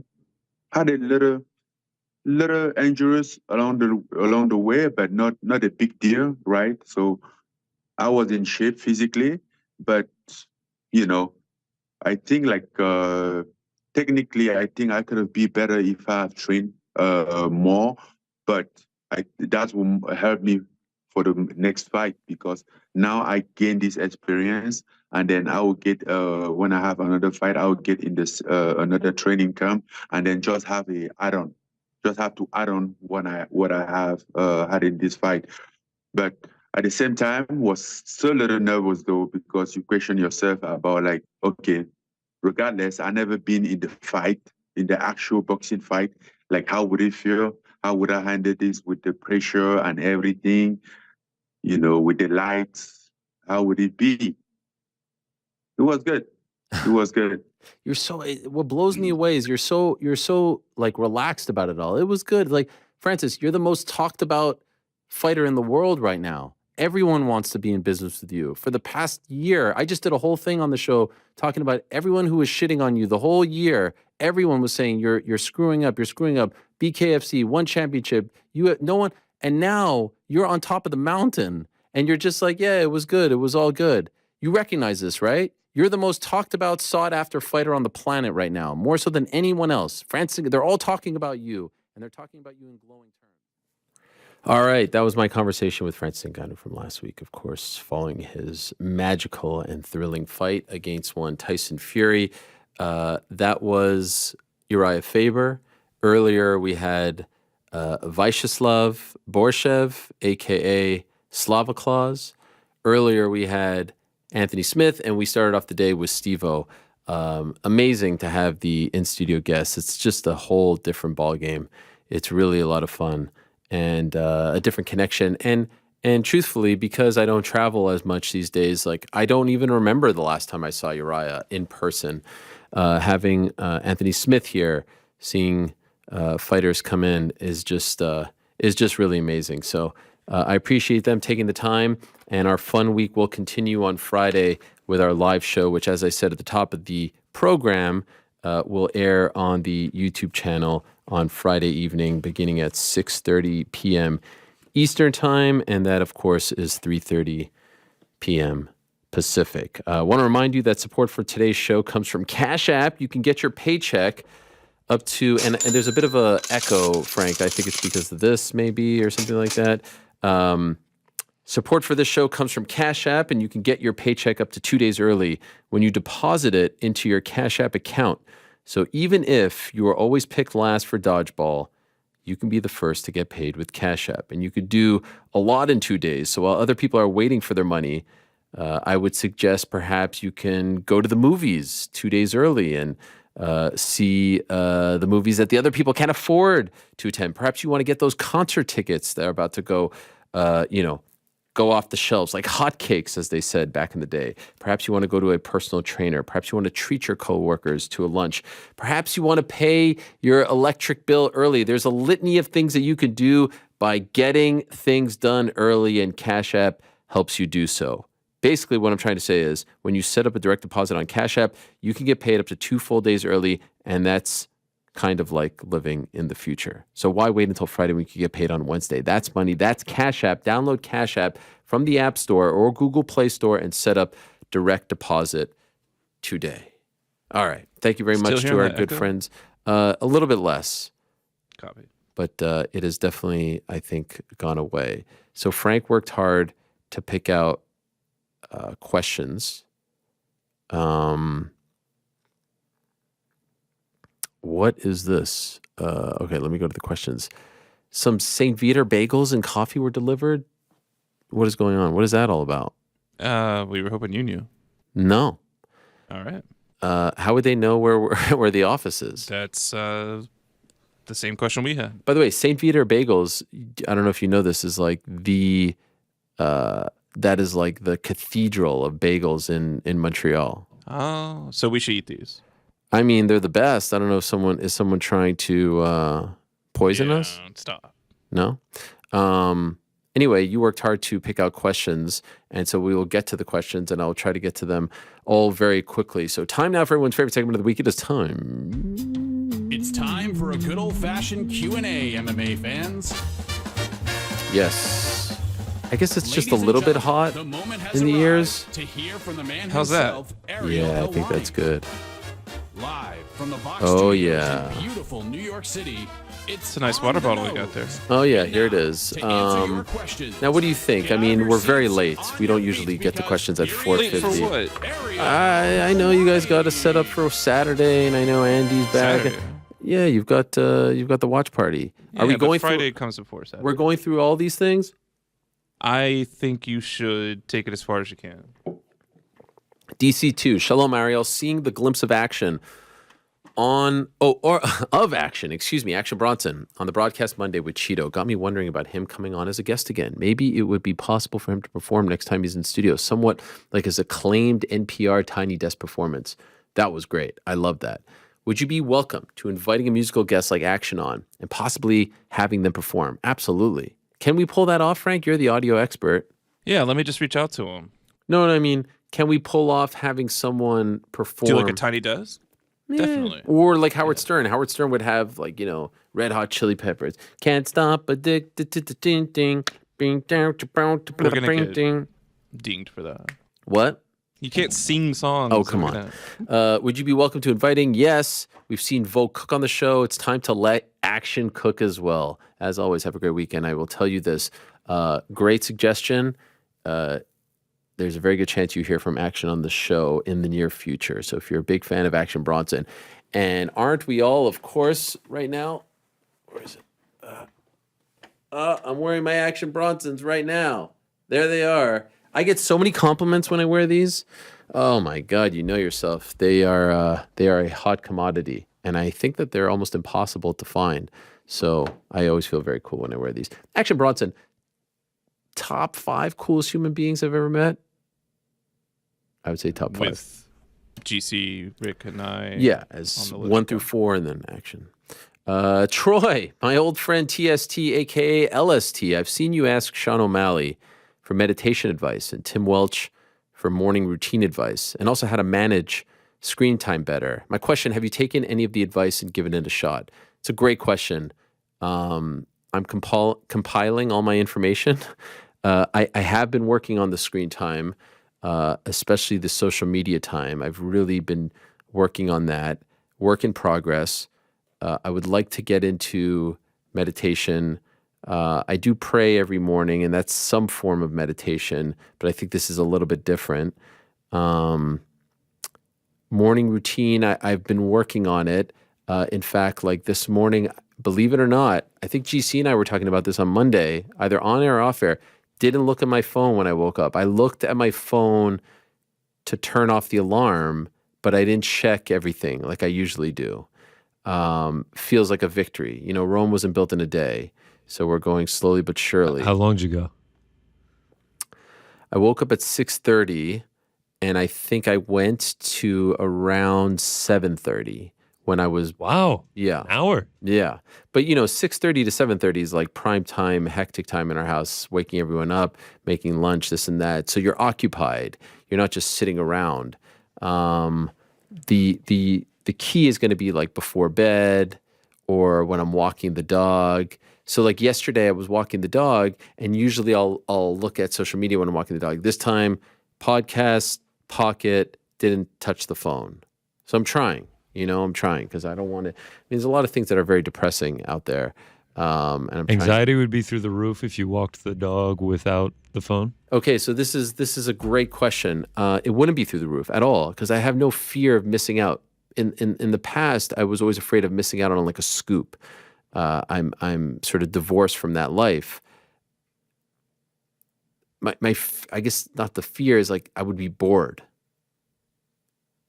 I did that story on the bird watchers last year, and I was so envious of them because I asked them like, what do you do when you go for a walk or when you walk your dog?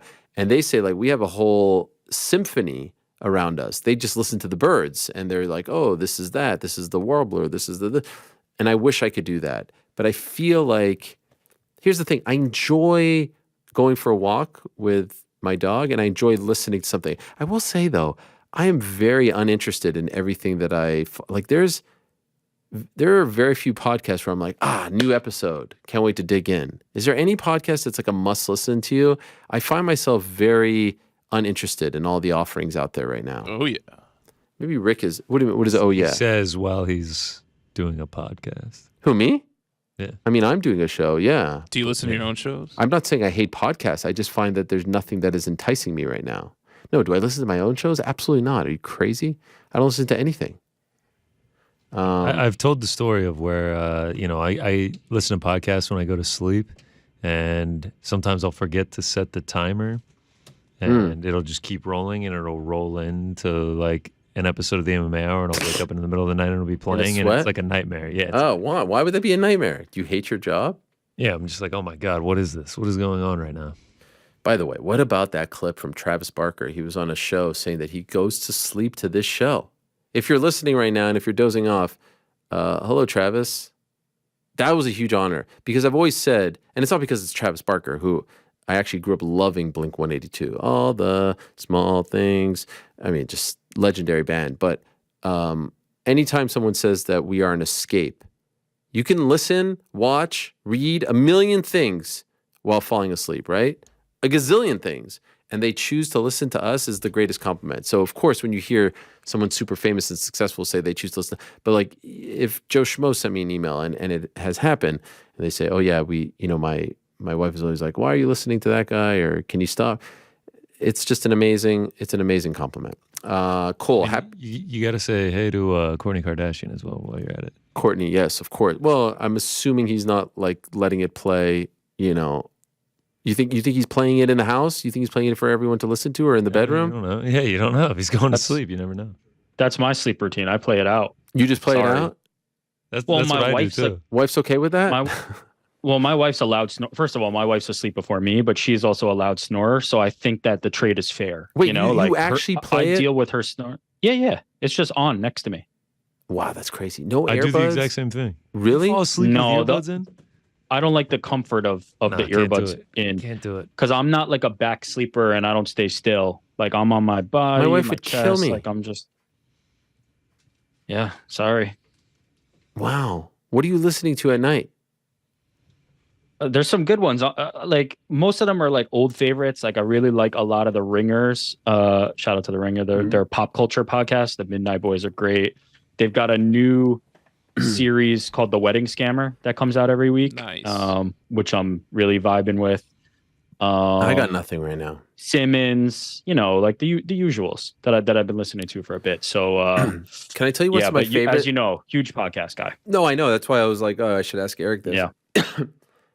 My current favorite thing to do now is soccer documentaries or soccer like highlights, like when Tottenham played on Monday. That was a crazy game. Did you see that? Like 5 goals were called back. So I'll watch. They'll put together like red cards, right?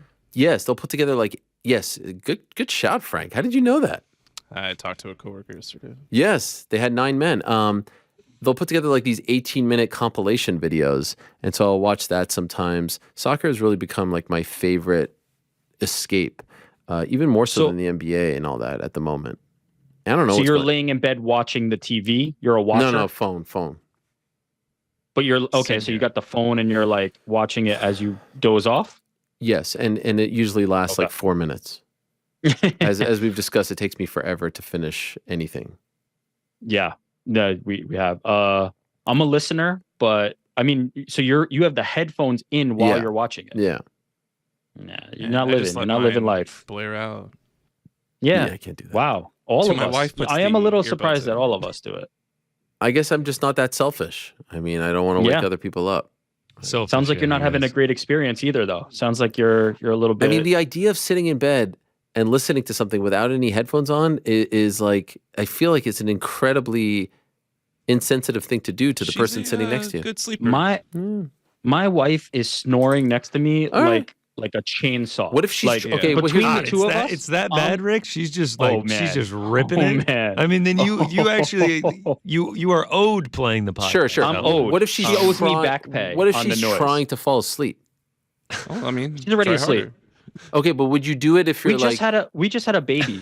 We got a 2-month-old baby. She's already been out for 40 minutes but before would you play the thing full blast if she's trying to fall asleep? Not Okay, full blast is not accurate. Yeah, no, like, we don't. Not, I'm not talking full blast. I'm talking like it's barely a smidge on, just enough to where I can hear it. But okay, so then wouldn't you Same. rather hear it like full blast in your ears? No, I don't want a full Discomfort. blast. I don't want a full blast. It's just someone lulling me to sleep. Something that I don't have to be listening to, that I can just kind of, it's just like white noise, background noise. Some people listen to ocean sounds. Some people have the TV on. I play the podcast. Rick has his wife just ripping a chainsaw snoring. Yeah. If mine starts snoring different things. while I'm watching something, I tap her on the shoulder and ask her to roll over. Wow, Frankie. I guess I'm And then nicer what we than need- I thought. What I've discovered is what we need, though, is an update on how Travis Barker does it. Like, now we know MMA Hour, That's a but good now I question. need, like, the habits. Is he- I need to This is really understand, going to prove if what's he he's doing. listening. This is really This is going to prove. or if Travis, it's just let a us know. one-time thing, you know. Yeah. So the question that we have for Travis is he listening with headphones, or is he listening, full blast? Does Kourtney mind? Is she a fan as well? I mean, it's possible. By osmosis. I mean, she's listened to it enough, probably. Who's this if he's got Ariel it. guy with all the great takes and everyone's Has the so fond of? listening habits changed during the pregnancy? I mean, Sure. Oh, that's right. These are all questions we need answered. Okay. please get back to us. And you're certainly welcome on the program as well. Travis was on the show back in the ESPN days, so friend of the program, as we like to say. Okay, Cole, happy Wednesday to Ariel and crew. This past weekend, my son won gold in his first jiu-jitsu tournament. Mazel tov. Seeing him win and how happy he was made me feel over the stars. Never heard over the stars. I've heard over the moon, but not over the stars. But it makes sense. Couldn't help but think, we always hear about the thrill and the agony in sports, but when it's your child, these emotions can be heavier than what we see on TV. My question this week, Ariel, is what advice or personal experience can you share from a father's perspective on not only dealing with the agony, but teaching your child how to deal with it too? Thank you for your time and love the show. That is a great question, and I couldn't agree more. Man, I get nervous when I watch my kids play sports, and now my daughter is playing soccer. And just last week, guys, my daughter's coach in rec league soccer, she's in first grade, said she should really think about travel soccer. She's got quite the rifle. 4 goals in the last 2 games, okay? Not to brag or anything, but there have been times where my son, got put in nets, and I was freaking nervous because I didn't want him to feel embarrassed or feel ashamed or feel guilty about letting the team down. And so it's funny, Uriah was talking about his parents attending his sporting events, and my parents didn't, like, it wasn't a thing. It wasn't a part of the culture that parents go to sporting events. Here, it's everyone has to go, and if you don't go, you're a bad parent. And so I try to remember how I felt after letting the team down. I remember one time, I think I was in 8th grade, and I missed a shot at the buzzer in high school basketball, and it killed me. I was so mad about it, and it was it felt good. I wanted that buzzer beater so badly. And so you just try to talk to them about, playing hard and being a good teammate and highlighting good moments in the game. But yeah, you did this, and don't forget you did that. And it's not easy because my middle son's team never loses, and my oldest son's team always loses. And, some of the games aren't close. And so try to lift his spirits and not get too down, not get too high. And so it's hard to give like a blanket piece of advice. You have to know your son or daughter. You have to know what makes them feel good, what, makes them feel bad. Try to stay away from the bad things, give them encouragement. And the main thing to me has always been, as someone who's struggled with this as a kid, like confidence. Build their confidence. Let them feel good about themselves. Let them feel that even if they didn't have a great game, dust yourself off, get back out there. And then show them pride and show them happiness when they do great things. So I always tell them how proud of them I am and how much I love them and how happy it made me to be there and watch them and all that stuff. Because it's the truth. I mean, there's nothing on the week. Like, I look forward to all of those games, and I'm so mad when they end up coinciding and I have to miss one. I hate that. It's a great feeling. And then when they score and all the parents look at you and you're just on, I'm not a loud parent. I don't scream. I don't fight. I don't argue. Except for that one time we shot. But for the most part, I'm pretty much to myself.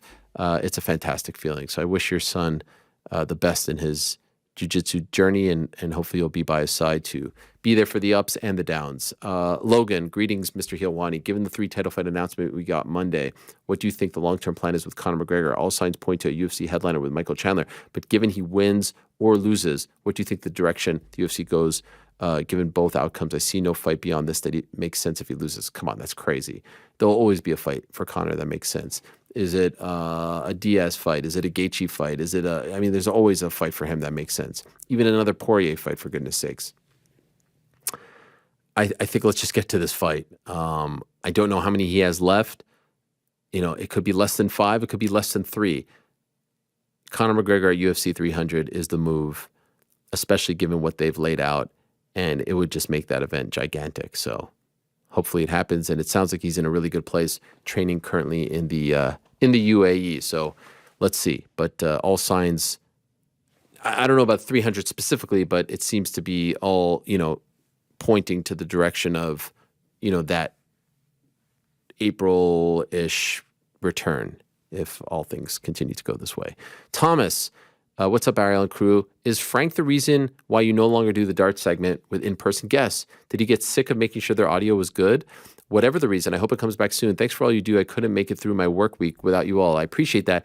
I don't know. I don't know what happened with the darts. I really don't know. But to answer the question, it is not a Frank thing. It is solely a me thing. I don't know what happened. I've been getting endless complaints. Yeah, why? But this people want to see it. This That's is what the people class. want, But darts. you know what? This is the classic thing. Because when we did it, people complained. You versus Steve-O in darts? When we Steve-O doing something crazy? Is it not true that when we did it, people complained? Not true. Man. And then they complained when we had the darts guys on. You don't know what you got till it's gone. Now it's gone, and everyone misses the darts. I mean, the board's right there. You've got to factor in an extra 10, 15 minutes to the interview. We can do that easily. Yeah, no, but it just, we're here. It makes for a longer day. I don't know. I don't know what happened. I'll bring it back when the time is right. I mean, is it fair to say, your darts passion has waned, right? Like, that has to be addressed. No, it's not true. I'm still watching everything. I'm watching everything. MVG. We'll be there in June. We'll be there in June. I can't speak. I haven't heard you talk about it in 6 months. Excuse me. I mean, you're not asking about all my interests. Are we talking about La Liga soccer as well? We're not. Okay, I could talk to you all about Jude Bellingham. You'll tell me about it though. Jude Bellingham, what a guy. I've actually heard you opine about Jude Bellingham on several occasions. I love haven't Jude. heard about him. Follows me on Twitter, by the way. My bad. Fair enough. Let me tell you something. December, World Championships, Ali Pally, you know all about it. We'll be talking about it. That's in a month. We'll be talking about it. So chill out. I try not to bother you guys with all my interests because I know you're all very busy. Yeah. Anyway, Darius, hello Ariel and friends. During the UFC countdown for UFC 295, Tom Aspinall mentioned that he started sparring with heavyweights for this camp. Yeah, big weekend for Big Tom. It caught my interest because I figured it was normal for heavyweights to spar with heavyweights just to prepare for the power strength. I wanted to know your reaction to the comment. Now, was he saying he only spars with heavyweights now? Like this was the first time? I didn't see it. There used to be a time where UFC Countdown was must-see TV. There used to be a time, believe it or not, that UFC Countdown would get 1 million viewers on Spike TV. Any longtime fans would remember this. And now I just feel like it's so formulaic, rinse and repeat. And perhaps I'm wrong. GC, do you watch UFC Countdown? Yeah, I love UFC Countdown. I actually think it's far better than Embedded. Embedded's cool for like behind the scenes, but UFC Countdown, sure. For me, maybe it's just because I'm a newer fan. It's yeah, no. See. I mean, like right now, the episode for this week is sitting at over 600,000 views. So like that is great. I'm talking about on TV, 1 million. Oh, it used to do 1 million on Spike TV. Yeah, on TV, I don't even know when it comes on. I know it comes on TV still, but I have no idea when. It was a big deal when UFC Countdown was premiering, sometimes after Monday Night Raw. Like it was always like in a strategic spot. Do you know of this comment about him sparring with heavyweights? Did you see it? So I'm typically like a Thursday, Friday watcher. Okay. I'm not the Sunday right there as soon as it drops guy. I will watch. So I don't know about the specific comment, but I know that like Tom Aspinall is somebody who prides himself on like not moving like a heavyweight, right? Like probably not going rounds like a heavyweight. He's a little bit different from what we see from a lot of the heavyweight division in terms of like flat-footedness, sitting down on shots, slower. So I just have a feeling that like he's just looking to get the best work in, and like he doesn't get that necessarily from just big bodies that are available. That now I don't think that discounts the idea that like he probably has heavyweight training partners. We have talked about several of them. And I'm sure he gets that work, but I would imagine that like in order to kind of keep up with Tom Aspinall, who is exactly what I've just described, to his credit, you probably have to be a lighter type guy. You probably have to move a little bit more. You probably can't just be a hunk of meat that he's going to dance around. Otherwise, what's kind of the point there? I agree 100%. Also, we do know that he has trained with the likes of Rico Verhoeven in the past. He has trained with the likes of Tyson Fury. So I would find it hard to believe that he is just training with heavyweights now or sparring heavyweights now. Robert, Ariel, on Monday you made it sound like a manager was upset with you breaking fight news. You say that if you break news and the promotion doesn't like it, they'll move or scrap the fight. How does this manager allow that to happen? And even if he does, how do the fighters agree to go along with it? Well, okay, what I said last week was, I mean, the vast majority, 99.9% of the managers I have a great relationship with. What would happen is the UFC would get a fight done and they would tell the manager, hey, if Ariel breaks this news, we're going to scrap it and or move it or change it or whatever. Now, at the time when this really was a thing, it was when I was at ESPN and I guess they didn't like that I was at ESPN, and so they would threaten to do this and give it to the other reporter at ESPN to try to make me look bad and diminish my standing within the company. And to the credit of my boss at ESPN, Glenn Jacobs, he would say to me repeatedly, "We don't care if you break news. We don't want you to break news. You do other things for us." But this was just like my competitive spirit. I was obsessed with it and all that stuff. No more. In large part because I didn't like that it was putting the fighters and the managers in this awkward position where they would call me and tell me, "Hey, this is happening, but you can't break it because they told us this and we don't want to lose it." This has kind of died down, but I know it's still a thing because I've heard it from people. And so it's not the only manager that gets upset when I break news is Ali, because he doesn't like when I talk about any of his fighters, good or bad. And I would argue that it's way more good than bad, but he just doesn't like it. And so that would be the only manager that is upset with me breaking fight news. The other managers don't care. They just don't want it to affect their standing. And I would also say they've never actually gone through with it. It's always just been a threat, and the juice isn't worth the squeeze. Like, are you going to try to ruin a fight so that I could break it? Like, I totally understand why they wouldn't want to do that. So the reason why you ask, like, why would the fighters go along? It's not really up to them.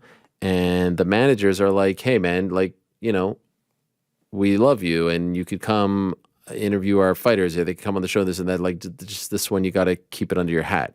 And so what am I going to say? It just would put me in an awkward position because you're sitting on big news when at the time you're dealing in that type of currency and you have to watch someone else break the news because for whatever reason this organization at the time doesn't like you.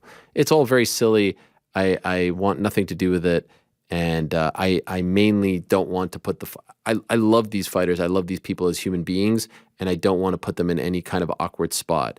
And so, as I was talking about, like with the phone and everything like that, like the less obsessive I can be, and I feel like I've proven over the last 10 plus years that I could break news. I could break a fight just like anyone out there could break a fight. I proved that. There will be 1,000 others to come.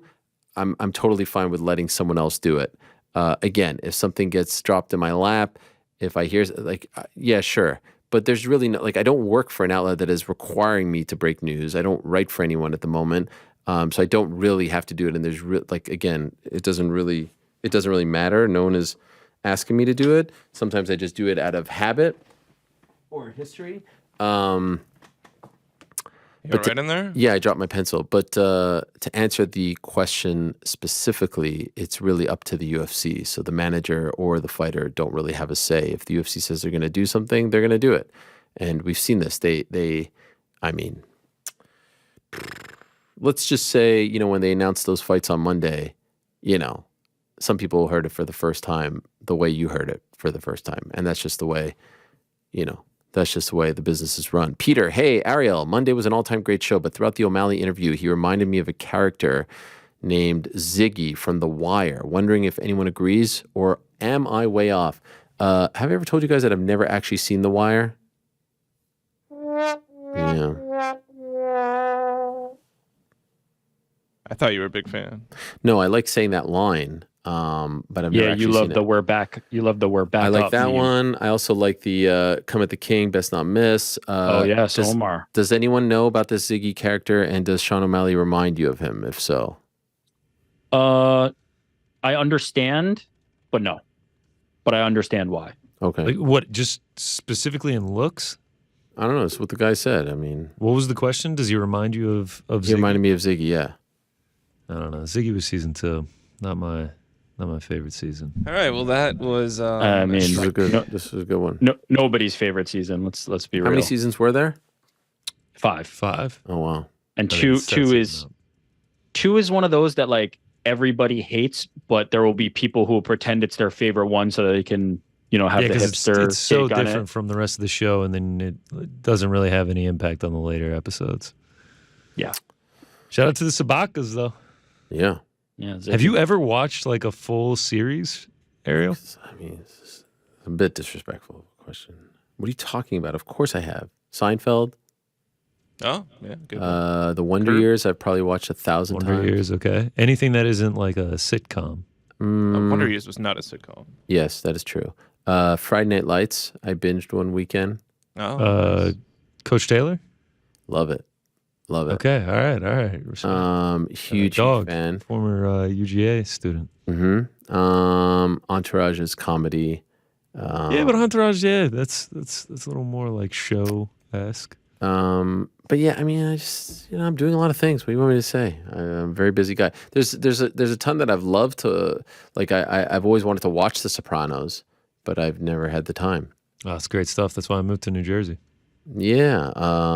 All because of The Sopranos. Those Game of Thrones nonsense, I have no interest in that. Those Game of Thrones. Yeah. $10 million an episode for production. I have no interest in any of that. Did you ever watch Just nonsense. Coach, the television show? That's a classic. No, I wasn't a fan. Coach Cheers. My uncle loved Cheers. My uncle Cheers Gad loved Cheers. He was a huge fan of Cheers. But it was Home a little, Improvement. Home Improvement was fun. Oh, I mean, don't get me started on Family Matters and Step by Step, and of course, Saved by the Bell was a classic. Shout out.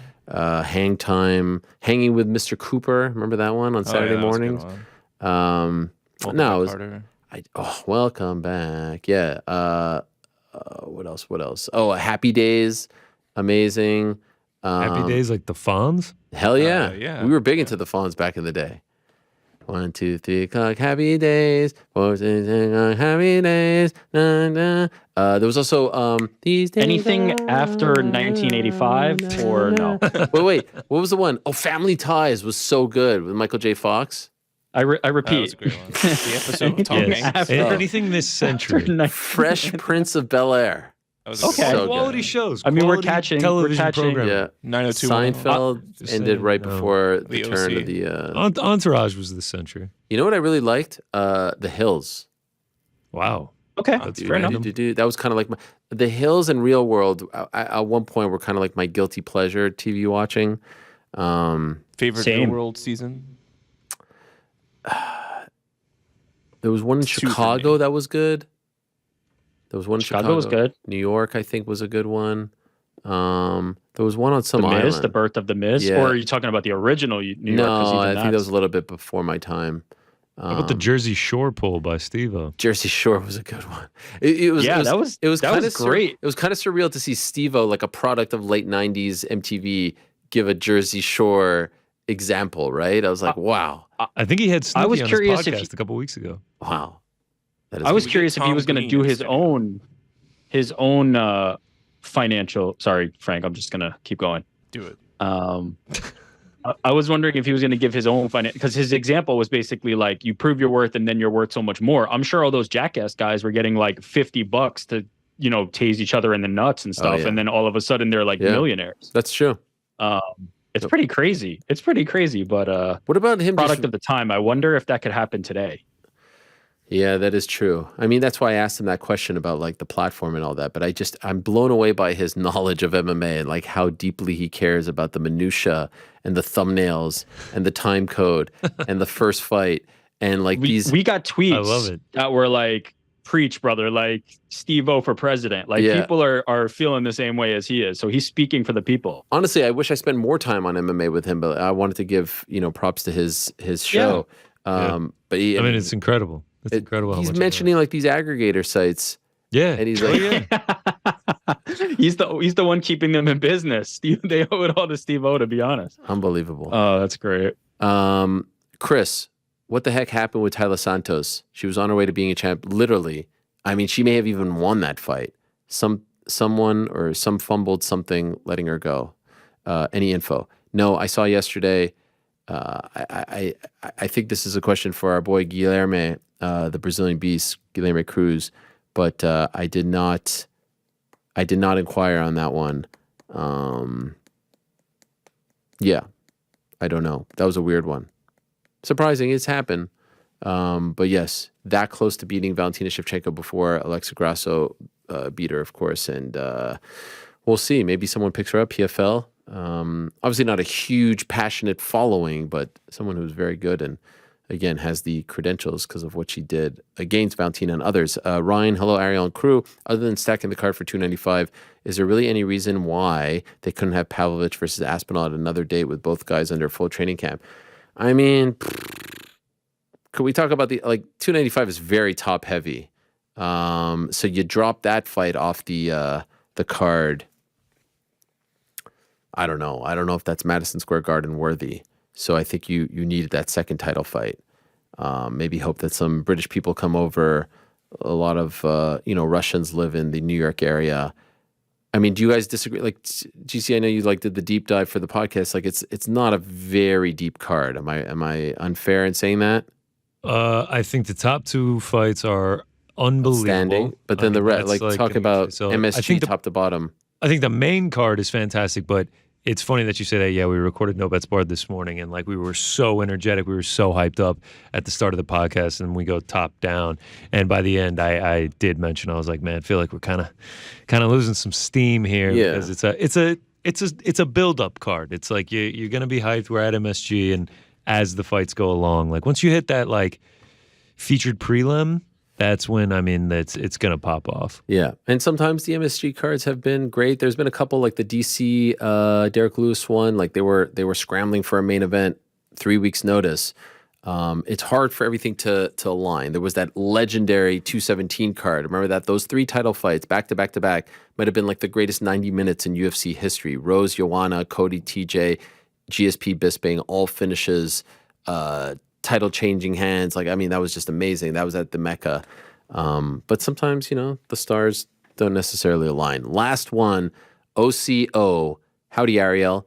You are unrivaled in what you do in the realm of combat sports. You have all the accolades and all the legendary interviews, but there's one interview that you need to truly go down in history as the greatest MMA journalist. The Iron Turtle.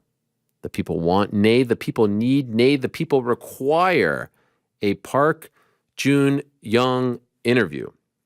We want to hear from the people's champion, the Iron Turtle. Thank you. Wow. That seems like it's more of a request or a demand than a question.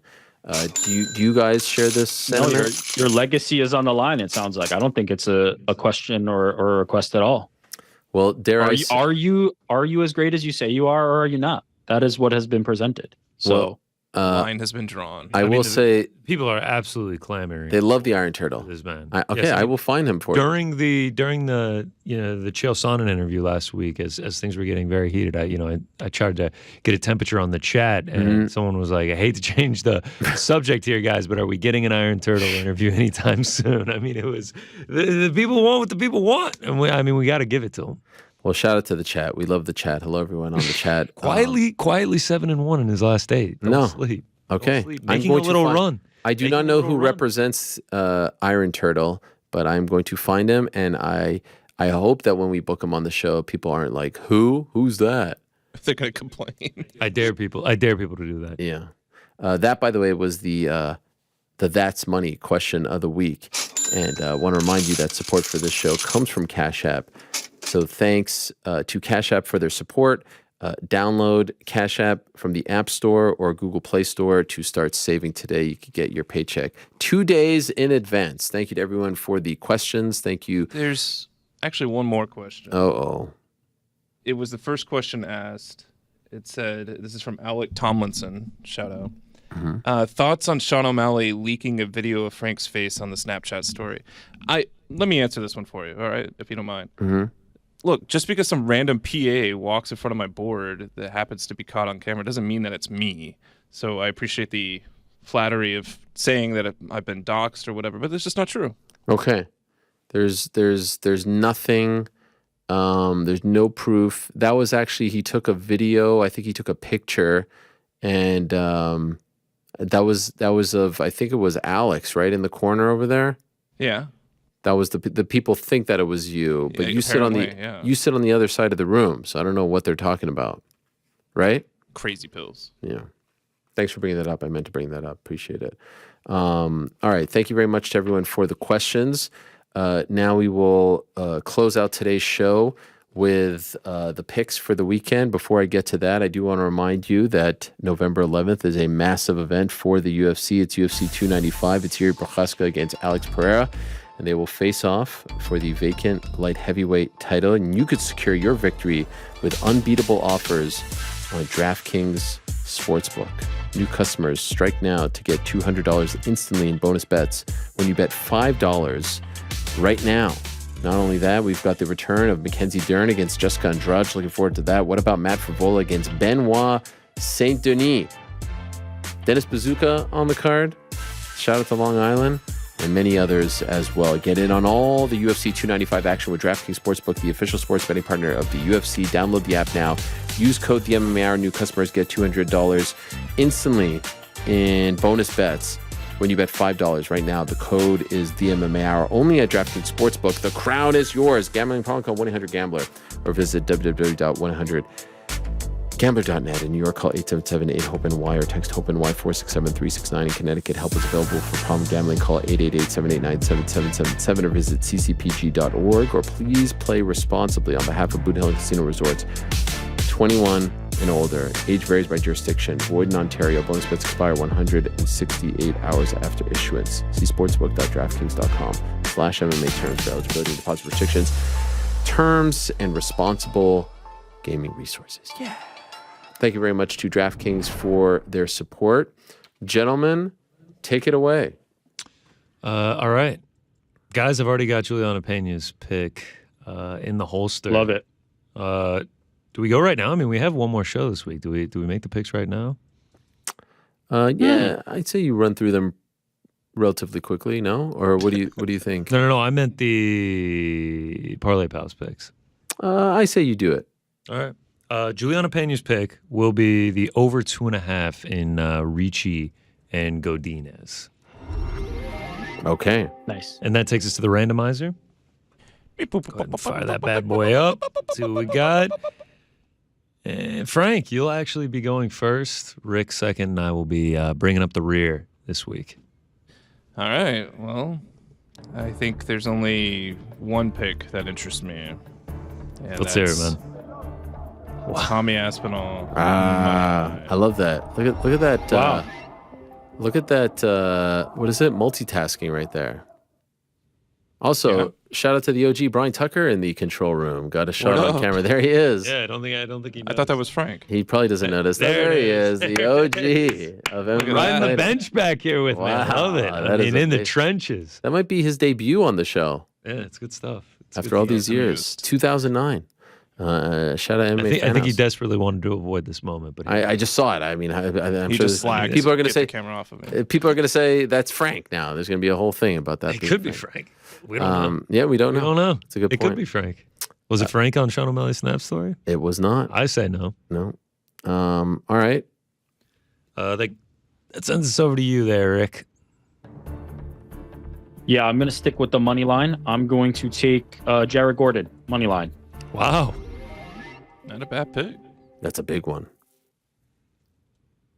Yeah. Jared Gordon, big fight. Mark Madsen. Any reasoning of confidence? You're oozing confidence with this one. Yeah. Oh, yeah. This is one of my all-time confidence picks. No, I just think Madsen's getting up there in years. Gordon does things that Madsen does better in the MMA capacity. If it was a wrestling match, it would be different. But as an MMA fighter, I think there's value on Jared Gordon here. I think he's much better at putting it all together, and on the feet should be Gordon's to have. So yeah, I just think it's half a fade on Madsen and half a confidence in Gordon, if I'm being honest. No love for my Denmark boys, huh? I mean, they've treated us so well. I like it though. Not Flash this time. Gordon. I like it. That brings us to me. I will go last here. We're already at plus 240, guys. I mean, we're trudging along. I'll head to the main event. Yuri Prochazka, Alex Pereira in studio on Monday. Yuri, a great guy. Have met him. Mm-hmm. Won't take a side in this one. I'll be taking the under 4.5. Think someone's going to get got here. Minus 450 on that. That brings us to plus 316. This feels like a good week to bounce back. Gotta love it. That's money. That is money. Cha-ching. That's what they said. That is certainly money. So Ricci Godinez over 2.5, Tom Aspinall, Jared Gordon, and under 4.5 in Yuri Prochazka, Alex Pereira. I love it. Love it. Also love seeing Cheeto Vera and Sean O'Malley face off today. You guys see that? Yeah. We will actually have that video momentarily. Oh, I love that. Okay. Yeah, we can play that after I do my picks. Okay, what else? Yes? I want Action please. Bronson like in all these Videos? Cheeto things. Yeah. I just want him to be like the hype man, the muscle, just like great. I was hoping for more of him in their interaction with O'Malley when he FaceTime. I just want more. I want action out there, like on this fight, being Cheeto's Action's got to muscle. walk Cheeto to the Yes. Oh, that'd be scale, the ceremonial Let's weigh-ins. do it. I love it. Gotta put in a And word. maybe Sean can get his own version of that, and then it Who can be would a his rivalry. be? I love that. What's that guy's name? No, we're not that guy. You know what I'm talking about? Yeah, I do. Not Okay, that guy. not that guy. All right, fine. No. All right, what else? Yeah, what else? UFC 295. I've got quite a few picks. I mean, we're going to have some fun this weekend. You know, it's just kind of a celebration, a coronation of the 100 units. If we go back down under it, it will be all right. I will kick off the evening with an old friend, a flyweight under.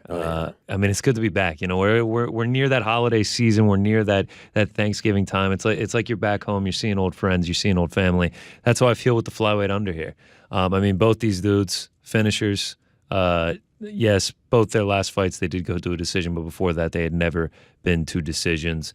Van had never even seen a third round in his 8 previous fights, and Borjas had just once in his previous 9. So I think this one's going to be exciting early on in the card. Set the tone. If it doesn't win, I mean, we know where we're at. The tone is immediately set for the evening. And, yeah, let's get back in the win column for flyweight unders. Next up, Rick's man.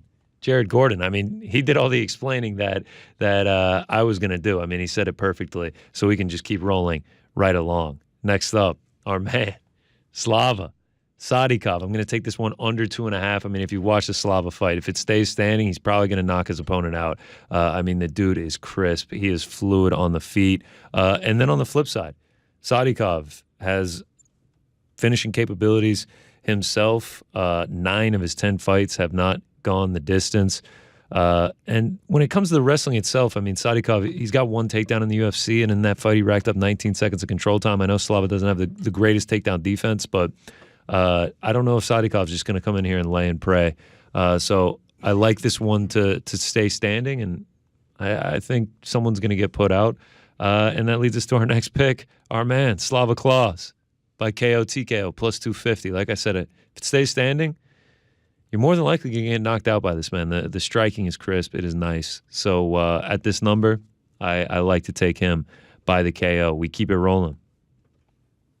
Lupi Godinez. I'm going back to the well. I mean, I've had some trust issues with Lupi in the past, but she just looked so impressive that last time out against Elise Reed, and now this time against Tabitha Ricci. We know Ricci is going to go to the wrestling, and Godinez is a wrestler herself. I think she's going to be able to negate that. And when it stays standing, I think she's going to have the pressure. I think she's going to be able to dictate this fight wherever it goes, and I think she's going to be able to win a decision. Next up, another flyweight fight. Steve Erceg. I like this matchup for him. He's going to be the bigger fighter by quite a few inches in this division. I think he's the more skilled fighter as well. And then Alessandro Costa is coming in on short notice. I think he has a lot of advantages in this one. And I think he gets it done. And Costa knocked out in 2 of his fights. I think this one's going to be a scrap. I think it's going to be a banger. And I think there's a chance that Erceg gets him out of there. So I'll take a little dart, a little flyer on Erceg by KO TKO in this one as well. Couple sprinkles on this card. Have a little fun. You know, it's UFC 295. We are in New York City. Let our hair down, as you said. And speaking of letting our hair down, I mean, who better to let our hair down than our man Diego Lopez? Oh, yeah. Is it the best hair in the UFC? Is it the worst hair in the UFC? I don't know where to rank it. I mean, it's the people love him. I mean, you want to talk about something that gets the people going? It's Diego Lopez. I mean, this is strictly just a vibe bet. Love Pat Sabatini. Great Philly man, but Diego Lopez, I'm just riding the vibes on this one. I think they will be high to kick off the main card. So that's that. Diego Lopez money line. Next up, Jessica Andrade, Mackenzie Dern. Crazy to think that in January, Jessica Andrade was coming off a stellar victory over Lauren Murphy, and now she is trying to avoid losing a 4th straight before the year is out. I mean, it's crazy how fast this sport moves, but not going to play a side on this one. We'll be playing the under 2.5 on Andrade, similar to Charles Oliveira. I mean, they both just happen to be Brazilians, but I mean, they are just agents of chaos. Andrade, the queen of chaos. I mean, 10 of her last 12 have gone under the 2.5, 8 of those ending in the first round. She pushes the pace, she pushes the chaos, and if this one hits the mat, I mean, we've seen her sub twice already this year. Who else is good at submissions? Mackenzie Dern. So I think there's multiple ways that this fight finishes. I think they're going to put on a show. I think it's going to be a fun one. So I will be taking the under 2.5. If Andrade is fighting, I am typically playing the unders. Let's get to the co-main. And the main event. This was, this is a must play for me. Aspinall, Pavlovich, under 1.5. I mean, what more can you say about these guys? Aspinall, 16 fights, 16 finishes, 13 coming in the first round. Pavlovich on the other side, 19 fights, 16 finishes, 16 of those coming in the very first round. That's 35 combined fights for them. 91% finish rate, 83% in the first round. I mean, I think this one is just going to be insanity from the moment it starts. Both these guys pushing insane pace. Pavlovich, you know what he's going to try and do. He's going to try and get you out of there. Aspinall, he can mix it up a little bit more. And, coming in on short notice and having watched Pavlovich's most recent fights, I do feel like Aspinall is going to try to wrestle. I mean, we've seen him get takedowns at the UFC level. We've seen him get submissions at the UFC level, and he's just nasty once he gets on top. So I feel like he is going to try and mix it up. I feel like that would be the game plan, which is why I took a little flyer. Tom Aspinall submission round 1 or 2. Getting kind of fancy with the specific rounds, but the dude has never seen the third round before. I mean, he's not there for a long time. He's there for a good time. So kind of zigging when others are zagging on the submission. A lot of people think this one ends by KO. But yeah, I think if he gets it done, it's going to be done early. So at the plus 500, thought it was worth a little stab. And also be taking another stab on the main event. Sort of an alternate line here. Looking at the lines, you had Alex Pereira KO plus 100, Yuri Prochazka KO plus 200, despite 29 professional wins, 25 of them coming by way of knockout. Felt like a little bit of a disparity to me. And then I looked a little bit more. Yuri Prochazka never had a first-round finish in the UFC. I know it's a small sample size. Alex Pereira only had one. I feel like there's going to be some patience. I feel like there's going to be a bit of a feeling out process. I know everyone wants chaos from the start. I don't think it's going to see a fourth round. So what I did, Yuri Prochazka, KO round 2 or round 3 plus 550. Just another little sprinkle, another little dart in the main event. But Alex Pereira's line on this was like plus 290. Felt that's too big of a disparity, where I really think the most likely path to victory for both of these guys is to win by knockout. So really just playing it by the number there. And then a violence parlay. And those are the picks for UFC 295, New York City, Madison Square Garden. And that is big-time stuff. Can't wait. Big card, big-time stuff. And, of course, you'll be doing the watch party. Right where you're sitting. Right where I'm, sort of like there, no? Yeah, like just to the left a little bit. I did get these gloves. One of these, you guys have to fight it out. I got one pair for the two of you. Wow. So it's in large part because of the love that you showed Gian on that episode post Sean O'Malley winning. So I don't know if you guys want to take one each or whatever, but you guys, all you GC. You guys. No, Rick. Let's each put on one glove and slap fight. Winner gets and scrap for it. Take them. Yeah, winner gets to take them both home. Thank you very much to Sanibel for that. And Friday we'll be back 6:30. One other piece of news: the Jake Paul fight was announced December 15th in Orlando. Andre August, I do believe, is his opponent. I know there it is. December 15th, Friday, December 15th in Orlando, Florida. So everyone wondering who he's going to fight. This is a pro boxer, and for now he is going down this path as opposed to the MMA fighter / influencer / famous person from another sport path. I know this is a polarizing topic, not one we're going to get into today because it's way too late, but I did want to mention that. And do we have that face-off video? We do. We can go to that. Frank already booked his hotel in Orlando, by the way. I can't wait to see it. There it is. Cheeto Vera. I mean, as cool as can be. Is he wearing shorts? I can't tell. Yeah, those are shorts. All right. Look like my shorts, the ones that people made fun of me that I rocked at the Real Madrid Stadium. And there they are, the old friends. This is going to be a gigantic fight. Oh, a little bit of talking back and forth. This is a big-time fight. Cheeto Vera, Sean O'Malley, they met a few years ago. The fight ended somewhat unceremoniously. Cheeto Vera got the win. Sean O'Malley has refused to acknowledge the win. And who would have thought in the year 2024 that they would be facing off again? with O'Malley as champion. Pretty remarkable stuff. So we'll have plenty of time to talk about all of that and more. Both look great in their own right, I must say, in that clip. But we are out of time, gentlemen. Thank you very much to the both of you. And Frank, you can hit our music. Of course, I do want to thank one more time Cash App for their support. When you set up direct deposit with your Cash App account, you can get your paycheck up to 2 days early. And look, they say time is money. So how much money is that 2 days worth? I'm not an economist. You guys know that. I suck at everything. But I'd say it is a lot. Basically, what I'm saying is if you set up a direct deposit on Cash App, you can have time to spare and money to spend. That's money that's Cash App. Download Cash App from the App Store or Google Play Store and set up direct deposit today. Thank you to them for their support. And of course, thank you to DraftKings as well. All right, my friends, what a day it has been. What a week it has been so far. In total, 6 in-studio guests. Another one booked for Monday already. You'll hear about him closer to Monday. And of course, we've got the big show on Friday. People bought tickets early, and we are appreciative and thankful. And because there was such a demand, we decided to air this one on YouTube. I've done the live shows in front of the audience before. Never before have we aired it live and direct from the venue. So let's see how it goes. Appreciate everyone behind the scenes who is working very hard to make that happen. Again, that's at 6:30 p.m. Eastern this Friday, 3:30 p.m. Pacific as well. Stay tuned for that. Also, the watch party on Saturday, starring 1GC, Mike Heck, and the whole crew as well. Thank you very much to everyone who came in studio. Shout out to Steve-O. Shout out to Anthony Smith. Shout out to Slava Claus. Shout out to Uriah Faber. Shout out to all of them. Shout out to all of you. Back on Friday, same time, different place, different time as well. Until then, I say peace out.